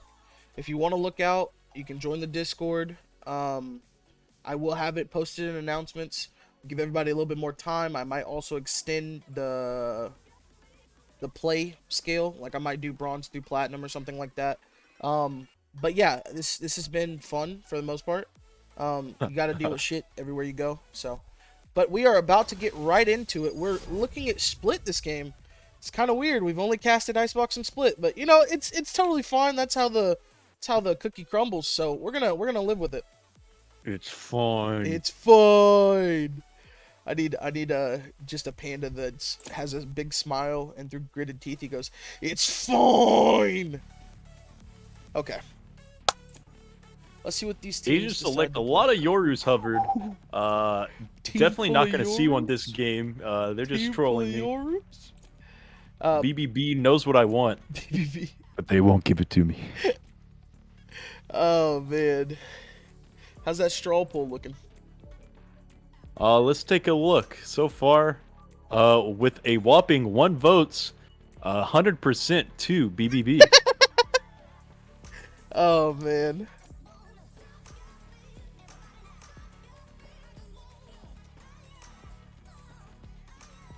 Okay. Yeah. So we're seeing Viper. This is new. This is the first Cypher we've seen all day. And the first Astra. See, I didn't expect Astra in this tournament. Mostly because in the elo that is playing in the tournament, she's not really seen as a good character. Mostly because people think she's too difficult. However, Choose your agent. I'm very excited to see good Astra play. Or bad Astra play. Any Astra play is good for me. You know, actually, I'm a little bit in trouble because, you know, I like saying BBB for the Big Belly Boys, but also the other team has Broken Boy Bernie, which I also called BBB. Oh, yeah. You got to watch out. Oh, man. Yeah, I'm going to confuse the heck out of some viewers. Birdie. Or Birdie. Bernie. Bernie. Feel the burn, baby. But like I was saying earlier, we got some fun names in this one. Got Netherite Sword, Netherite Axe. Okay. Finally, after a long delay, we get into this matchup. Who do you have taking it? Look at this beautiful skylight. I will say, based off what I've seen, I think BBB is going to take this one. They've been playing very well today. They've obviously been on the winner side of everything. And their teamwork is just phenomenal. I mean, Shark with a K, Shark with a C. They've been doing it. Yeah, I already have that synergy because their names are so similar. Exactly. Like, how do you beat that? Absolutely. So, we find ourselves in a bit of a B lean, it looks like, for the side of next up. Let's see if they can make anything off of it. And Shark finding a quick opening pick. Netherite Axe going down. Not enchanted enough. Shark getting 2 before he's traded out by E. And we're looking at a 4 versus 3 now. We'll keep the heal and wall outside. Gets destroyed by Killjoy Utility. Axolotl with a good time peek there. Takes down E. And quickly down to 2 versus 4. B lean being shut down by the 2 Sentinels of BBB. Shimmerly with a tall task here. 1 versus 4. And is going to get spotted out, and the Frenzy's going to take him down. Seal securing his team, the 1-0 start. I will say, we talked a little bit earlier about it, but the frenzy, that it's just so powerful in those opening rounds. If you can have good trigger discipline or just are lucky enough to spam through, we've seen it get multiple kills here throughout the tournament, honestly. Placing swarm grenade. Seems like a Placing very alarm viable bot. strategy. One thing I like to see here, the Killjoy automatically changing sites, and it looks like that's the site that Next Up is running into. Oh boy. This will be quite the interesting round. And he has his turret position interesting way. It's not going to be spotting anybody out just quite yet. Run. Left to run right from the turret. Hope to see going for the wall on the other right sword, spotting out the turret. And Killjoy about to get run down by the Classic. No, it gets the kill with the Judge. Another right sword going down yet again. Still getting a quick double. Or, excuse me, second round. Second kill of the round. Nico Chan making it 3. And we're down to the 2 versus 5. Kind of expected, honestly. I didn't see this going any other way. Yeah. That's just an unfortunate round for Next Up as they push on the site. And KJ's just sitting there lying in wait with what we like to call the best gun in the game. It spells bad for you when KJ's predicting you like that. Yeah, we've seen a lot of times in this game, or in this tournament, excuse me. Just that quick 2-0 start and then immediately going for the bonus, you know, it's kind of meta. But a lot of the times we haven't seen the teams win the bonus. Yeah, it I usually think seems Next Up like is they're actually successful at it, though. Yeah. If they are able to pull the bonus here, Big Belly Boys will be able to capitalize on the short buy from Next Up.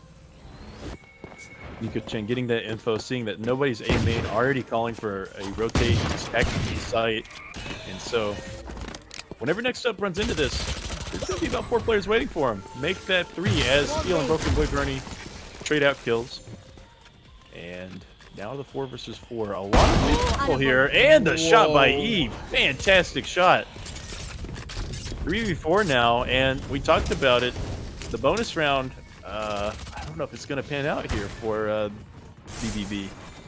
Yeah, it seems like the guns that they ended up buying got collected by Next Up here as they rotated through mid.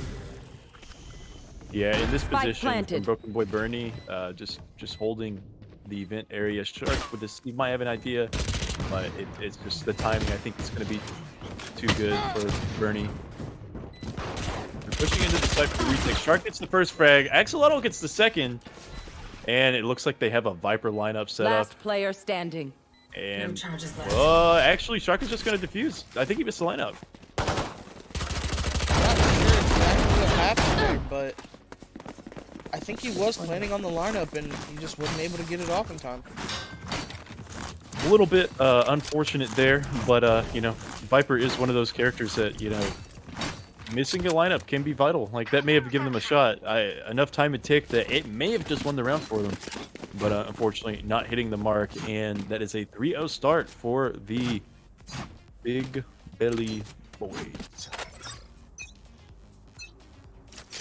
I like keep what wanting this to say KJ big is booty doing. boys. I know, right? I like what this KJ is doing, mixing it up, keeping them on their toes about where she's playing in particular, and also where her bots are, putting them in very interesting positions. Yeah, constantly hitting them with the variations. That's a sign of a good Killjoy player. You don't want to do the same setup every single round, except for isolated situations, as then your stuff is just going to get popped by the attacking side. But let's see if this variance pays off for her. It's a minute left on the clock. No real moves made, except for the fact that Next Up has taken hard mid control. This is something we've seen is BBB actually gives up a lot of mid control, and they just hold the choke points. Very smart. She should get a trade here, but E with the opening pick on the Axolotl. KJ stopping the push into A site, forcing Next Up to go B here. 3 down. Just absolutely blinded, spamming through the smoke. What a 30 gun. seconds left. Skill. It's the skill button, man. Spike planted. Nico-chan pushes forward here. Is tagged by the Cypher. And it's just Asha and KJ on the retake here.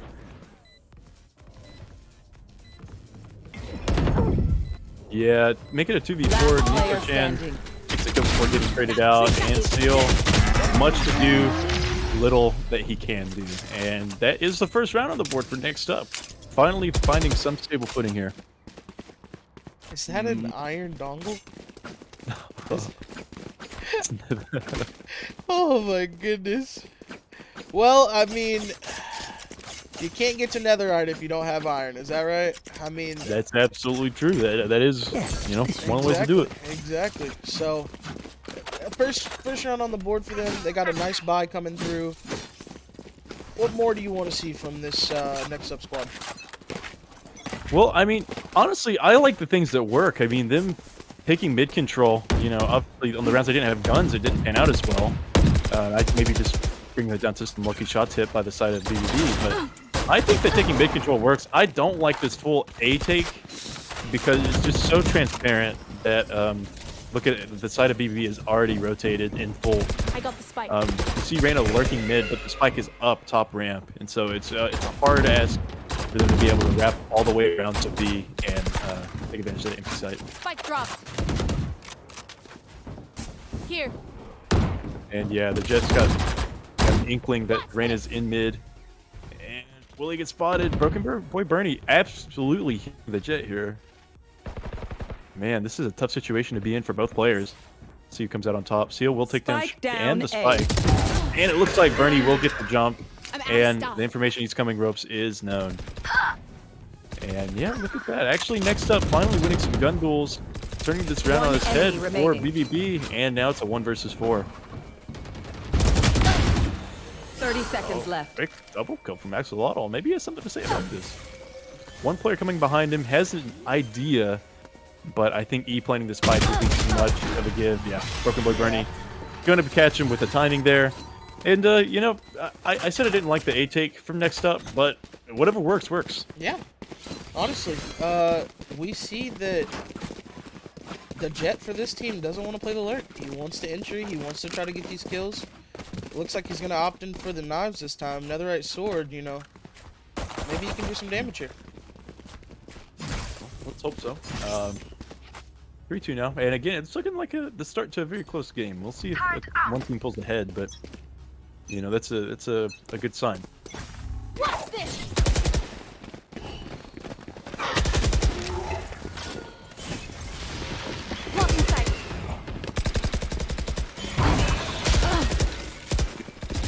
Loses the 50-50 there to the non-existent robot that he thought would be there. Seal holding down A site, making sure he's not going to give that up for nothing. However, the entirety of Next Up is posturing towards B. They find another pick on Next Up, but they still want this B. Poison's off. Toxin screen down. Absolutely. You will not kill my ally. Flores says the res will go out. Getting Bernie, that's a very important player to res.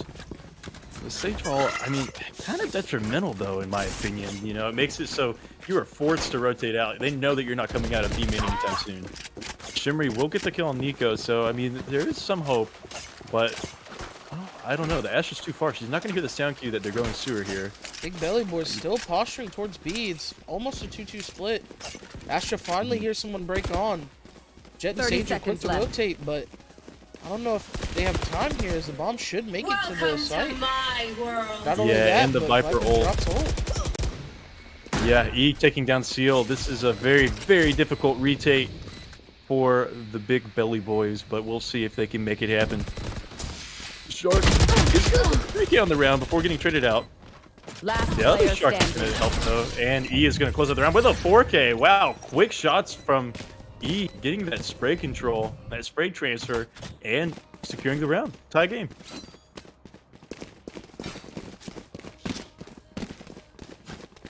So, 3-3, tied up again.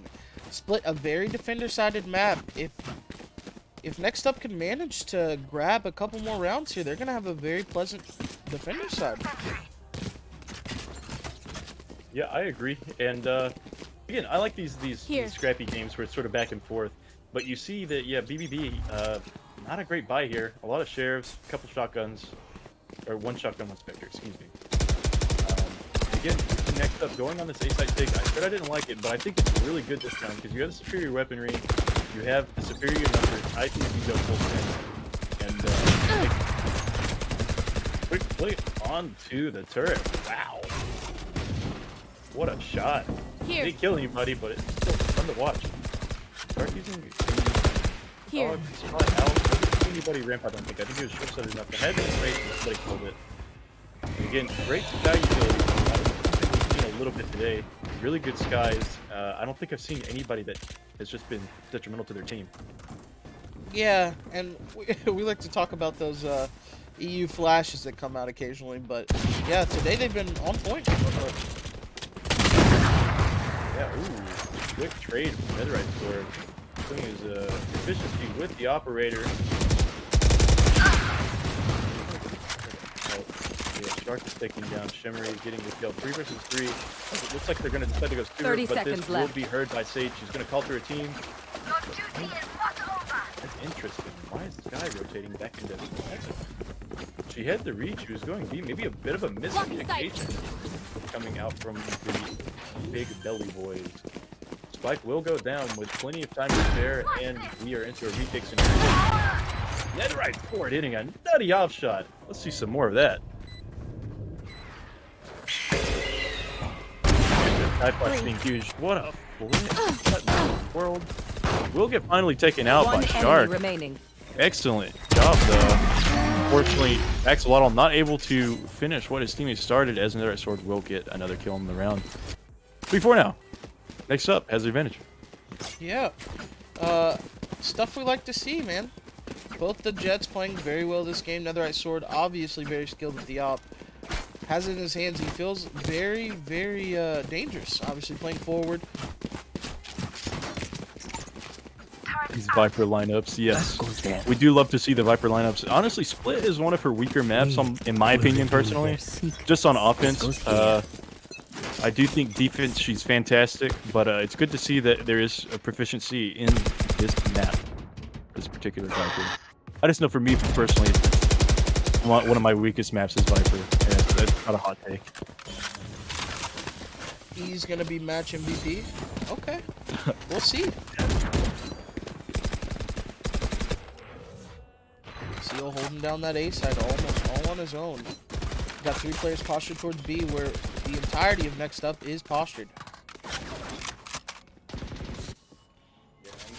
Honestly, I like the setup from BBB, and well, I say that. Okay, this guy does double back. But as this utility is going down in mid, we need to see at least one pick come out from BBB, and that's it. Axolotl finds the opening frag, and the second one. Broken Boy Bernie, unfortunately going down to Axolotl. 5 versus 3 now. What can next up do? Can they respond, or will this be 4-4? Shimmery just decides to stare into the void as he's flashed, as the rest of his teammates are as well. Hey, I mean, sometimes it's all you can do. When you stare at the sun, you tend to not be able to see. Exactly. Good defense here from the BBB squad, as they still have 2 on B. I think only 15 seconds left. Yeah, I think this round is done. This is a There's save. nothing they can do. Yeah. 10 seconds left. Interesting 3-person save coming out. That's not something you see very often.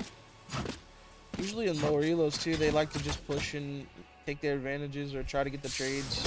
But pretty smart save coming out. They do have enough money to toss some guns over, and they do keep the op. So understanding their place in the game and giving up that round, even the score back out.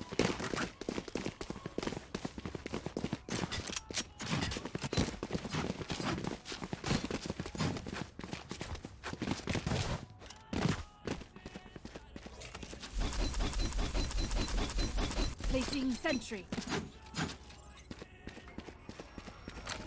And it looks like going into this round, another full buy coming out. And a lot of ults to work with both teams. Both teams have 3 ults available. Just be interested to see if they can pop them all at once. There's Shark with a C popping the Sky ult. The collat on the ult. That's interesting. I don't think I've ever seen that before. That was really cool. But he will be holding B site almost on his own, but the Killjoy will decide to rotate as her utility is set up on the B site. And next up takes that as their opportunity to bail. They said absolutely not. We're not doing that, and we're leaving. 1 minute left on the clock. What can they do here? In the A site, Astra is anchoring it. Will she spot at the stage? Yes. Seal takes down E. 4 versus 5 now. As that is stalled next up into holding the A main position.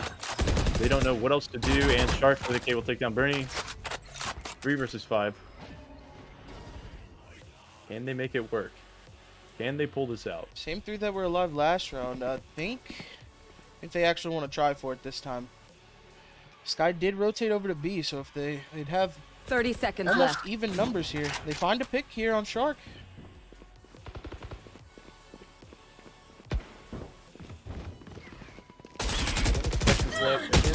Last player standing. Spike down A. Result in a loss for the Texas squad. 5-4 now. As looks like PBB is finally stabilizing, pulling forward in this matchup.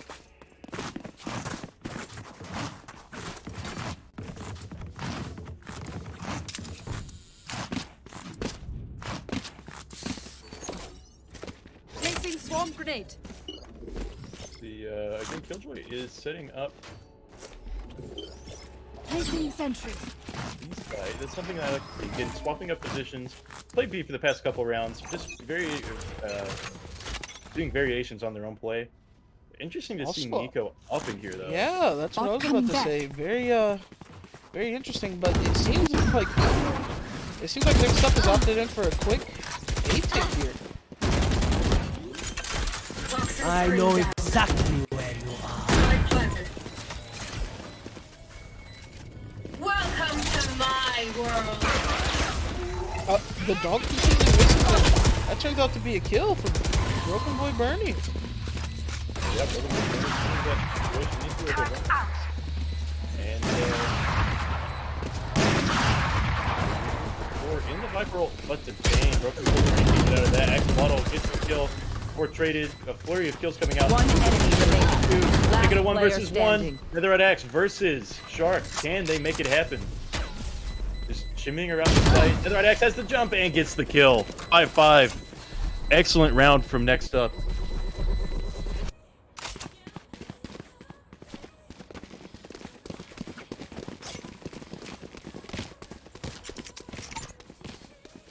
Oh, this is a nice spot.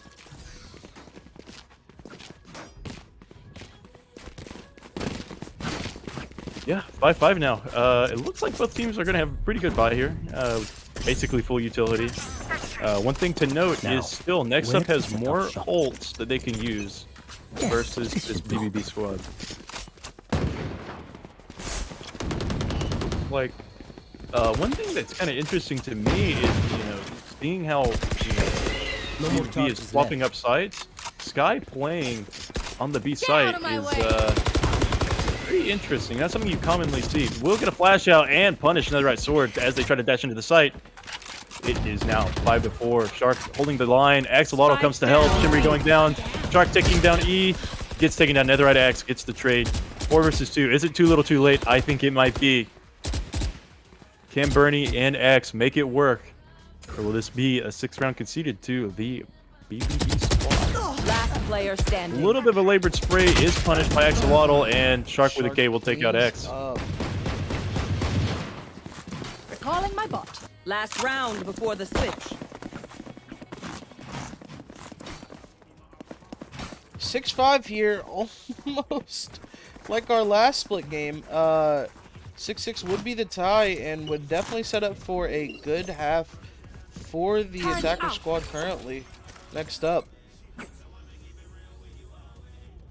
Yeah, absolutely. 6-5 here. Placing swarm grenade. Yeah, I cannot stop talking about Nico here. Just changing up constantly, making it difficult to predict his utility. And it looks like it might pan out because it looks like a full mid take from this next up squad. Just a much faster pace than they're normally used to. Is that their own Sage's slow orbs, or is that a lineup? But it looks like they will be taking Vent and possibly going into A from the ropes. I don't know how much I like them just holding in the same spot.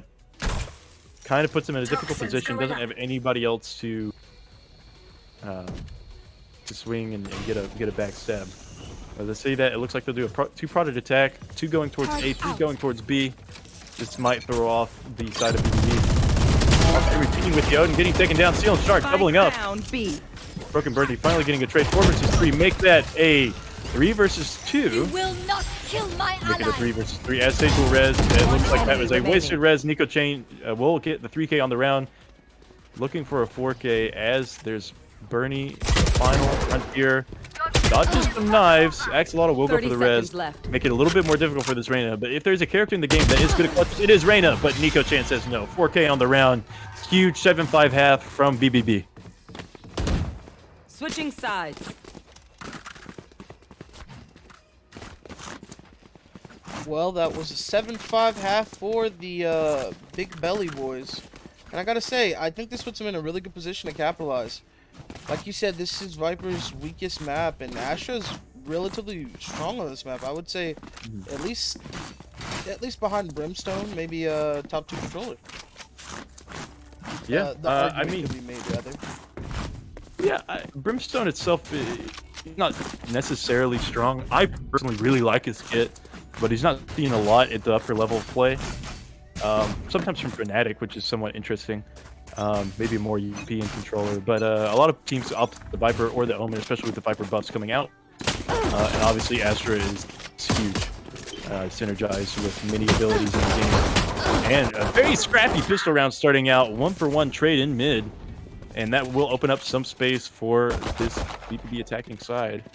Sharks trying to spot the vent area, not going to see anything quite yet.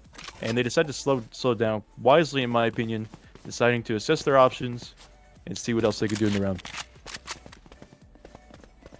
E with a... Oh no, it's a Grim Wall, but Seal has an idea. Oh, maybe not. Maybe they're just spotting at the cam. Oh my goodness, I would love to see if this panned out, and it looks like the wall will break before they're able to do anything. And that's the sound cue. Seal knows exactly where the stage is. He's going to pre-fire, and we'll get the kill. Nico Chen also following Shark with a clear kills. 1v4, make it a 1 versus 2. Netherite Axe getting a very quick double kill, but it does not matter as it looks like Nico Chen will plant the spike on the A site. Plenty of close plant potential here. I don't see Axe winning this, but who knows? It is going to be quite a feat as he does have a Sheriff, so he can push through here. I don't know exactly what Seal's doing. Kind of stuck off in mid. Does he spot? No, KJ doesn't spot him. Good camera usage here. Is going to spot out the turret. Not the player, though, as it looks like both players have grouped up towards heaven.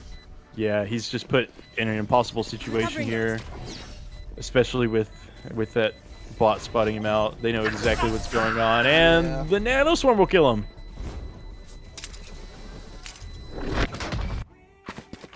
Very impressive. Yeah, I have to say, going up 8-5, winning that pistol round, definitely feels good for the BBB squad. BYB fam, going to Astral to do them Astral Guardian things I do. Kind of a interesting voice line there. Yeah. Yeah. I don't think I've ever heard that one either. Like I said, today is a day full of surprises. Any opts for the Ares? Okay. Oh my goodness. A little bit of unconventional weaponry coming out for the BBB squad. Ares versus Ares nonetheless. Yeah, I don't know about going for that peak, especially not ADSing with the Ares there. Gonna get hard punished for that. So, kind of interesting. Shark opting for the judge. Takes down Bernie in the ropes area. Kind of crazy. A little bit of indecision coming here. Oh no, the judge. Not like this. Not like this. The judges, they come out for a quick triple kill, but Nico says no. He gets 2 kills quickly, and he's gonna run right through this, making himself vulnerable. Is he gonna die? No, he gets out with 58 HP. 1 versus the Viper. The Viper's not budging. She's staying on B. Looks like Nico Jan is committing to this A-site take. Will he go for the big brain play? Will drop his alarm bot. That's a very good idea. Is going to plant openly, I assume? No. Behind the screen. No. In front of the screen. Okay. Yeah, I think that's the best plant in this scenario. That way he can honestly just get off the site and that is the alarm bot spotted, but it has done Just its out of job as it range. goes down. As Shimmery shoots it, that is position given up. Knows he's coming from CT, going into heaven, and now Nico Chen can just honestly play the post plant. Turret not gonna quite spot him, but again, that information has gotten very early nano swarm, but it might be just enough. As if Killjoy can walk up to site now, stop this plant. This is round. Yep. Nico Chen, 4K on the round. Very nice play. Very nice play. Very patient, very disciplined. Waited until he heard it, thought he might stick, and went for it. 9-5 now. Looks like our BB is kind of taking this. Yeah, like I said, Not if they were able to get a couple of good rounds under their belt. What? What is the buy coming out from the next up squad? I think they found the superior gun in the server right now. They've decided it's over. Judge only tournament challenge coming out from this next sub squad. See if it pans out for him. Jeez. All right, but it looks like a B-site lean coming out from BBB. Deciding as soon as I say that to assess other options. Maybe go out for a long stroll on the beach. Contemplate life. By beach, I mean sewer. Yeah, maybe they go for a quick stroll through the sewers. You know, both are comparable and pretty awesome. Let's see what Nico-chan can find here. You know what you find in a sewer? Rats. True. You know what you are if you use the judge? Spike down A. A very good Valorant player. Yeah, true. Yeah. I mean, I've seen some of the top Valorant players in the world use the judge. Spike planted. Hey, I mean, there are players that just grind a Radiant, judge only. I mean, it's the way it goes. Enemy down. Like that. Like that. Goodness. Very quick double kill. Makes it a 3 versus 2 in favor of this next up squad. Gonna try to clear out A main. Not quite. Not gonna quite spot it, but the sound cue is given and pulls out the judge, but drops his weapon. Seal takes him out. Last player standing. Yeah, Shark on site. Gonna take down Shimmery, and looks like an over and done deal unless Raina can pull something crazy. And yeah, that Astra pull is gonna do it. There's no counterplay for it. You just pull him right off the spike, and that's tip round. This one's looking a little bit more lopsided than any game we've had so far. This could be over real quick. Which debatably might be a good thing. You know, I do like close Valorant games, but we are quite behind schedule. Yeah. It seems like we will be catching up if this ends in a 13-5, actually. Rise and bring glory. Yeah, well, let's see if Next Up has any responses. They need to change up their play. There's something we saw from DBD on defense that we're really not seeing from Next Up. And as I say that, Shimmery goes for that peek again, beats the same player, Seal going down, and that's a very important character for utility to take out. Another round. Luckily checked by the Jet this time. Another Red X finding another kill here. Where Up is 5-3.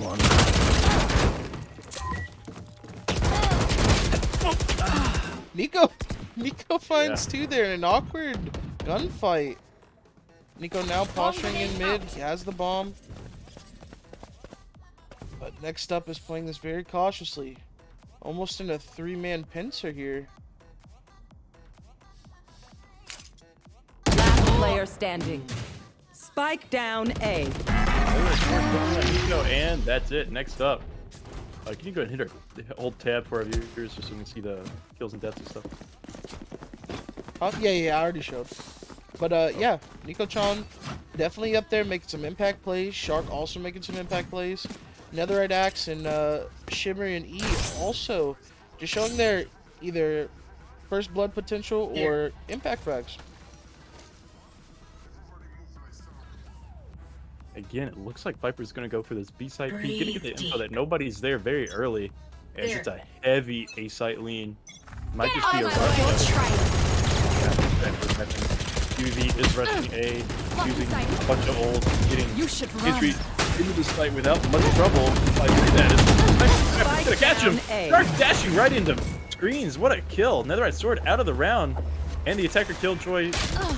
Ult coming down. Bernie has something to say about it. Takes down Shark, and does not detain any players. Or this is looking very favorable for next up in this retake scenario. Oh, come on. Steel takes down E. What else can they do? Holding under heaven, gets the shot on Shimmery, looking the wrong way. Flurry of trades come out, and it's Bernie in the 1 versus 2. Has to retake on his own, and this round is completely flopped. It went from a 5 versus 3 to a 1 versus 2, and that's just really unfortunate. And Nico-chan will get the tracing shot as Bernie falls to the ground. 11 rounds for this attacker side. Yeah, and I'm not seeing much change coming out from the defender side, and it looks like that might be their downfall. They're very predictable right now.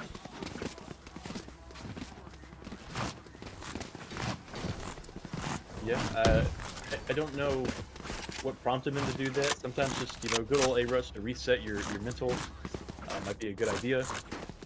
But I personally would have suggested it. I think that mid-control is absolutely huge on this map, and the fact that they're conceding it pretty constantly beginning around, somewhat of an interesting decision. But as coming down, getting spotted by that cluster trap, but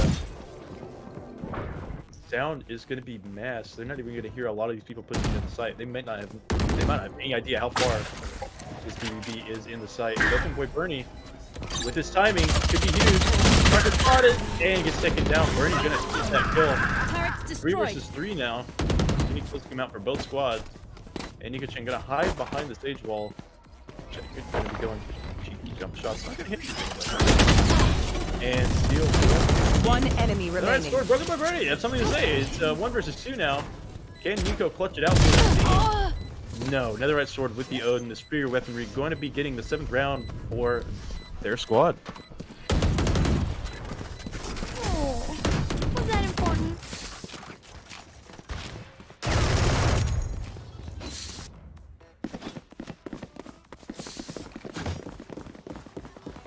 Panda, so obviously it looks like Next Up has made some adjustments. What else would you like to see from them? I think ultimately, Next Up just needs to continue playing their game and maybe make a couple more adjustments in between rounds. I think they should be fine. You have Netherite Axe, or E rather now, leading the charge. They play with such peculiar weapons and peculiar style that I think it's really catching BBB off guard. Yeah, absolutely. And, you know, sometimes it's good. You know, I personally am Diamond in Valorant, but whenever I play with my friends in Unrated or whatnot, and, you know, it's obvious that a player is like a slightly lower rank, it is so much harder to play against them than Diamonds and Immortals because it's so unpredictable. Like, what some people do, it just doesn't make sense, and it's hard to process, and it can be very tilting. So, definitely want to see more of that coming out from the Next Up. If they feel like they're outmatched aim-wise, more unconventional plays coming out should be their savior. I say that. 4 versus 1. Netherite Sword is saying, hey, I want this ace. Give it to me. And he's going to find the last one. Hooks out and misses the knife. Shark will get the trade. 1 versus 3. But I think this is over and done. Not much you can do when you're back to turn against the Sage. Will get the headshot through the wall. 7 to 8. Toxin screen down.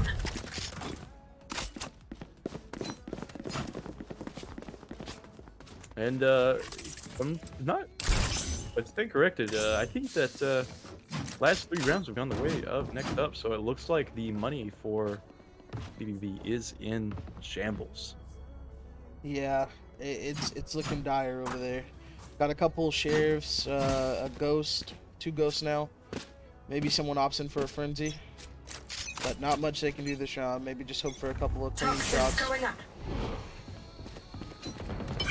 A little bit interesting. Shimmer going for the quick ult orb. If Astra would have sprayed through that earlier, probably would have netted a kill, but instead will make herself known as she shoots Viper in the back. Just some chip damage, honestly, early in the round. But it is quickly a 4 versus 5 as there was a pick in mid. A little bit of jealous I think coming out from the Sage on next up. Viper playing excellently around the wall here. Down.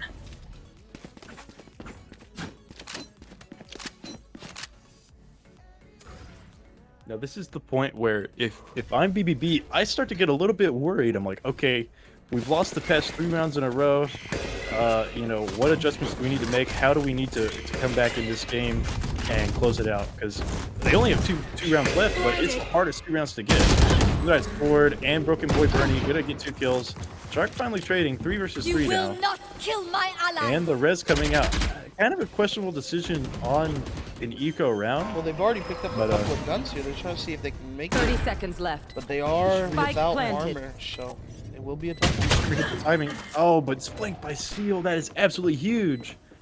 Remember, X will get a trade, but it might be too little too late. Yeah, and the Sigras actually might be the difference maker in this round. Sage tucked away in that under heaven spot. Last player standing. Guys, And, but is yeah, another trading. X. Takes down Axolotl, and it's Bernie in a 1 versus 2. Thrifty. Gonna get shaken out immediately by Nico Chan, and that is That's a one of thrifty the right first there. thrifties. Yeah, haven't seen a lot of those today. Match point. No. Match point now, 12-8. Let's see if they can push it over the finish line, or if next up is like, nah.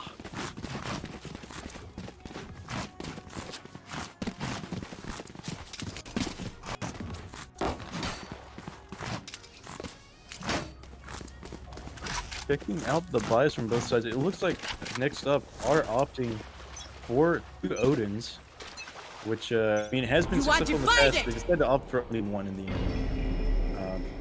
Pretty smart play, I think. Conserve a little bit of that money, because even if you win these rounds, if it's close like 1v1s or 1v2s that you win, you're going to be in rough shape economically when it's going to be 3 round away.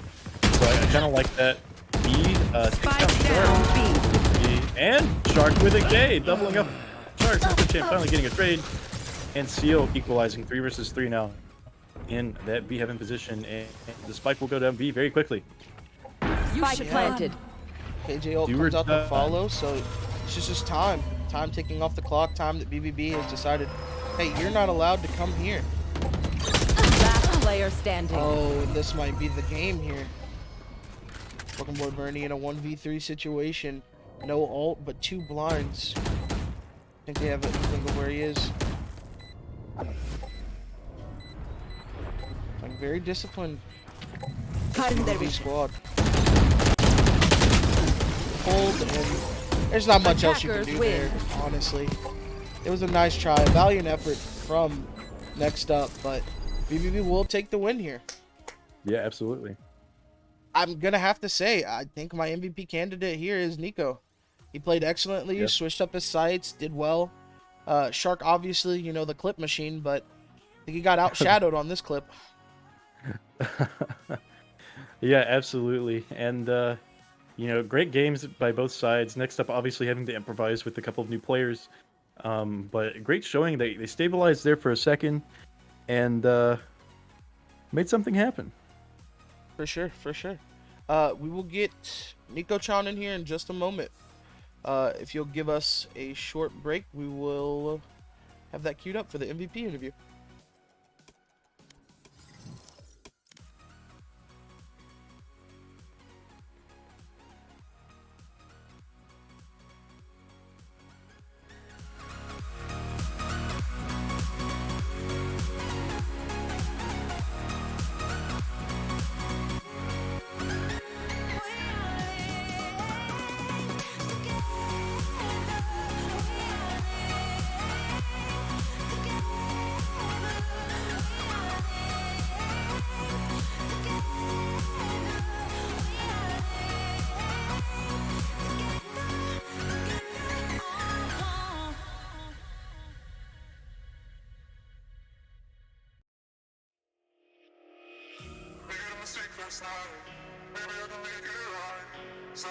And a bar. And a bar.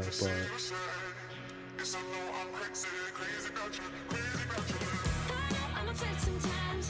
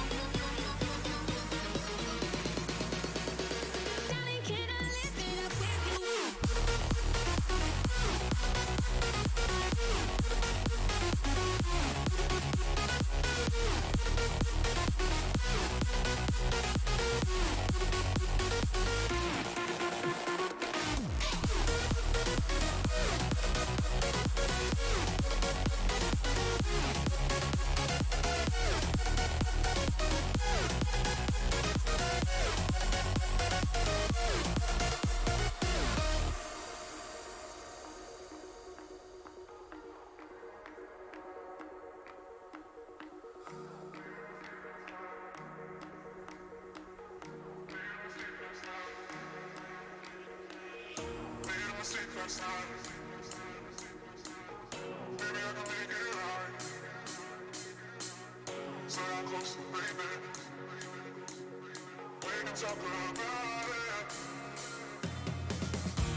mistake last night. Maybe I can make it right. So I'm closer, baby. We can talk about it. No need to be mad. Hate to see you sad.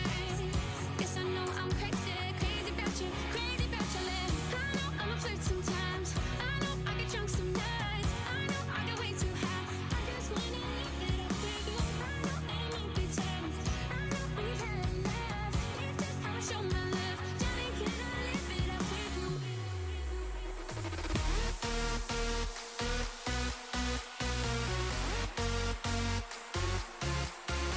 I will insert my banana in the panda.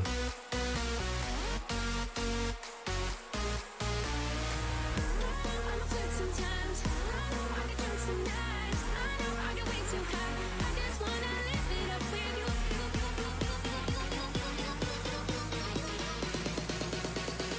Darling, can I live it up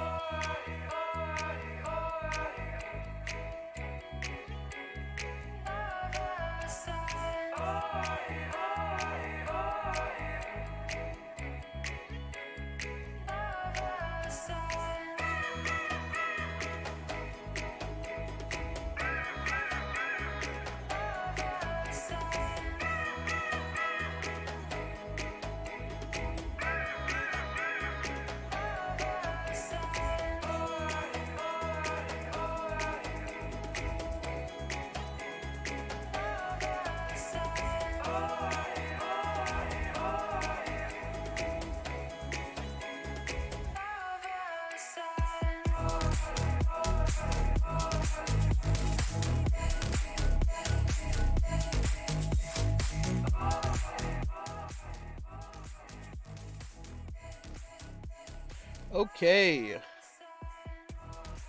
While while I was trying to get everything sorted, Nico-chan has elected to use a ambassador for themselves. So Seal from the winning team will be speaking on behalf of Nico-chan for this interview. Uh, just waiting one moment on Seal.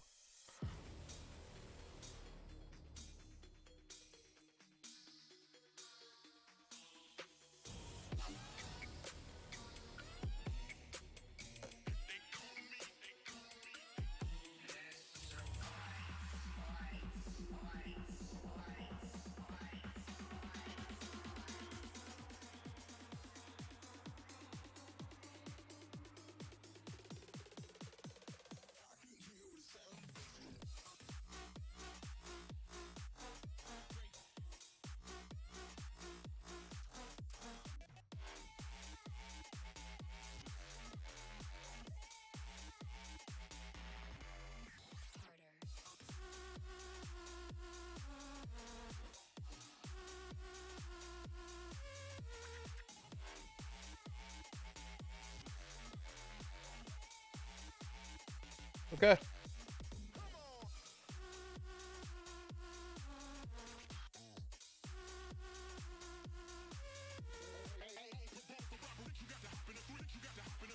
We are about to bring Seal in. And this unorthodox MVP interview. Hey, how's it going, Seal? Hello, what's up? Nothing much, man. How you feeling about the game? Wow, that was a really good game. Yeah, it's pretty. It's really good. Okie Yeah, dokie. it looked like it for sure. So what was different about this game than the other games you've played today? Because you guys looked very confident on it. Kind of felt like after we felt how they played, we really understood how we should approach it, leading us to understand them a lot better and reading them way better than we did. Yeah, well, I mean, obviously it worked out, and there were a few times that you guys were reading rotations very, very well. What was sort of your comms like? Was it very transparent, or was that more of like gut feelings going on? Like, what do you think? A whole lot of yelling. I'm gonna be A honest. lot of yelling. It was just everyone giving out the calls to what they knew. So like when we hear somebody heaven, we called out 1 or 2 heaven, and we would rotate vents, and we kind of understood how much they would take for them to rotate off their site.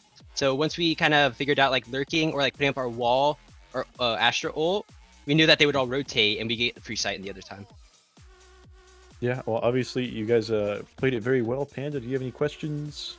Yeah, as far as you being Nico's proxy, Yeah. how do you think Nico played, and why would you say that they deserve the MVP? I think that Nico played extremely well, especially in clutch situations, winning 1v2s, 1v3s, and so on. Just the fact that he had a really good way of thinking that he's better and learning that he can play off his mollies and his YouTube very well compared to the other people.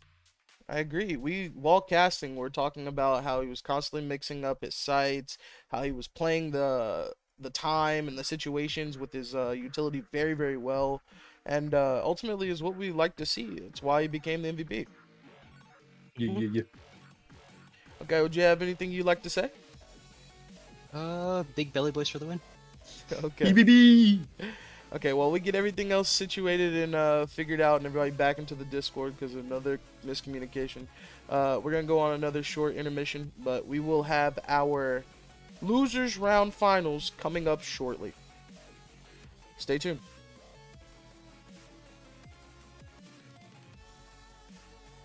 I'm telling Dallas he can help them.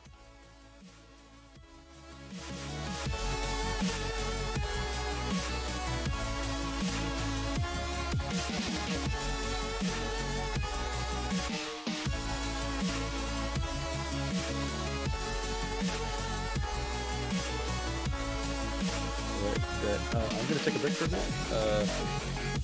Dallas, you good to go? Yes, sir. Peace out. Now, surely I've been watching the stream a little bit, so you don't have like, there's no cams or anything like that, or big production or stuff in the day.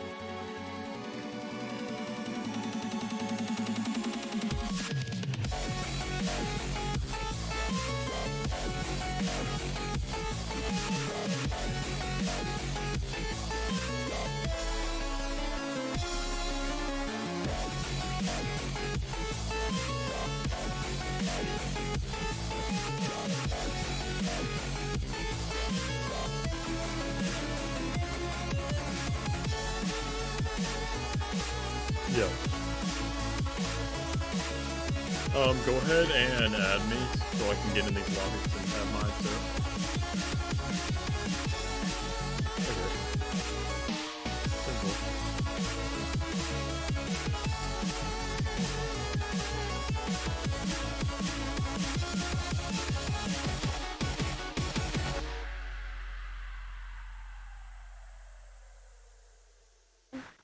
Yeah. 10-4.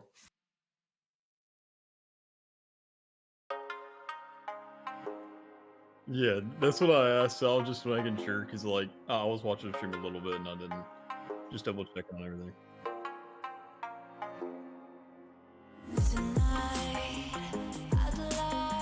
Yeah. I can't. I didn't have time to for this one, but that's fair. Next one for sure. Okay.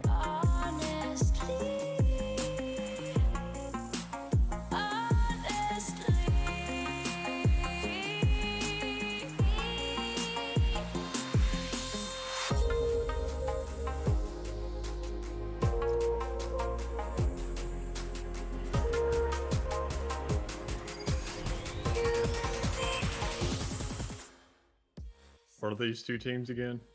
This is Cracked Hearts versus PP Poo Poo. We had a another slight time delay, so this is the semifinals of the losers bracket. The team that wins this game will move on to play against next up in the losers bracket finals, and then after that game is played, we will call it for tonight, and the grand finals will be a best of 3 tomorrow.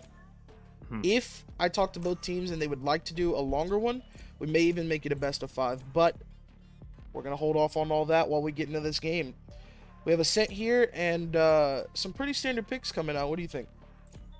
I gotta say, I really like the way everything's laying out right now. Soba's a really huge pick, especially for a Scent with how wide open the map is. You have a lot of sites to where you have a lot of kind of avenues just overseeing everything. But regards to the duelist picks, I gotta say I really like the Reyna and the Jet. I mean, Jet's always going to be a standard, but obviously over here on the other side for the defenders right now, we got the Phoenix. So kind of how everything's playing out, it's your typical setups. I do got to say from the side of the defenders right now, not running a Sage, it's going to be a little bit of a curveball there for their side, but overall Select I feel your agent. more than enough confident with what they got going. Maybe with this Yoru pick, that could be the exact little ace up the sleeve they need to carry this out.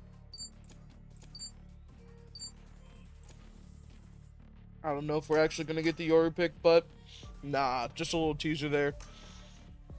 Rip. That's all fine. The way these guys are going to play this out, I really enjoy the Phoenix pick a little bit more, obviously. Getting that pressure on the side, allowing yourself to go through and actually get those fights in, comparatively to just kind of lounging around, you know, pointing out teams and pointing out opposers for your teammates. I mean, it only goes so far. I mean, that's kind of the drawbacks of Yoru. You do have a lot of intel. You have a lot of ways to just kind of get into the enemy's mind, but nothing really beats just a good old skirmish, getting right in their face and finding a way to get those kills and those closes and find your way onto a side or just clear them one out if you need that retake. So these initial setups, I got to say, I really love how they're going about this. A little bit towards the A side is what we're going to see here from the attackers right now. And right exactly how they're going to play this out for round one. It's your classics, it's your pistols, it's your ghosts, your sheriffs. So there's not exactly too much pizzazz going on. So it really comes down to exactly how this utility can be utilized for both these teams and exactly how they can hold this out. Because overall, I mean, this is a Scent. It's very wide open, and those classics aren't exactly going to play all that well in this matchup, but we do see Sync running a Frenzy, as well as the Phoenix now over there on defense, so it looks like these guys are going to have a pretty rough reckoning once it comes around to getting on this side.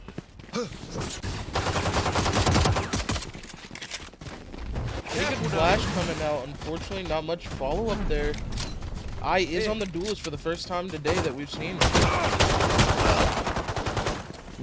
Not exactly able to follow up with it, but that's okay, because as both teams do get a man down, we are going to see these attackers finally getting a plant, with Sage taking a couple shots right there and getting locked out, but Inferno's going to pick up that ghost, see what he can manage.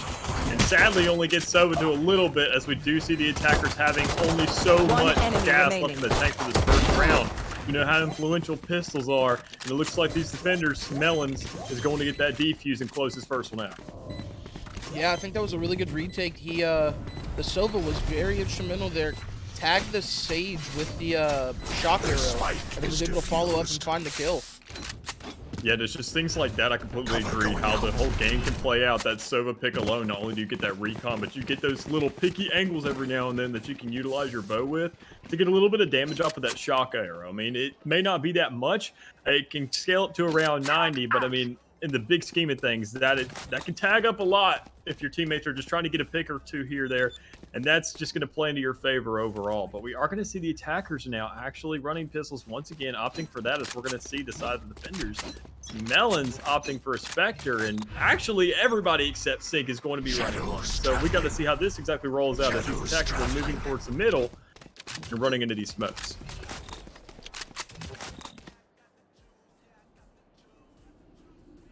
Owls and Maryland pushed up here into B main along with the Sage.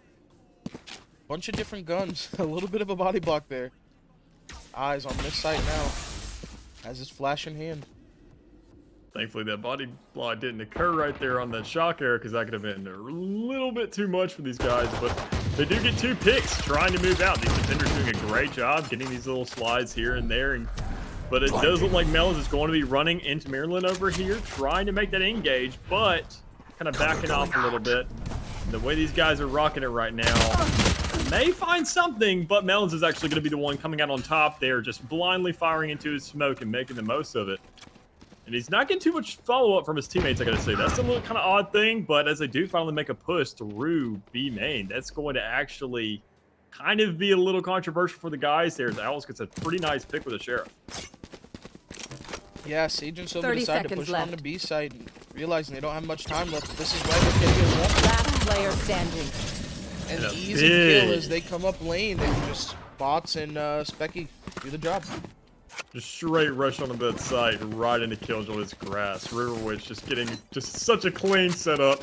As a man who plays Killjoy myself, I love moments like that where you know they're just riding your grass. And she's going to celebrate here with her good old Spectre that lines up right with her character art. And getting this setup ready once again, hoping it lines up for this next round. But exactly how everything's going to pan out, it looks like the attackers are actually going to offer that A side. So all this may be for nothing. But it really does come down to that Phoenix and that Jet now, where you have both duelists on one side. So it's going to be a pretty good skirmish. It really just comes down to exactly how they can pan it out. And Marion getting a pick right there, right onto that site. Surprisingly, the rest of these guys not exactly making a move just yet. Here, finally getting onto that site. Getting a pick on the sink over on the side from Brimstone. Just absolutely carrying out this site and finding their establishment and dominance around the edge. And just exactly how they're going to get this retake with 3 men left from the side of the defenders. I'm not exactly sure what exactly could entail for them to get the favor and their odds. Yeah, I don't know about that choice as Phoenix there. Only having a Sheriff, even with the blind, it wasn't enough. But it seems that Lucy, stuck in a 1v4 situation, not going to be able to do much here. I can appreciate the bonus round, but yeah, it's not going to work out for them. I think we haven't seen a bonus round win this entire tournament so far, and maybe that might encourage teams not to take it anymore, honestly. Yeah, I gotta say, PP Poo Poo, they just absolutely ran over those guys in that one round to just get themselves the edge. And especially having those rifles being that first round where you're really gonna open up with those big guns when everybody says, all right, real guns, it's a different game now. It entirely is, and that's when you really start showing who's gonna have the real momentum shift for the rest of the course of the game, because you know you're gonna be playing with those Phantoms and those Vandals for the rest of this time. And even then an op, as we do see one of these guys, I'm pretty sure I saw an op from one of the defenders.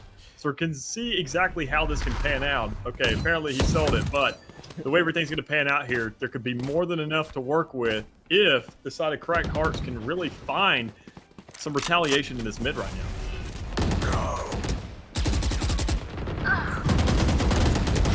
Spike down mid. Oh, trades all around. The battle for mid continues as we see I trying to make a push towards side a little bit closer, but not getting exactly a blind, but he will get a kill with the follow-up once he checks that right corner. And he's going to be the last man alive. So let's see exactly how he can carry this out and keep the momentum going. But he's going to get dinked to that wall, so that's going to slow him down a little bit. But not enough as he picks up Marion right there. But Owls, with the trade from the back, giving Cracked Hearts one more round on the board, bringing this to a tie game, and getting the rifles back in the hands of these guys. Gun here.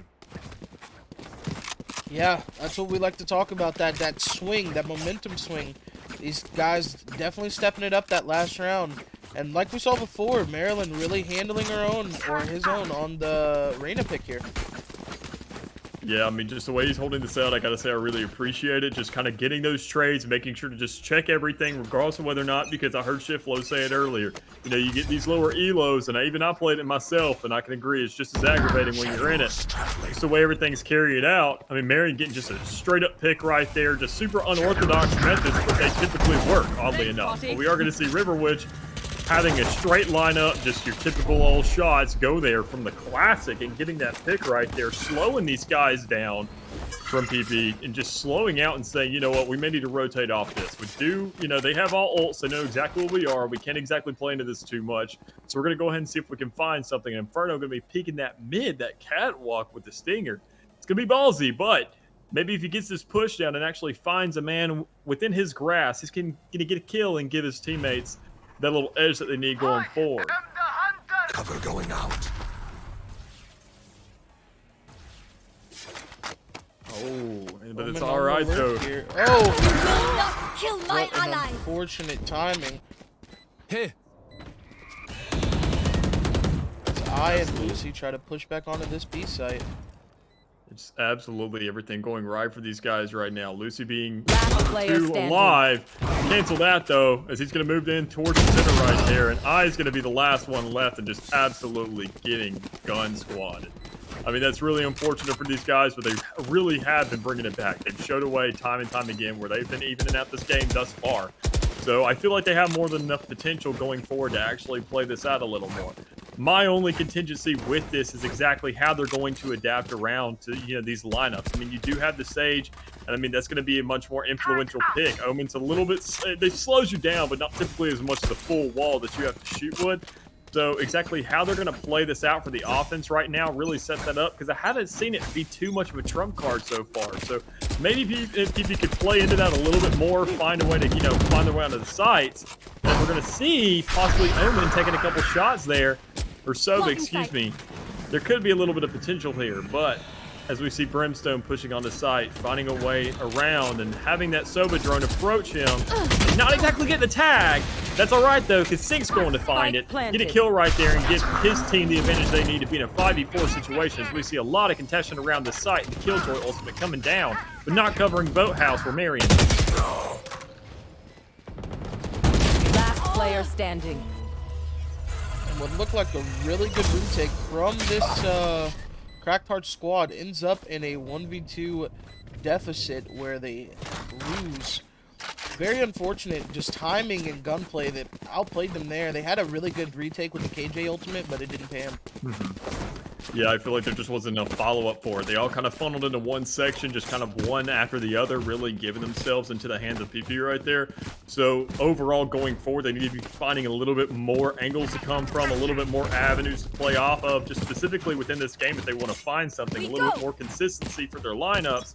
And also just for their maps alone and their points, because they're now in a 2-point deficit and they got to get this back on top.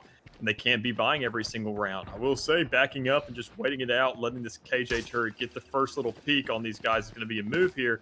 Only issue is the follow-up, as KJ is going to be in hell and actually get tagged out there and give these guys on PP a complete free sight, it seems so far. But that's actually going to be answered with Sync grabbing Good Luck Have Fun right there and Brimstone getting the trade. This is looking pretty even as we see a lot of picks going back and forth. Brimstone trying to make a push. And we see Melons holding down the trees and getting a great pick on Brimstones, evening out the odds nearly, but not exactly enough, as PP still has 3 men left comparative to Hearts 2.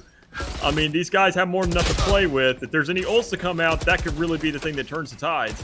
Or even then, just Player capitalize. standing. Spike planted.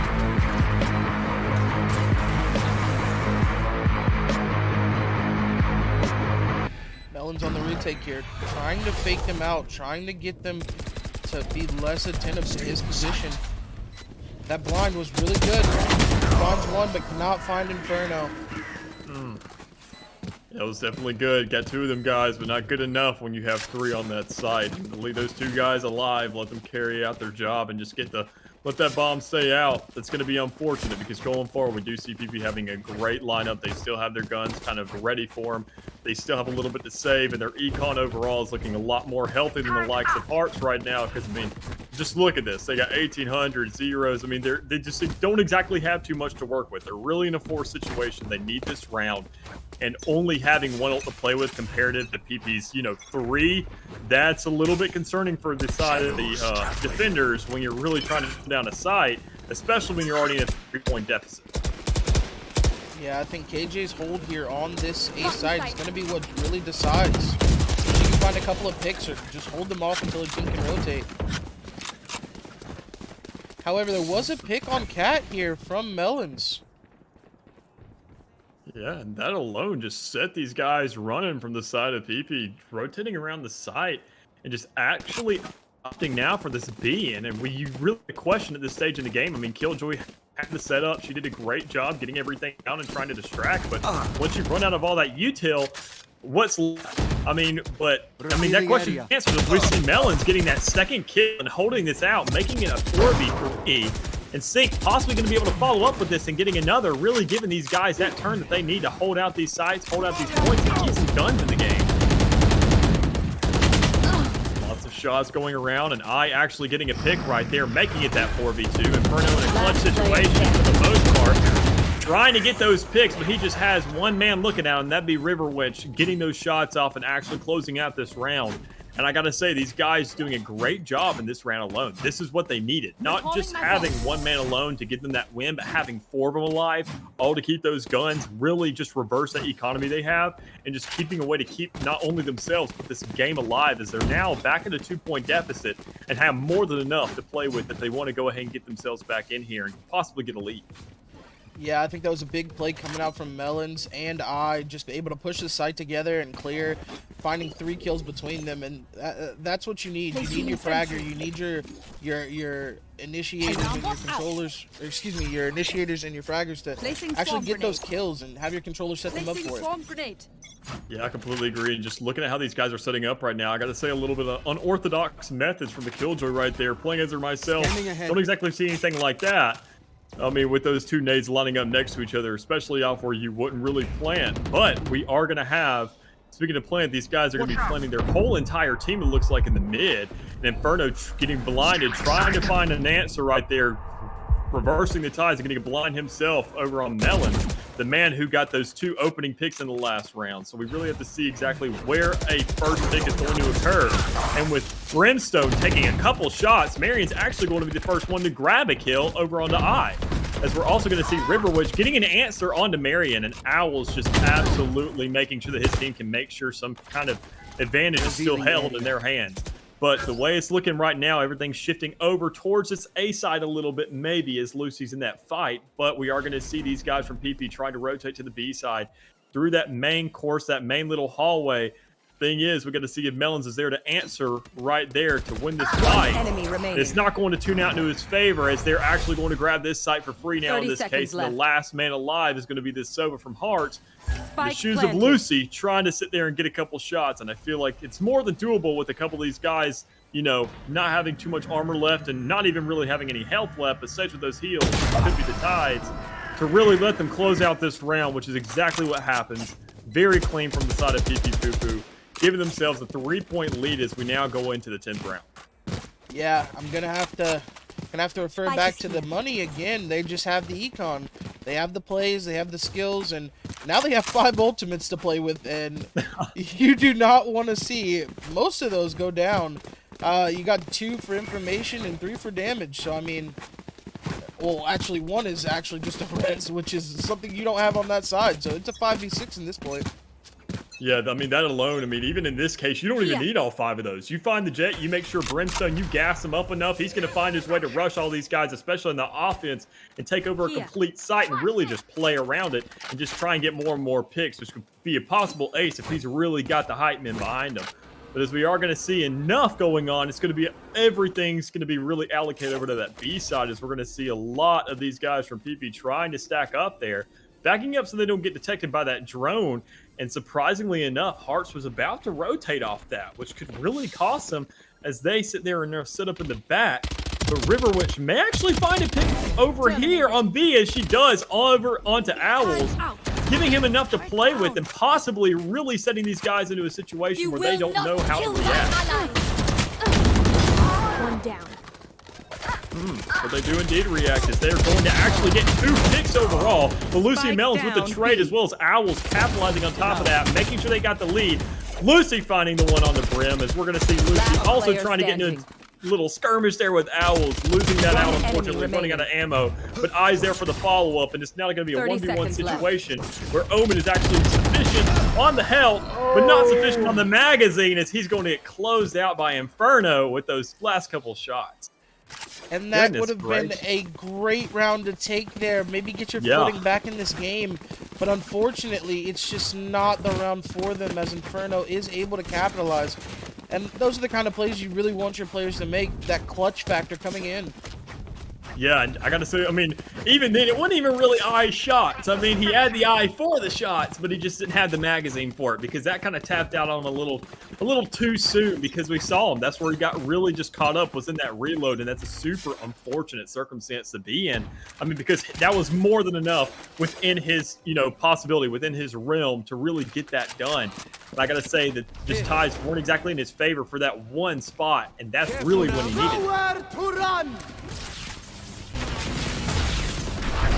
Oh, but that's all right, though. His Eye's actually going to get a pick on the Marion opener at that right here, as Melvin's going to go for some kind of TP. And Lucy's not going to find anyone with that ultimate, but Owls, the Sova on the other side, is actually going to find a pick on the Melons and possibly give themselves a little bit more breathing room as they try and shift here to the B side, because Hearts hasn't exactly reacted to the rotate yet.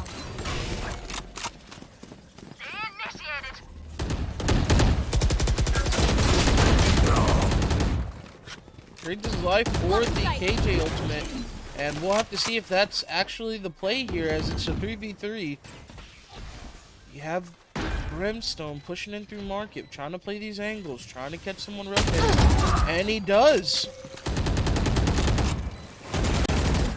Clean little pick there on the edge, I gotta say, just absolutely finding a way to close out the edge of that site, because that's another thing you want to do. You don't just want to make sure you got the site held down, you get the whole map. That's a different enemy story. remaining. But I may have been the one that could have actually had a redemption story of himself right there, but getting closed out by Good Luck Have Fun, just not exactly going to be letting him have any fun, as Riverwitch is going to be the last one standing right here, trying to find a way onto the site and really close something out. That unfortunately may not exactly be enough. The bomb is counting down, and this man is on the clock, so Lord knows what can be managed. And it's not exactly going to be enough. Rough situation right there, but enough to really keep him alive, as he's going to grab a kill as well and really just find a way to just get some kind of dent into the team of PP, as we're going to enter this last round of them being on the defense. And maybe things can switch up for them when they get around to offense, because it's a totally different game at that stage. Yeah, I think we want to see a little bit more cohesiveness out of this defender squad. But if they will get it together, it's going to be a little too late, as they are looking at a possible 9-3 against them this round. Yeah, I feel like they got more than enough to really work with. I mean, during those early rounds, they were playing a lot around. They were kind of getting some kills here and there. And speaking of kills, Marion getting a clean shot right across the mid onto that catwalk, getting an opening pick for the side of PP. But we are also going to see Jet possibly trying to get some more with that ultimate. I gotta say, I mean, they have 3 rounds on the board. It's been a little rough day for these guys. I mean, they're in the losers bracket. They've had a little bit of crap handed to them, but I mean, they're more than enough to play with. I mean, they obviously have some kind of real stuff playing around with them. They got some real potential. They just have to find a way to really have that cohesiveness, as you said. Find a little bit of comms to really connect. because it seems like PP's shots are connecting more than their comms right now, and that alone is just a big thing that's playing against them. Yeah, there's not much of a buy here for the rest of the people alive on the side of Cracked Hearts, and everyone on PP has a gun. It's not looking too well. Here. Information gathered with that Omen ult. They do plant on A site. That's going to be the last One enemy remaining. Almost gets the double there. Lucy finds a pick. I think Inferno's going for a knife kill here. Surely, please don't do it to the man. Okay, all right. Okay. At least that works out for him. Marion getting the pick with the Phantom. I mean, that's just Switching sides. Nah, you don't want to do that to a man. Don't beat the dead horse. But maybe they could turn these things around. Maybe they were just kind of hustling because they now Hearts is on the offense, and this could be a completely different story because. I mean, with that Killjoy now being on the offense, I gotta say they had the edge when it came around to being on the defensive side, but now that the tables are turned and you have that Killjoy having to be in a situation where she's utilizing everything more for a post-plant situation or more of a flank watch, it's a lot rougher shoes to be in than in this, the stage where you can go ahead and get all that utility out before the round even starts. You know a way to where everybody's going to come to, you can completely lock down a site. And when you don't even have a site already on hold to where nobody's there and everybody's buying weapons, it's a little bit rougher of a situation to be in, and I'm really excited to see exactly what they can pull out with this, as they're already really rushing everybody on this A side and could actually find something getting that opening pick right there.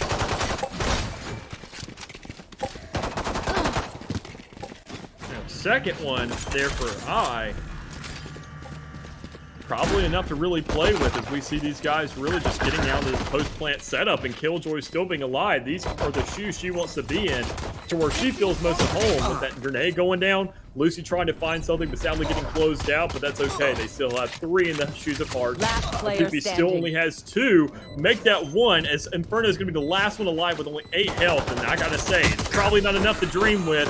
It's more of a nightmare when you have 4 guys, or 3 at that hand, trying to run at you and get those kills, as they now get the second pistol round now, actually showing that they still have some promise left in this game, and can maybe save it up well enough to really get themselves an edge in these later rounds with these rivals. Yeah, for sure. That's what you want to see out of your duelist there. You want to see him get those frags, regardless of round, regardless of what he has. Those frags matter, especially when you're down 3-9. If they can make up for one of these rounds right here, they could be back on the path to tying this game up and taking it. Yeah. Yeah, and I feel like they have more than enough to do it with. I mean, you see these guys already rushing out these Spectres, finding more than enough to play with. Killjoy having full utility, so if they can find this A site they're rushing so hard, with Sage not exactly having that wall up, she's going to get walled herself, as she's now going to be kicked off. Just a clean little pick from these guys right off the bat. And Riverwitch just right back at home, as I said, with those Killjoys, getting them in those post-plant situations. We're now going to see PP trying to get a couple picks here, trying to get back onto the site. And Inferno's actually going to get clipped out as well from the likes of Sync, who's really there for that retaliation and playing more than enough to really give these guys an edge they need to get back. But that's not exactly going to be enough because, I mean, good freaking God. Sync with the ace. Showing that no matter what you guys want to try here on that defense, it's not going to be enough. As this man's going to just close it out. Goodness gracious, with the Spectre too. I mean, yeah, holy. that's what, like I said, they're duelists. Your duelists make room for you, spread the competition open, and then you just go in and plan on the site. You have KJ for post setup, and I mean, this is really coming together for them as far as attacking side. Let's see how they continue to do this. Just looking at these guys and how they kind of square up, you see obviously Brimstone and Sync are the 2 Jets in the game. And you're going to see him more comfortable in those offensive situations. And Sync is really going to show that he's comfortable in those offensive situations as they're going to grab a clean pick onto that Beast A side. Excuse me. And just finding more and more potential over here. As they're going to get that quick plant down. Sync's going to grab those first couple kills. Everybody's going to follow up with it. Owls is going to try and retaliate and get a little bit of information. But it's not exactly going to be enough as everybody's on site shooting. And he's just kind of controlling a drone from afar. So Marion's going to try and make a push here from the edge. And we're going to have Inferno as well as someone else over there on the top. We got the Soba. And who exactly could call this much of a push when you're all still sitting around the edge trying to make a move somewhere? As Marion's going to try and come in from the edge, and Owl's going to get that pick up top. Marion is actually going to find enemy something. remaining. We're going to have Inferno and Marion get those 2 kills, close out the rest of these teams, and have one hell of a little sweep right there on site. Really just taking themselves by surprise and taking me by surprise, because that plant looked just as close as this matchup on this one round. Yeah, I got to give credit to the Sova there. Definitely played his role. He droned in, found out that he was the only one with like a very stable gun by there, and you know they found 1 or 2 picks, and then Marion and Omen just push in. Yeah, those forces are big things right there. I mean, you have to make the most of them. Otherwise, you're either giving your enemy a free, gun for that next round if they do find a way to pick you off, or just really carrying out your job and finding a way to just really establish your dominance and get that win streak econ going. So, I mean, I really got to see what's up next for these guys for the size of Hearts, because going for this mid control, and we got to see them find a pick, because the first one is going to be sync to the races, as well as with the likes of I trying to find something in the middle of this run and back, and maybe he can get into a situation where he can find a little bit of intel, Thinkful to follow up with it, trying to get that phantom kill right there and actually coughing it, and just goodness gracious, just how everything's panning out right now. Overall, just absolutely finding themselves onto the side as Marion's going to grab a pick out there on the edge and just really find themselves some total tempo to play with, if I really have to call it a certain thing. But I really setting a different one out there on the edge, giving PP the edge. Marion, oh good my luck, have fun with a very good Last player standing. back here. 1 enemy remaining. 1 person left on site, 1 player left against. River Witch and Marion trapped in this epic battle of 1v1s. Don't rush me. Still going with the Killjoy. She's not dead yet. You got to finish up. You got to follow through. Oh! But it doesn't matter, because that bomb is going to go off, and everybody's going to die, regardless of what size you're on, because the bomb ain't got size. So, I mean, just the way that played out right there, I got to say, super interesting, super clean from both of the sides, but not exactly enough from the side of PP, because, I mean, the way they played that defense, a little bit late for the rotate, a little bit late just for reactions in general, especially in those gunfights when they were all on there, and especially when you have Arena, when you have Marion there, just in that mid-ult situation, especially as Arena. I mean, you got to be a lot more aggressive than that. You have to go ahead and make that call a lot earlier, because you want to go ahead and snowball off the fact that you have one, and it's going to reset that timer when you get a pick. Yeah, that Reyna ulti is one of the strongest in the game. And here's one of the other strongest, but he finds 5 men on Cat.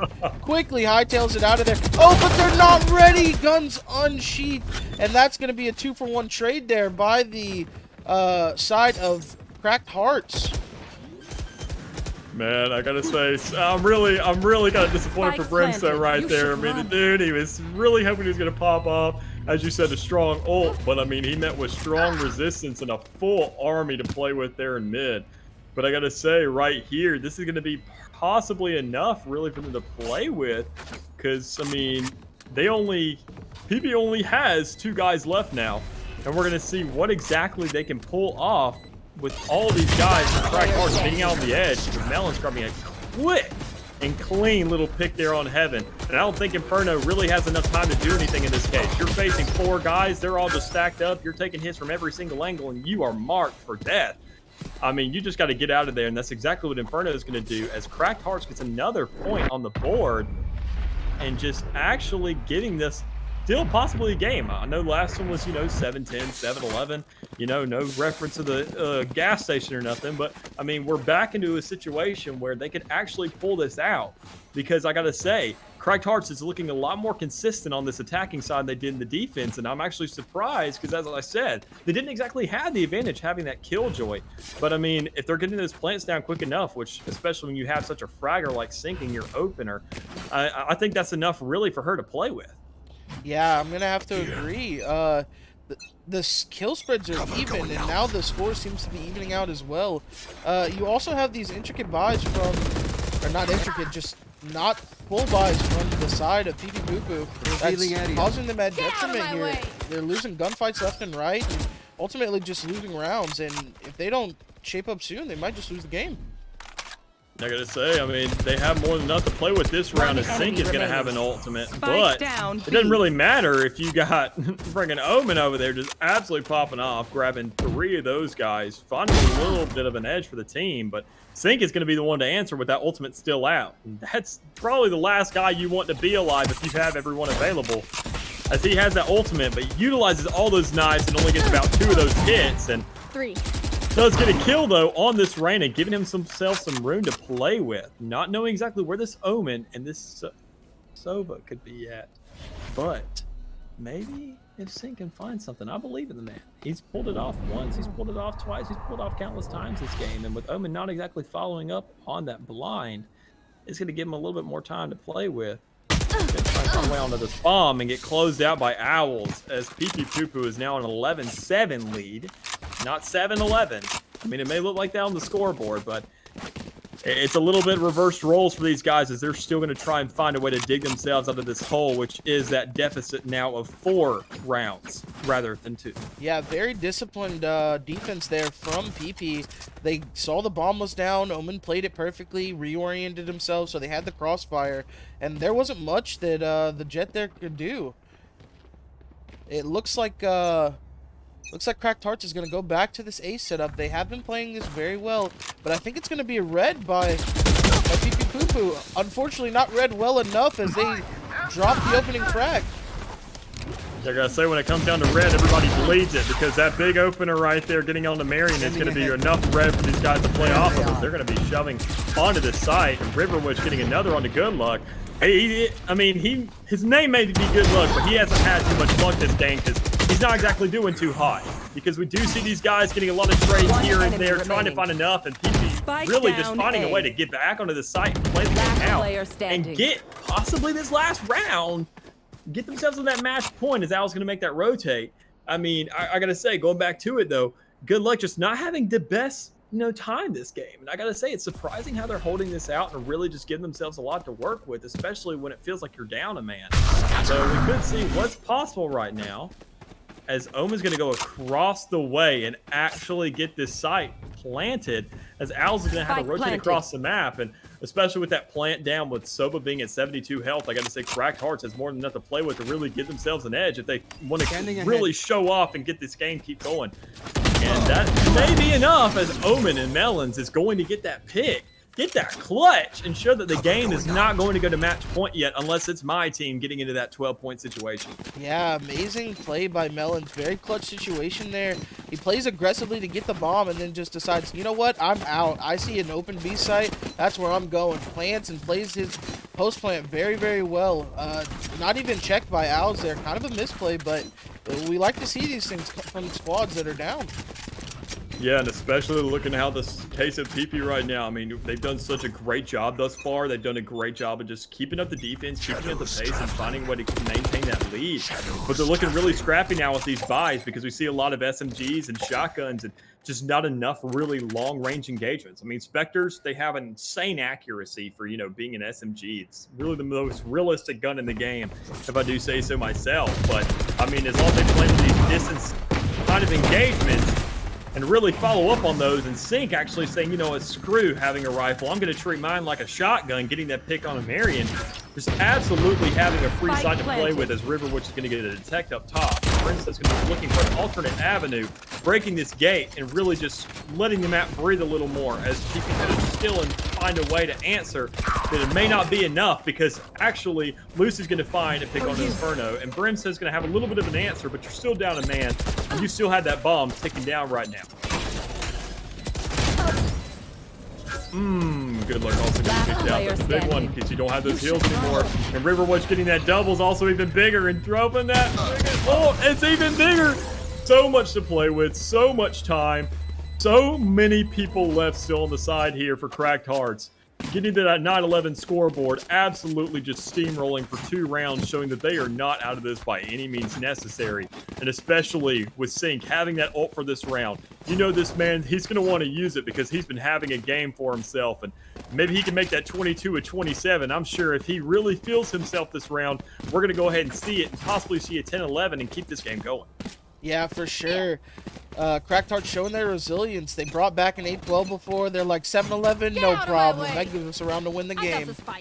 We don't even need overtime. And as you called before, Sink does have those knives out. See what he can do with them. Well, the first one he's going to engage into being good luck, have fun. He's actually going to defy the odds and get that first pick. But that's all right, because I's going to be there for the follow-up. And everybody's going to be coming from the side of PvP here for a flank. One enemy remaining. As Owls is going to kind of scrap up an arrow right there. The rest of his team is going to say, that's okay. We'll clean up for you, buddy. We completely got it here, because they're just going to have one swift little sweep right there onto the site in there in the middle of the map and completely close out that attempt on the side of Cracked Hearts. And now they're in this desperate situation where they cannot let a single round come on the board until that round 12-12 where it gets into overtime, because one more and these guys are closed out and they're going home. Yeah, I don't know what more else to say except you guys got a frag. Like, this game is over if you lose this round, so it's definitely something that they Need healing. My ultimate's ready. that they're gonna have to put up here at least 3 more rounds if they want to stick in it. Come on, let's go. You know, I feel like that mid push from these guys, that wasn't exactly enough for them to really work off of. They've done such a great job getting those quick plants and getting those quick kills right off the bat and making that push for the killjoy. But that mid, you just don't really have any room to play with. But they do have a side to play with this time around. And they're already going to get that plant down on the B side. But Good Luck's going to have a pick to really kind of play with. Now we're going to see what's really going to be made out of this Sova ult so far, because I's going to grab a kill. Owls is not going to find anything just yet. More just really an alternate avenue to get on the side of the market. Now he's going to find one, maybe two. He's going to be engaging this Sova and finding something possibly. It's going to be coming in and absolutely shutting it down. And Sink's going to get the follow-up, but also get a little bit of, you know, blood on himself as he's going to be dropped. But Inferno is also going to be dropped as Cracked Hearts finally follows up, gets a little bit of answering on the board, and actually finds themselves in only a 2-point deficit now, really showing that they have some promise here for these last 2 rounds if they bring it to the table. Yeah, 11 on the board for PP Poo Poo just a little while ago. Those last 2 rounds are the toughest to take. They have one. Can they get the last one before Cracked Hearts decides to take this game into overtime? I mean, they've done it before. Can they do it again? And I feel like they definitely can, especially if they just keep on sticking to their methods, the way they've been doing it thus far, and just really don't go for that mid again where they slipped up. If they just find these sites as they're now going to be pushing onto this A side, I think they're really going to be going for the follow-up that give them enough to play with. But Inferno, they haven't had an opening pick this time around. They're going to have a Reyna who's mid-ult and an Inferno who picks up a kill, as well as everybody just getting this follow-up. They're going to have a lot more retaliation on their hands this time around. But Sink's going to show an answer with the knives. There's going to be a 1v1 to either let the game end or let the game continue, as Lucy is going to be going up against Owl here. And if he plays this right, this game could actually carry out and really continue. And he does indeed. Oh my God. Holy, this man is actually showing off. Good. Okay. We got a game on our hands, baby. Amazing that alone, clutch potential out of Lucy. I also want to give a shout out to Sink. He got ulti, immediately popped it, and takes out the Sage that also had res that round. Very important to keep an eye on that. Now, for this last round, we do have a res and knives available, and the closest ultimate for the Cracked Hearts is going to be Omen's Teleport. Yeah, so I mean, that really just shows the kind of emphasis they have on this round alone. This is where you really show you've had all these kind of levels leading up to this, you know, trial and trial again to take care of. I mean, this is that final bump, the final boss, having these guys being in these ult situations, having enough to play with. If they can find this pick on the Brimstone who's waiting for them, and they do. Oh my God, even after that headshot. It's 2 headshots onto the Jet, but it's not enough to confirm a kill. And now, Cracked Hearts are just pushing in. You know that man's fuming as they're now moving on to this side. I mean, Brimstone absolutely just so questioning what's going on. But Marion's going to be there for the trades and say it's all right. He's going to grab a triple, and KJ's going to be the last one. Riverwood's possibly able to pull out a clutch, but sadly not as the game closes out. One hell of a matchup between these two with that 11-13 matchup.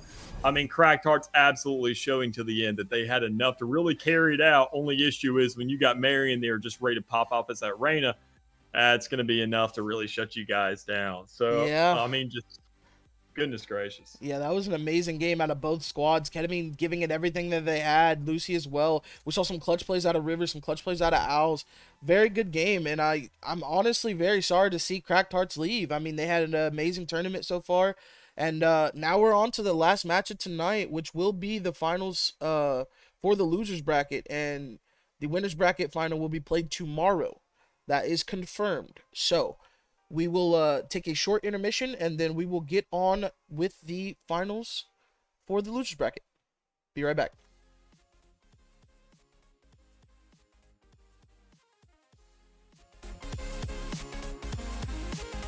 Are we muted during intermission?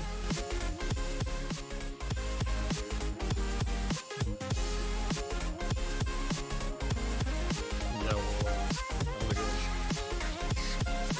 that's what I like about intermission like this, is where nobody's really going to steamroll anybody. You're always going to see a lot of interesting stuff. It's kind of, she said, that's kind of like, you know what?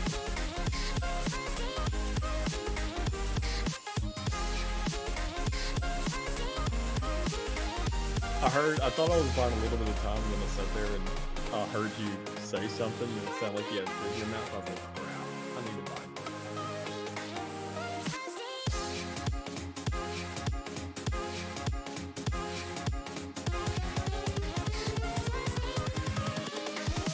Here we go. Yeah.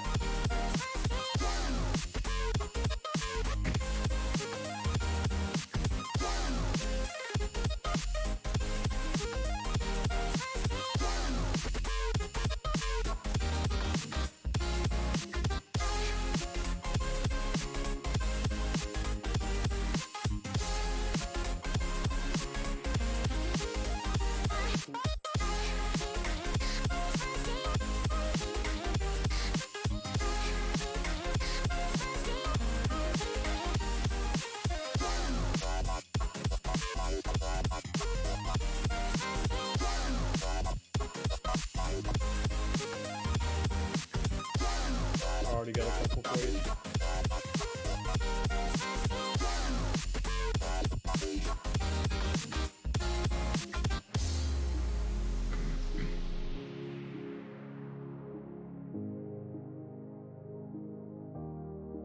Let me check Twitter for this E3 going on. I completely forgot that started today.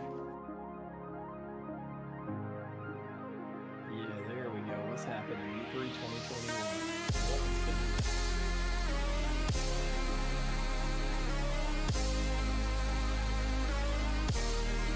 New Mario Rabbids game. Rainbow Six Extraction season. Okay.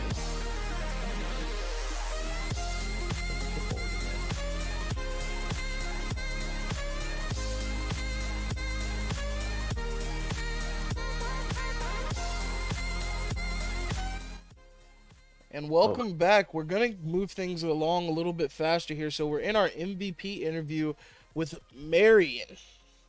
Did I say that correctly? Yeah, pretty much. Okay, awesome. You popped off on the Reina, brother. Yeah, thanks.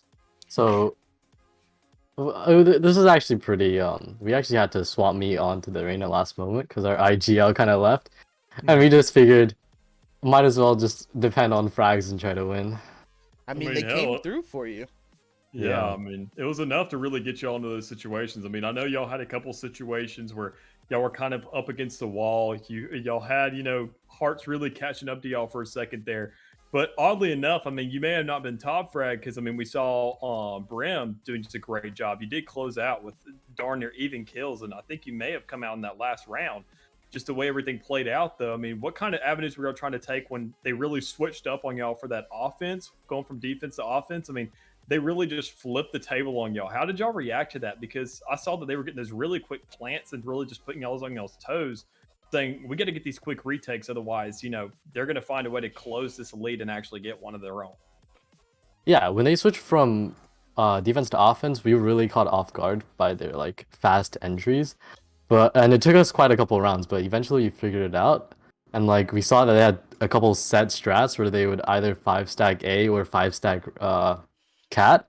And we basically kind of just ran off that. And we realized that when they 5-stack Cat, they left main open, and that's why on that last round I was able to capitalize because we decided to put me main when we realized they were trying to push cat, and that really helped us basically kill half their team and win the round. Yeah, I mean, I could definitely see that. I mean, the way they were kind of shoving everything, because especially when you had that killjoy on offense, as I was saying, you have to get those quick plants. Otherwise, she's not going to be able to utilize everything to her fullest extent. And I mean, especially to talk about that, what made y'all really want to go for the Omen pick over the killjoy? Because that was, I mean, we didn't exactly see too much out of everybody. Y'all were the only one with the Sage. And especially with that, I mean, what was it like listening to Good Luck during this game? Because overall, I mean, I got to say, if I was in his shoes, I'd be pretty tilted right now, you know, going that negative. I mean, he still had a positive impact on the game, but just getting kind of picked time and time again. I mean, how was that, you know, for the whole team morale when you know that somebody's kind of slacking and they're really just kind of dropping out of the game a little bit? I mean, coming to the game, we were just telling everyone to just not look at the scoreboard, just not care about KDs. Yeah. Because after all, we're getting our Sage for the reses, we're getting him for basically the walls to slow down the pushes, and we're kind of just ignoring what everyone's going and then kind of just playing without looking at the scoreboard. I agree with that. That's a very good team build, and I'm sure the Sage is just happy that you guys got the dub. Yeah, definitely. Okay, the last question I wanted to ask you. You and a couple other players on your team utilized the gun we will not speak about very well. Was that more of a meme thing, or do you guys just genuinely like the judge? Okay, yes. So for the judge, definitely our Omen. Basically, he exclusively plays judge. He just likes the gun, and that's why he played it. Okay. Oh my god. Okay. What are those guys? Well, we look forward to seeing you in the next game, and hopefully you can get another MVP. Okay, thank you. See you guys. Thank you. See you shortly. Okay, while we get the next game set up, we will take another short intermission. See you in a second.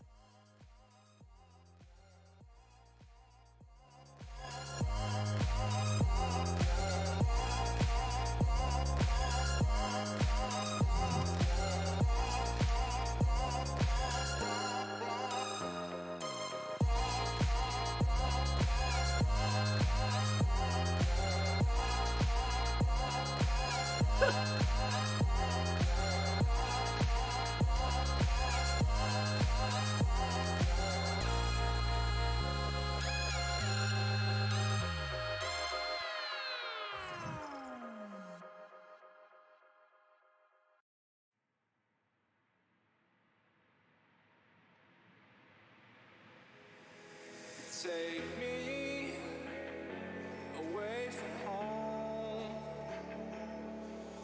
Show me all the places I've never known. And we'll chase the night. Erase all of these broken dreams and flight. And we'll fly.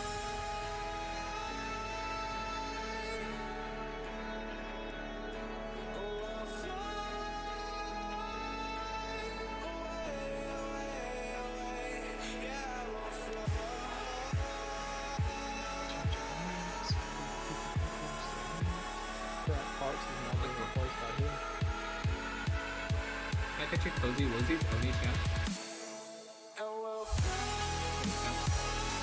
Cozy Woozy?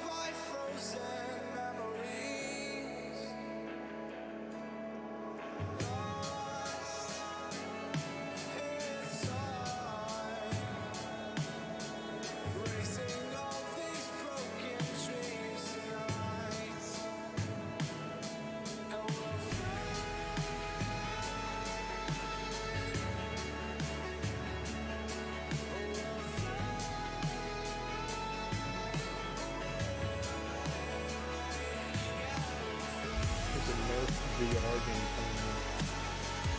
Heck yeah.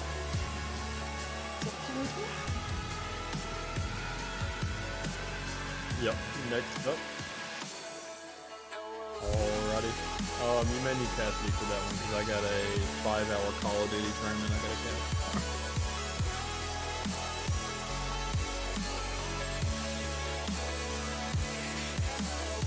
I wouldn't mind doing this, it's just that I'm getting paid for it.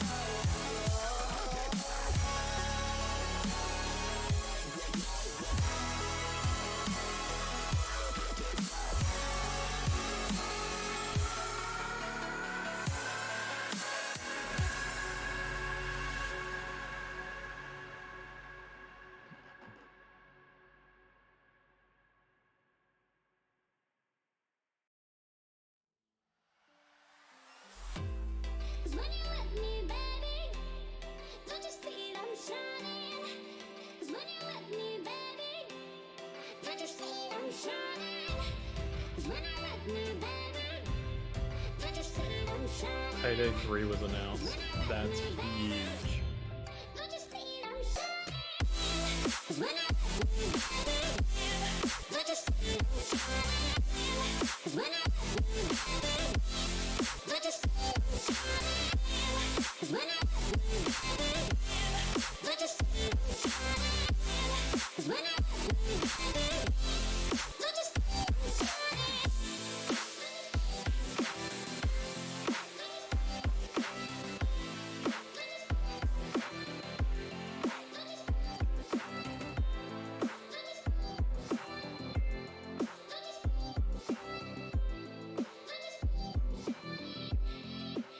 You suck.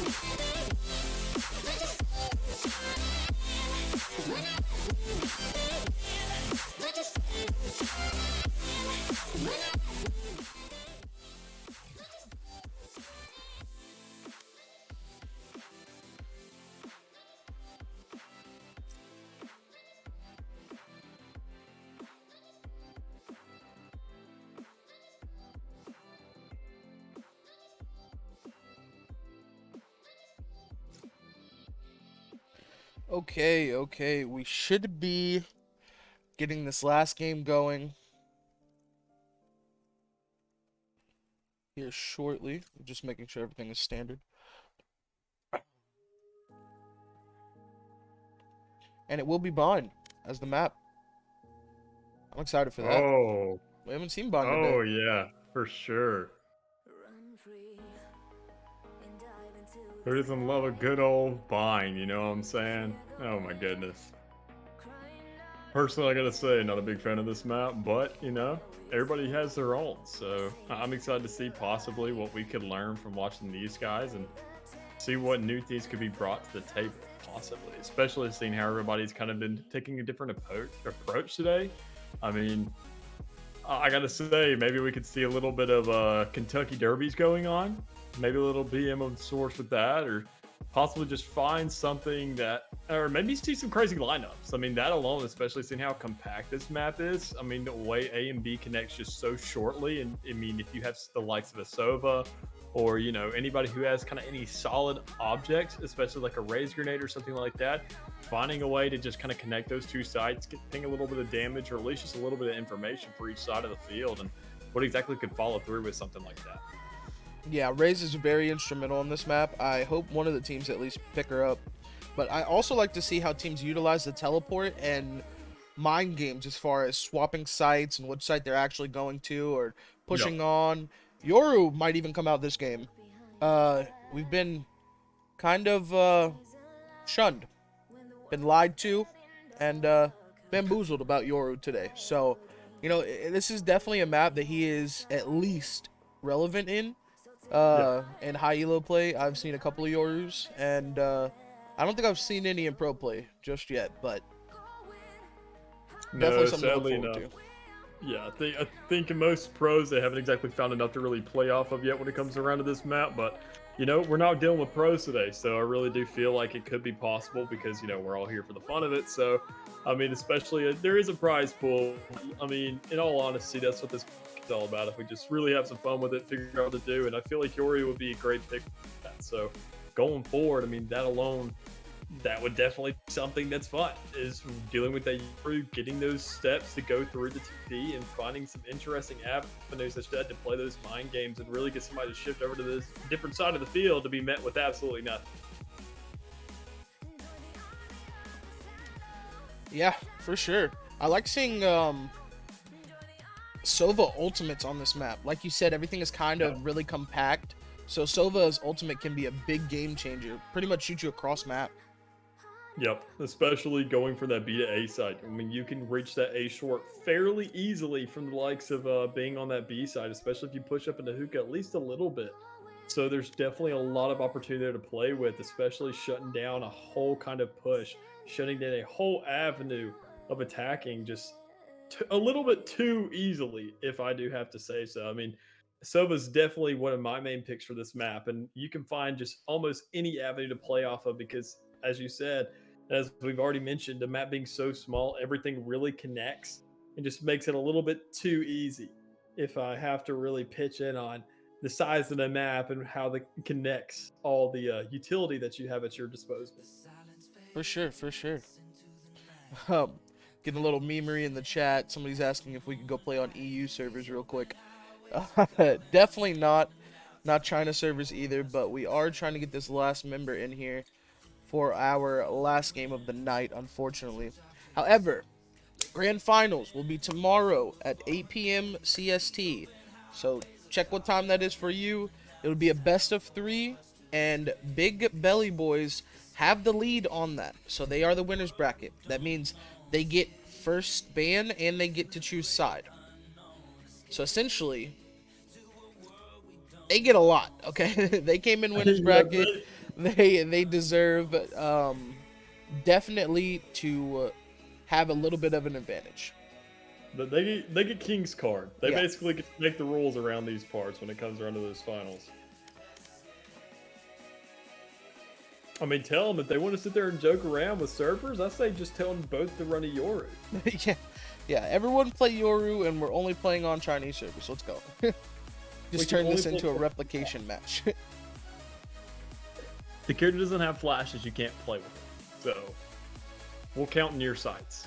Like Reynas and Omens, we'll count those because there's not enough. There's only 4 with flash. I don't know if I want to watch flash-only gameplay. I don't know if my eyes are ready for that nuclear bomb that's about to happen. Seizure warning on stream.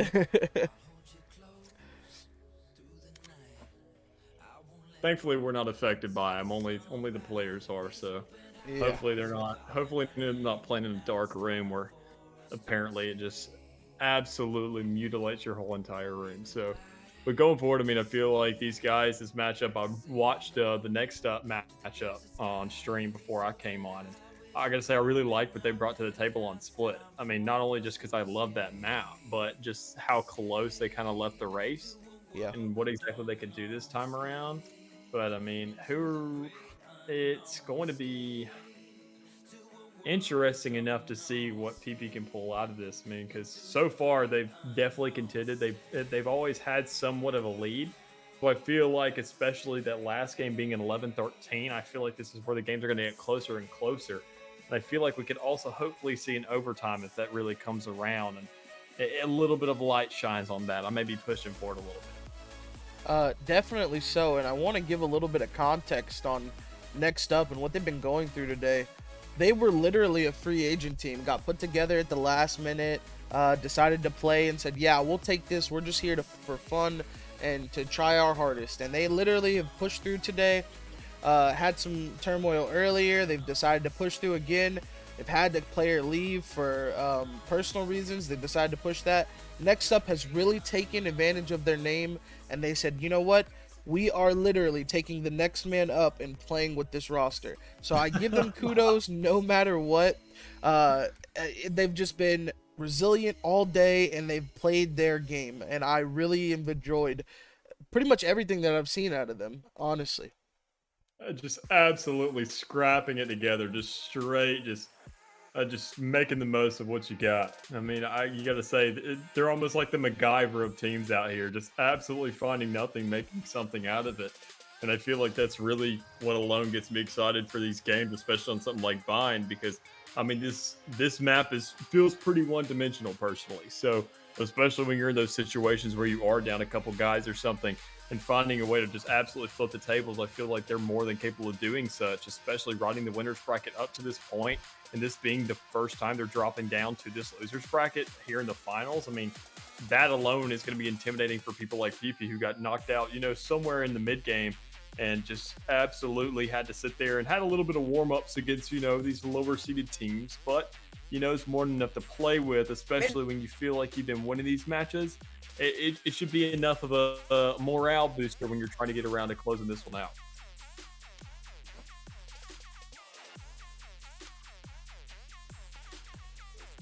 Oh, we having a couple incorrect joiners there, but I think we got everything settled.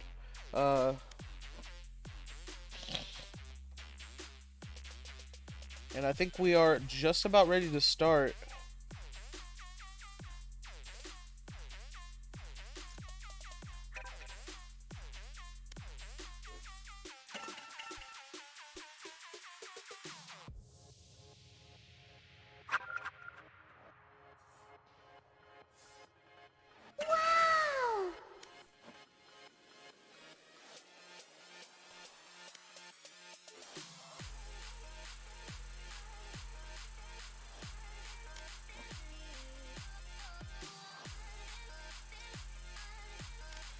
Oh my goodness. It's okay. We got it figured out. Okay, as soon as this last guy makes it into the Discord, we will be good to go. Lordy, lordy, lord. It has been a long day, stream. It has been a very long day. I didn't expect it to go this long, but you know what? I'm okay with it. It's been a good day. It's honestly been really fun to watch, really fun to cast, and really fun to just be a part of. I can completely agree with that, being especially competing against the likes of PP Poo Poo today. I was in that first bracket. My team, shitters.gg, we didn't exactly do too hot, but happy to be here in one way or another and just contribute whatever I can, especially helping out old Chef Low, who got a little bit off, in these last couple games. It may be past his bedtime at this point. But yeah, he was a little tired. He had to take a chill pill. We're good. We're good. We don't blame the man. He'll probably be back tomorrow. Wow. But, he's leaving the reins of me for a little bit, especially showing that he's like, yeah, you kind of got robbed on those matches, so I'll give you a second chance to get back in here, whether you're casting or playing. So, but regardless, just everybody here, it's enough to really play with, enough to work on, and especially giving us a show to some extent and giving us some good matches. That's all we really need. For sure, for sure. I mean, we started off with a banger. We had an absolute amazing games on Icebox. Both of the games were great. We got to see some more split play. Last game was great as well, and now our last game of the day is going to be on Bind. One of my, if not my favorite map in the game. So, you monster! I love Bind, dude. I really do. It's one of. I think it would be my favorite map. Yeah, I would say it would be my favorite map. But we're about to get into picks right here, so I'm excited, man. Like I said, I want to see the Yoru. I want to see the Rays. I know Jet's a staple, but even on this kind of map, I feel like Reyna and Raze take priority. Yeah, I completely agree. I mean, just Viper also being a huge pick right here from the side of these guys, just getting right there, enough real control of the map. She absolutely is the epitome of the term controller. She does such a great job of just getting those walls that go through everything. As you can see from Shimmery, that's the first absolute lock from either side because they are so confident about this pick. And I'm loving the confidence up front, seeing what they got going. Sage being a secondary, great little lockup for these sites. Reyna, a little one-dimensional of a character, but it's never hurt anybody because she's the one doing all the hurting around here, just absolutely moving over competition. So we've got to see how PP Poopoo really just finds a different kind of comp to lock this up. Find something possibly with the KJ, the Sova, the Sky, the Omen, and what's going to be our last little tick on this roster here. Yeah, it looks like they haven't decided to perfectly lock it in yet, but we do see Raze coming in for both teams. Choose your agent. I'm excited to see the Raze. Like I said before, she's such power on this map, and it looks like these are gonna get locked in. The Raze did swap up for next up into a Jet, so a little bit more standard from the duelist position, but okay. PP Poo locking in 2 initiators and 1 duelist. They say, you know what? Inferno played amazing last game on Omen. Since our new man, we got sent in, and Inferno's going to the fragger. Let's go. Yeah, and just speaking on like how everything's switching up in terms of roles, Brimstone going from that top fragging Jet last game to now going into a Sova position and not exactly even being a duelist anymore, and Inferno switching up to the Raze. That's going to bring a lot of different inputs to the table, and I feel like for this game, and especially how they played last time around, it's not exactly concerning, but it is definitely completely different than what I was expecting from either side, and definitely going to leave some questions in these first couple rounds to see what can be brought to the table. And I got to say, I mean, with how things are set up right now, with these guys next up having such a defensive-oriented kind of lineup, especially with that Cypher, I mean, PP Poo isn't too far behind on the ropes running that Killjoy. I got to say she has a little bit more potential when it comes to those post-plant situations and on the offense. But nonetheless, I mean, being here on Bind, you get that man set up on Hookah. I mean, he's going to be a force to reckon with. And I got to say, that's exactly why I love both these matchups. As you said, we're not seeing the traditional 2 duelists that we see in North America. We're seeing a lot of different inputs from these guys. And we're going to see possibly a couple first inputs here from both sides if we can get an opening pick. As we see Netherite grabbing that onto Good Luck Have Fun, and Inferno's trading it out over there on the other side of the field, getting E. Yeah, Inferno down to 20 HP, though.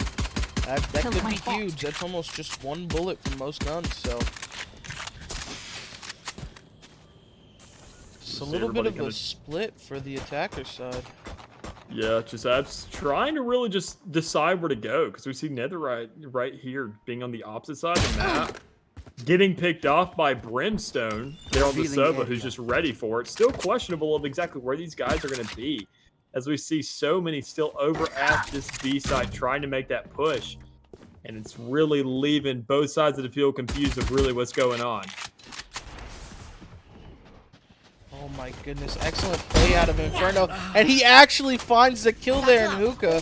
Spike planted. Oh, but immediately traded back by Sashimi.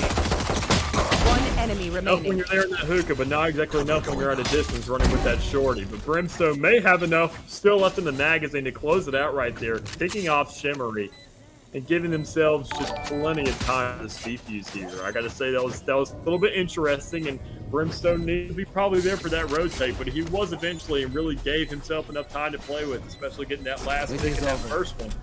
That alone really show what's going to be brought to the table from this guy. Still showing promise of a duelist, but just in the shoes of a man who's got a bow, an arrow, and a lot of different heads for it. Yeah, I'm excited to see how this single duelist comp goes. Inferno kind of played the cheeky angle there in Hookah with the shotgun, but he definitely out here proving that it wasn't just a fluke. He's not just a one-trick pony. He's out here collecting heads and collecting names.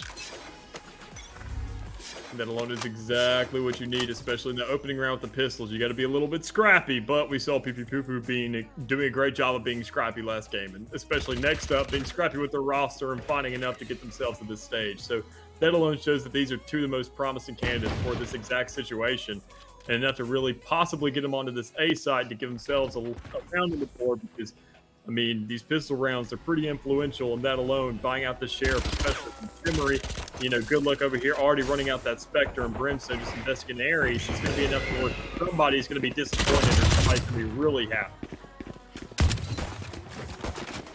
Revealing area.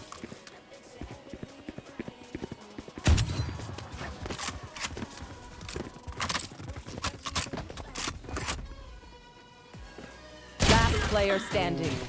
Spike down A. That was a quick pick from Good Luck Have Fun.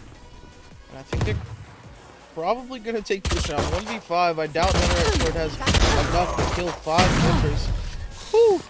The drop in from the Raze there, Inferno, and he's putting that shorty to work.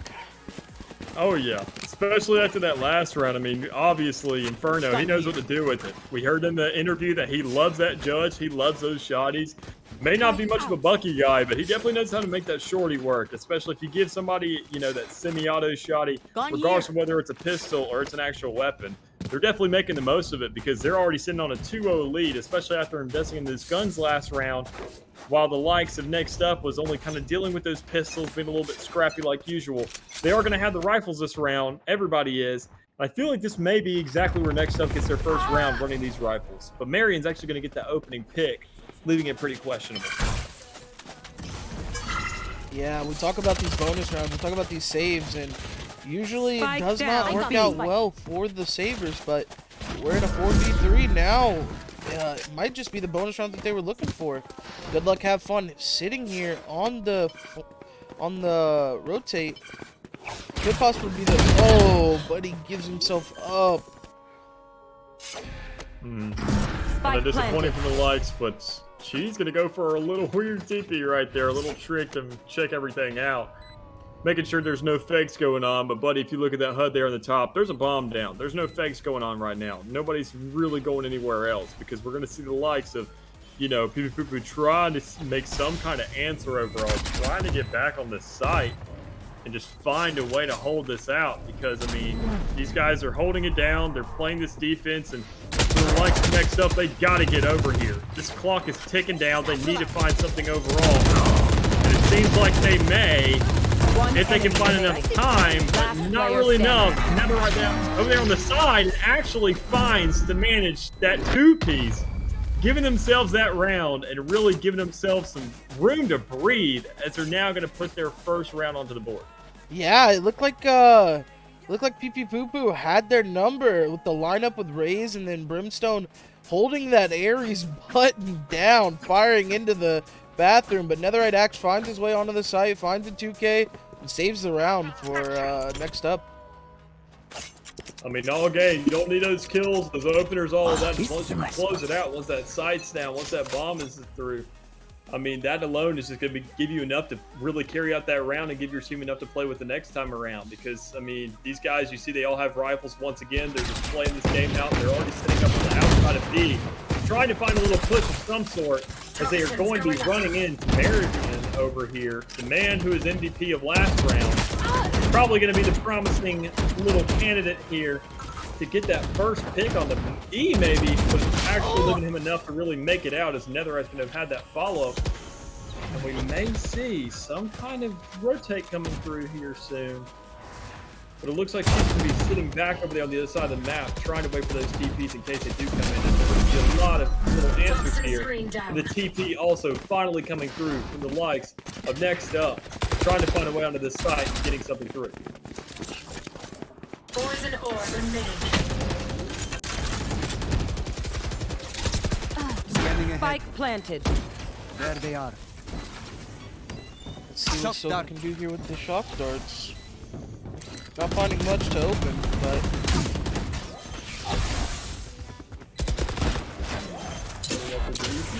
not exactly, man, sticking in this. He's going to actually be hit up by a lineup. from the likes of Last player Shimmery, standing. really pressuring that, but that's all right, as Peepy's going to actually just close in on the man and say, you know what, we're just going to kill you.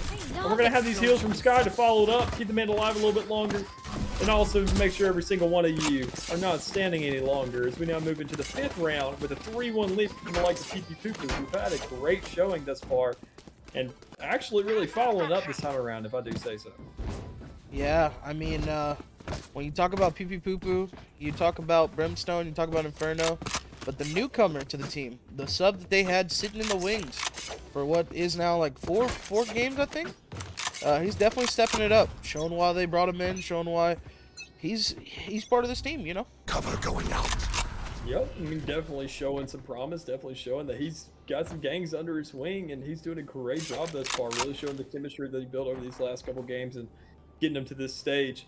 But speaking of the stage we're playing on right now, it looks like we're dealing with a little bit of a default for the likes of, you know, next up. So they got to find something here because they seem to be pretty kind of indecisive as they do get a man picked off. Saw Sashimi over there on the B side, over there on outside, over on B long.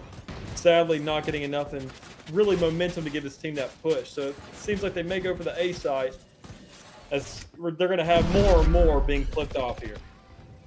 Last player standing. Oh, goodness. Oh, goodness. Brimstone absolutely just showing that he does not need a duelist to get into combat. Yeah. Showing that he's still get that 3-piece regardless of the circumstances. And giving the rest of his team these ults to play with this time around. Showing that they got a little bit of kick in themselves. But with that, next up, they say, hold up. Next up, this round is ours because they got 4 to play with. So if they find a site, they get that Viper down, especially with everything they have at their disposal, they could possibly really show that they could tie this out, I think, easily if they can allocate it. Yeah, it's something we see quite a bit. Omen's hiding their own smoke. Omen's playing with the advantages that they can garner with the teleport. Cover going out. Get out of my way! Where he feels at home, man. And he does find one. Saves his other TP and is able to successfully get out. Oh, but not exactly enough there. Because not only that, you also had another pick from Shimmery. There. Just guys everywhere getting picks here left and right from the likes of Next Up. I mean, they're finding some follow-up somewhere. If you see shots over here on the B side, he's not going to follow down the team. But, you know, it's enough to really play with because they're going to be finding a rotate and possibly finding this site. But people there and ready to kick. Gotta say, I'm kind of confused on why the rotate hasn't come back around to the A site here for Netherite Axe. Especially when you have these guys really to lock you down. But it doesn't matter, as Netherite's going to pick off Brimstone there through the wood over here in Hookah. Locked down, having to make a play. As Good Luck's going to be the last one standing, possibly able to find another clutch as he did in that last round. Or in that last game, excuse me. Oh, Netherite Axe saying, anything you can do, I can do better, as he clutches the round and leads his team to their 2nd victory. Just absolutely out here today. These guys just showing that they got enough under their wing to play with. And Netherite just absolutely showing that, I mean, this game isn't over yet. It's just started at that fact. I mean, it's a 4-2 game right now. There's really not too much under anybody's hands. Everybody's got some rounds on the board, and it's still pretty early. So, by that means, in that case, there's still a lot of ults to play with on both sides of the field, especially for the likes of Next Up, still having 3 at their disposal. Only issue is you got to be concerned about PP Poo-Poo. They have theirs into a duelist. Meanwhile, I mean, Next Up, they had to find that site first, so they really want to commit on it. And this is an awkward split. Trying to force the rotates out of the people on A site. The bomb is position B.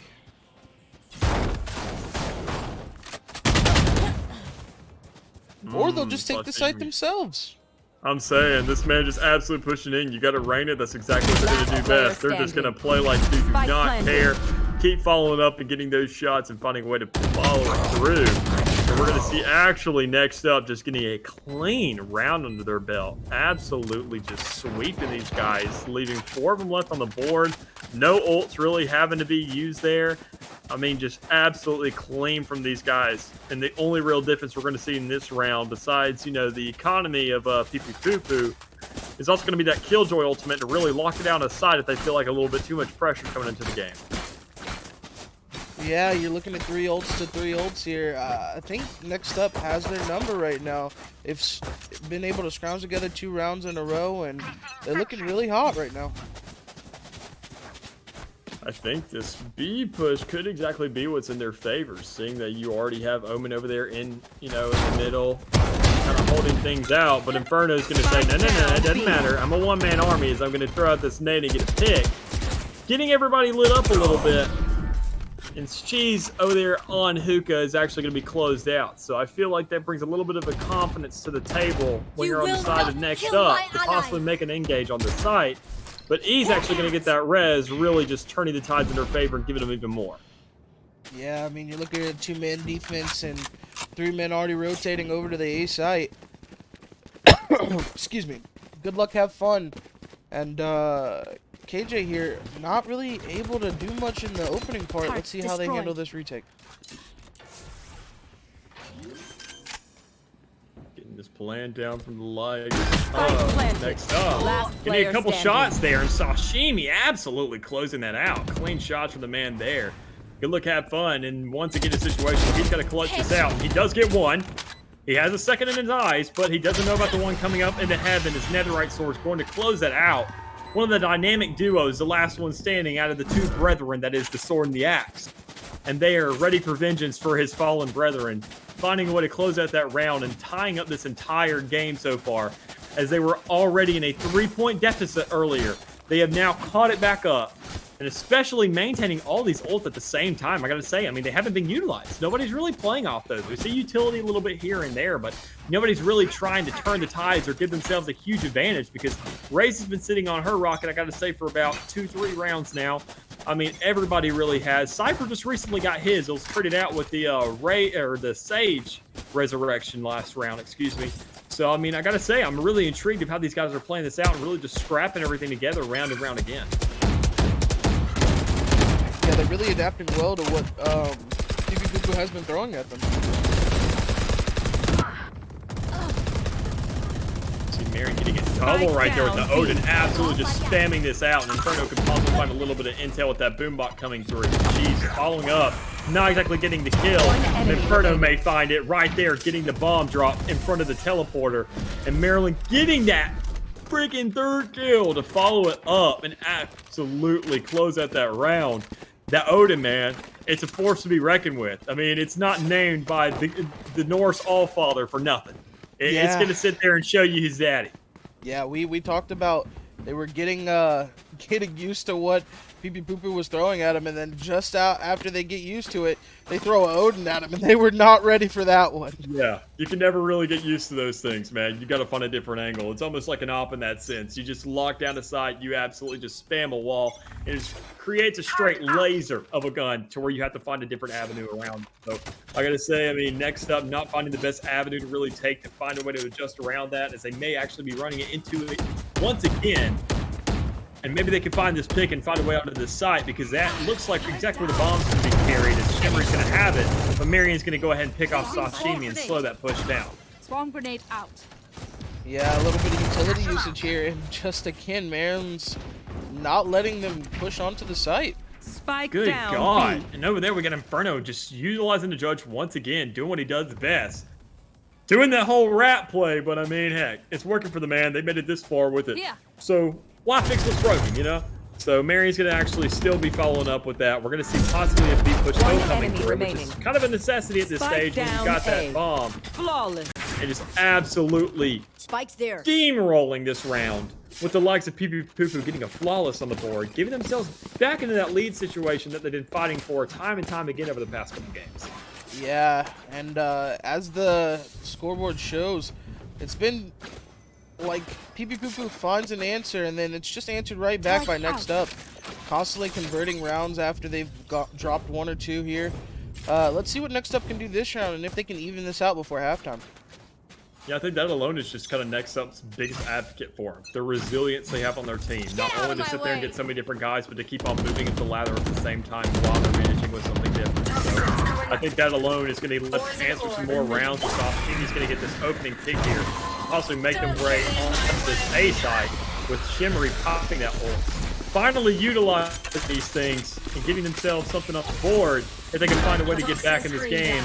If they follow through hard enough. But I gotta say, that Cypher ultimate, getting those last 3 locked down, and that Killjoy ultimate coming through, that made the one counter for these guys if something really is going to happen.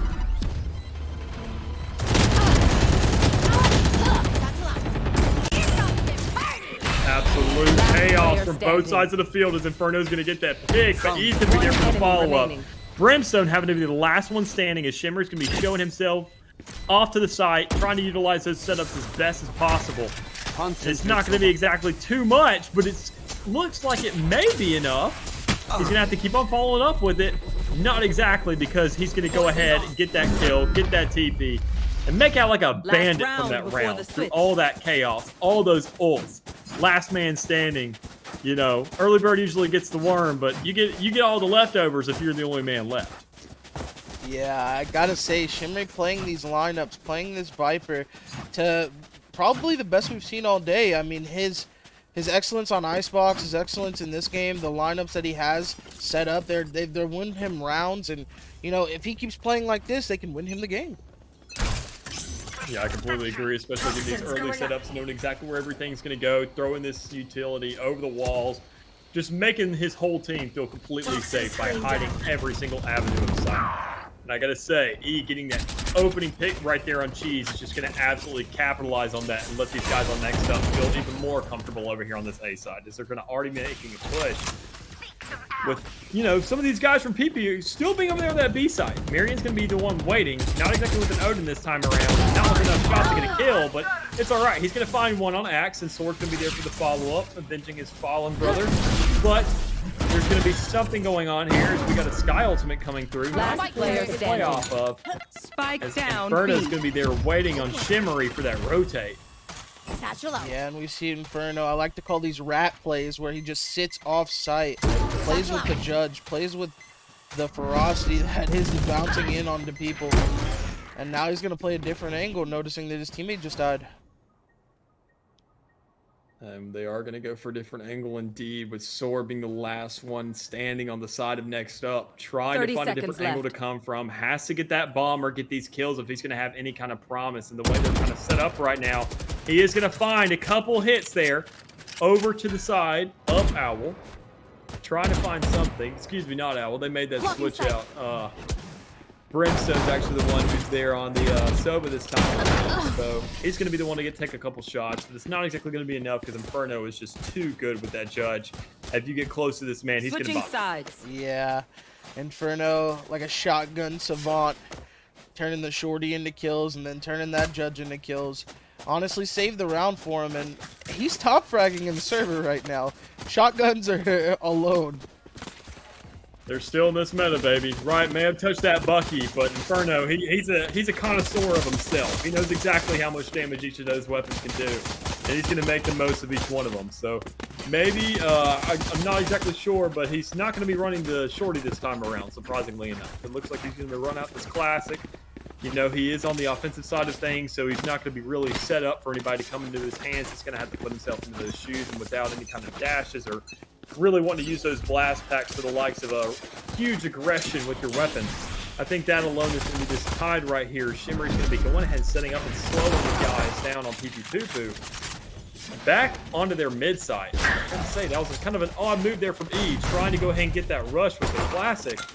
When he runs into a, side of 3 men, but now one less because Shimmery's going to pick off the likes of Omen right there.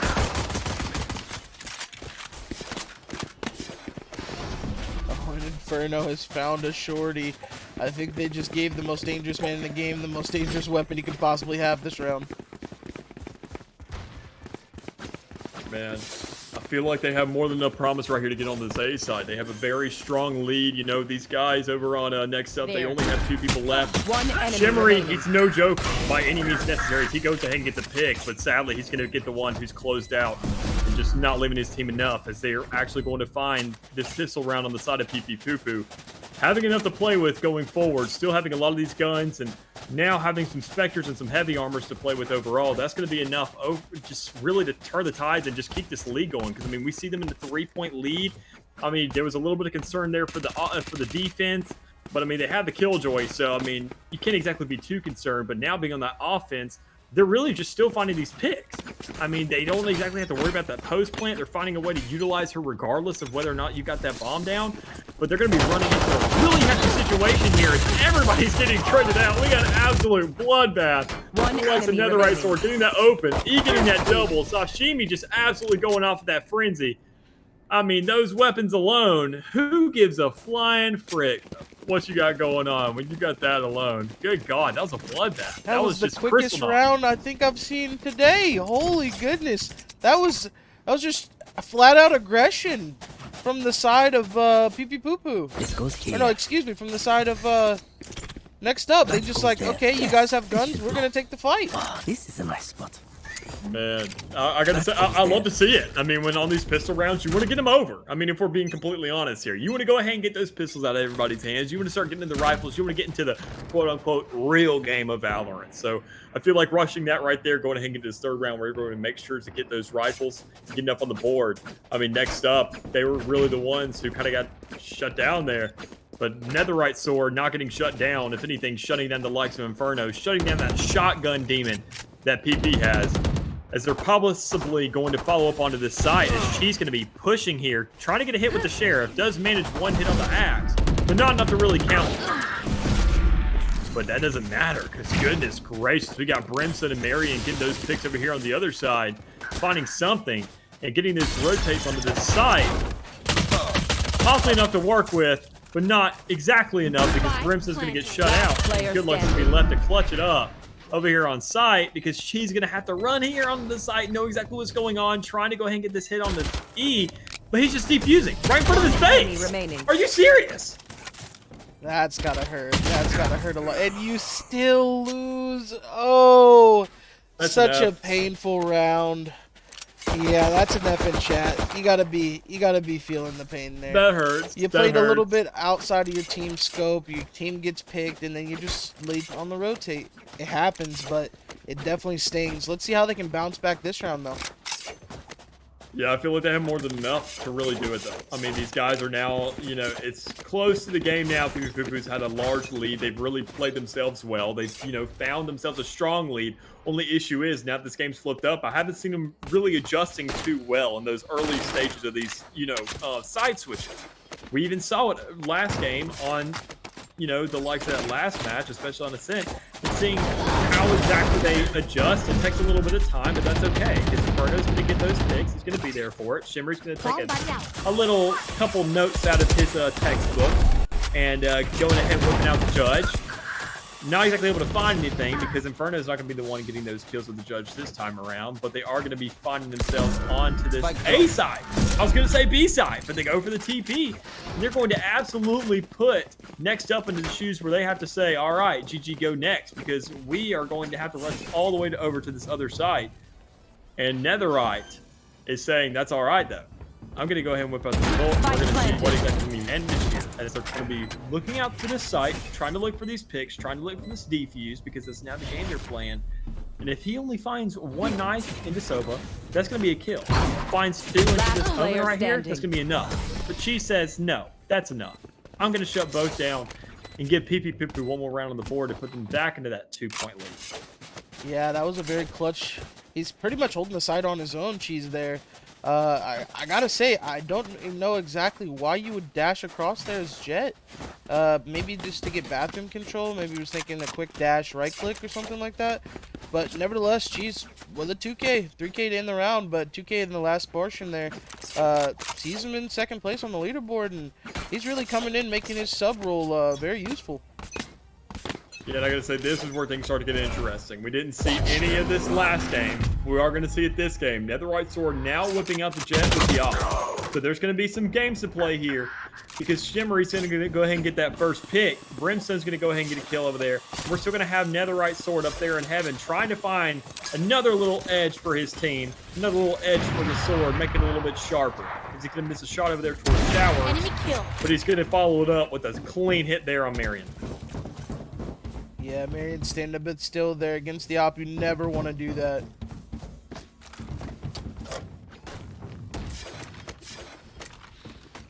Inferno with a nice little creep here. He's got it. He's just got to follow it up. You guys are kind of stuck in a weird situation. They know he went TP. You know, possibly if you know it's Raze and get those eyes on it, it's Inferno, and he's going to be sticking there. So you do not want to touch that teleporter if you're anybody on Next Up. Yeah, 3v5 situation. You have 3 members from Next Up rotating over, and it looks like it's going to be a pretty standard take. Inferno is going to hold his position, but one of his teammates falls to the op. I am the hunter! Brimstone could actually pull something out here with that ultimate, but not enough because he had Netherite charging him right there, surprisingly, with that classic, because he had the op as the primary. So, I mean, it wasn't really too much to play with, but they're going to reward him nonetheless, give him that deep use. As Next Up, they're not exactly flawless. They did lose 2 men in that last trade, that little skirmish there at the end, but it is going to be enough to really give them another round on the board and catch up here to put themselves at only a 1-point deficit rather than 2. Yeah, and as we look at the money now for both teams, it's going to be rather sparse after this round. No matter who wins or loses, somebody's definitely going to be in a deficit. I mean, that's most definitely true. We could possibly go into an overtime forever. So, I mean, you know, you can never say never. But the way things are playing out, especially with PP showing that they've had such a strong lead today, they've found a way to just keep on top of everything and find a way to keep on holding those leads. Especially with Marion getting that Ares kill to open everything out right there. I mean, I feel like they have more than enough promise to really keep this going, especially being so close to that 13 threshold that they need, as they're going to find that second onto E. Marion once again being the man to really call everything out so far, and really just having to chase these guys back because that Sky ult's going to keep on shoving them and shoving them and shoving them. And speaking of shoving, Sashimi's going to get shoved into sight by that Killjoy nade.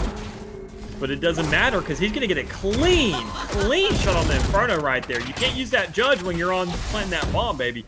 But he's going to keep on trying to continue it right here. Resetting that Empress time, really giving himself some more time to play with. Having that Vandal play like an SMG. One enemy remaining. To keep on getting those shots, maybe enough to really follow up. But he's absolutely flipping the tables and saying, who cares about your ults? Who cares about your players, man? I'm here to clutch. And that's what you want. Like I said, Cheese time and time again coming out clutch in a 2v1 situation with an ulted Reyna. Oh my goodness, this is such amazing gameplay coming out of him and all the boys over there at PP. Now Next Up is scrambling. What do you do now? You have a broken bye, maybe another broken bye next round.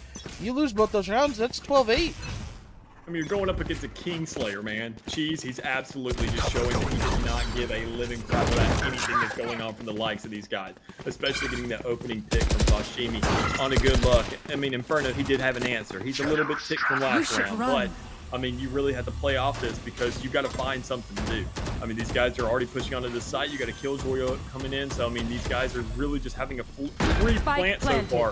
And Netherite, he possibly may find something in an answer as he does pick off Cheese right there, getting a little bit of vengeance. Still a little salty from that last round. Gonna find possibly Inferno, but no, sir, he's not. Once you get within 15 meters of that man with that Judge, he's going to sit there and shut whatever kind of assault you have down instantly. And Marion being there for the follow-up, absolutely just shutting out these guys as they get that plant down, those kills all across the board, and just really showing that they want to close this out. Go ahead and get this game over with so they can get well rested for tomorrow. Inferno with the rat mode engaged here on Bind. I do have to say that there are a couple of their Raze one-trick Judge users in the higher elos, and he is doing his best to emulate those players. I mean, just how they're playing it right now, just goodness gracious. I mean, I don't even really know what to say. There's a lot of ults going down there. Shimmer tried to pull something out with the ultimate, but it's a real shame when you're dealing with the likes of Inferno, and he's already going to be sitting there waiting for you as you're throwing your hands up trying to get that gas all around. But I mean, speaking of things that have to play around the wall. What do you do against it? Like, oh Good God, man. dude. Just literally run rifles or ops for the rest of the game. Don't get within 50 meters of anybody. Lord knows if it's raised, you're gonna die instantly. If it's Inferno, he's going, you're gonna die instantly. So don't do that. Because dude, stop. Wow, another kill, and it ties up the, well, it was tied 3-3, but Brimstone finds a pick here. Sashimi on the flank, and Brimstone picks him off, even though he had PP's advantage there. I think this round is going to go to pee-pee-poo-poo. You know, I'm completely in agreement with you there. The way it is, Emery's the last one left, as he swings, and, you know, he tried to shoot down that hawk, but instead he got blinded by it, sadly enough, so... He finds one through the wood there. Yep, he does. Only issue is he's got that bomb to worry about. He's trying to do something. He's trying to cover it. I mean, just the way everything's stuck out right now, I really don't know if it's enough to play with, and it's not. As he's going to go ahead and get closed out, Brimstone's going to get the triple that round, and these guys are going to be on match point with a 4-point lead over the likes of Next Up. Yeah, Brimstone really playing to his advantages here. I mean, we talk about Inferno all day, but Brimstone has been quietly leading the server. 24 kills and only 9 deaths, so he's doing it very, very disciplined and very, very cautiously. Yeah, I think that alone, I mean, I would say that's kind of like, I mean, usually you want to look at the top of the leaderboard for MVP status, but just the way everything's been kind of playing out, I mean, Brimstone, he's obviously been a top fragger regardless of if he's in those duel issues or not, but just absolutely showing that, like, he's just a great follow-up. Anytime that not Inferno, but Inferno gets really cut off, he sits there and just finds a way to follow it up. And he's really doing a great job of doing the follow-up for those duelists and finding a way to trade out those engages. But Cheese showing that he's going to be the man of the hour for this round because he's going to find that first hit, find that second one, possibly get the third. Absolutely just slaughter everybody. Holy shit. And that's what we wanted to see. That was such a great game and a great losers bracket final there. Man, like, what more can we say? Cheese came in, did his thing. Inferno came in and did his thing. Brimstone came in and did his thing. Their whole team just popped off. Yeah, I mean, good God. I mean, Marion, we saw him at the top of the leaderboard last time around, and we could see he went 16 and 13, but he definitely had his rounds. He was definitely prominent throughout the whole game and definitely had his moments. So that alone, I feel like everybody did. We constantly had eyes on Inferno, which could make him an advocate for MVP, really. But, I mean, just the way everybody's been kind of playing everything out, Cheese getting that clutch there at the end, absolutely just time and time again. We saw the dude clutch up, what, 4 times this game? Yeah. So, I mean, he just absolute menace to society. Yeah, I think I'd have to say coming in as a sub, coming in fresh, you know, he probably had a different perspective of the game. It was a really good game from him. But I think Inferno deserves MVP. Only duelist on the team, constantly fragging out, playing, I will say from a detriment weapon-wise, even though we know the judge is bananas, but definitely doing what he was supposed to do as a duelist and as a lead fragger. Yeah, I completely agree with you. I mean, I feel like, especially we mentioned, I mean, I do want to note, at one point when I was talking about don't get within 15 meters of this guy, he absolutely, while I'm saying that, blast packs out of hookah over towards that CT side and just literally shotguns a man from, you know, like 40 meters out. Just says, who cares about distance? I'm going to close it as quick as possible. Just you really just shoving up the whole field and absolutely being a menace anywhere he is. Yeah. I think he was the most consistent. And that alone is just kind of why he deserves it. Yeah, I agree. Well, we will have a interview with the MVP Inferno here shortly. This will be our last intermission. We will have the interview and then we will end the stream tonight and pick it back up for the grand final tomorrow at 8 p.m. CST. Don't go anywhere. We'll be right back.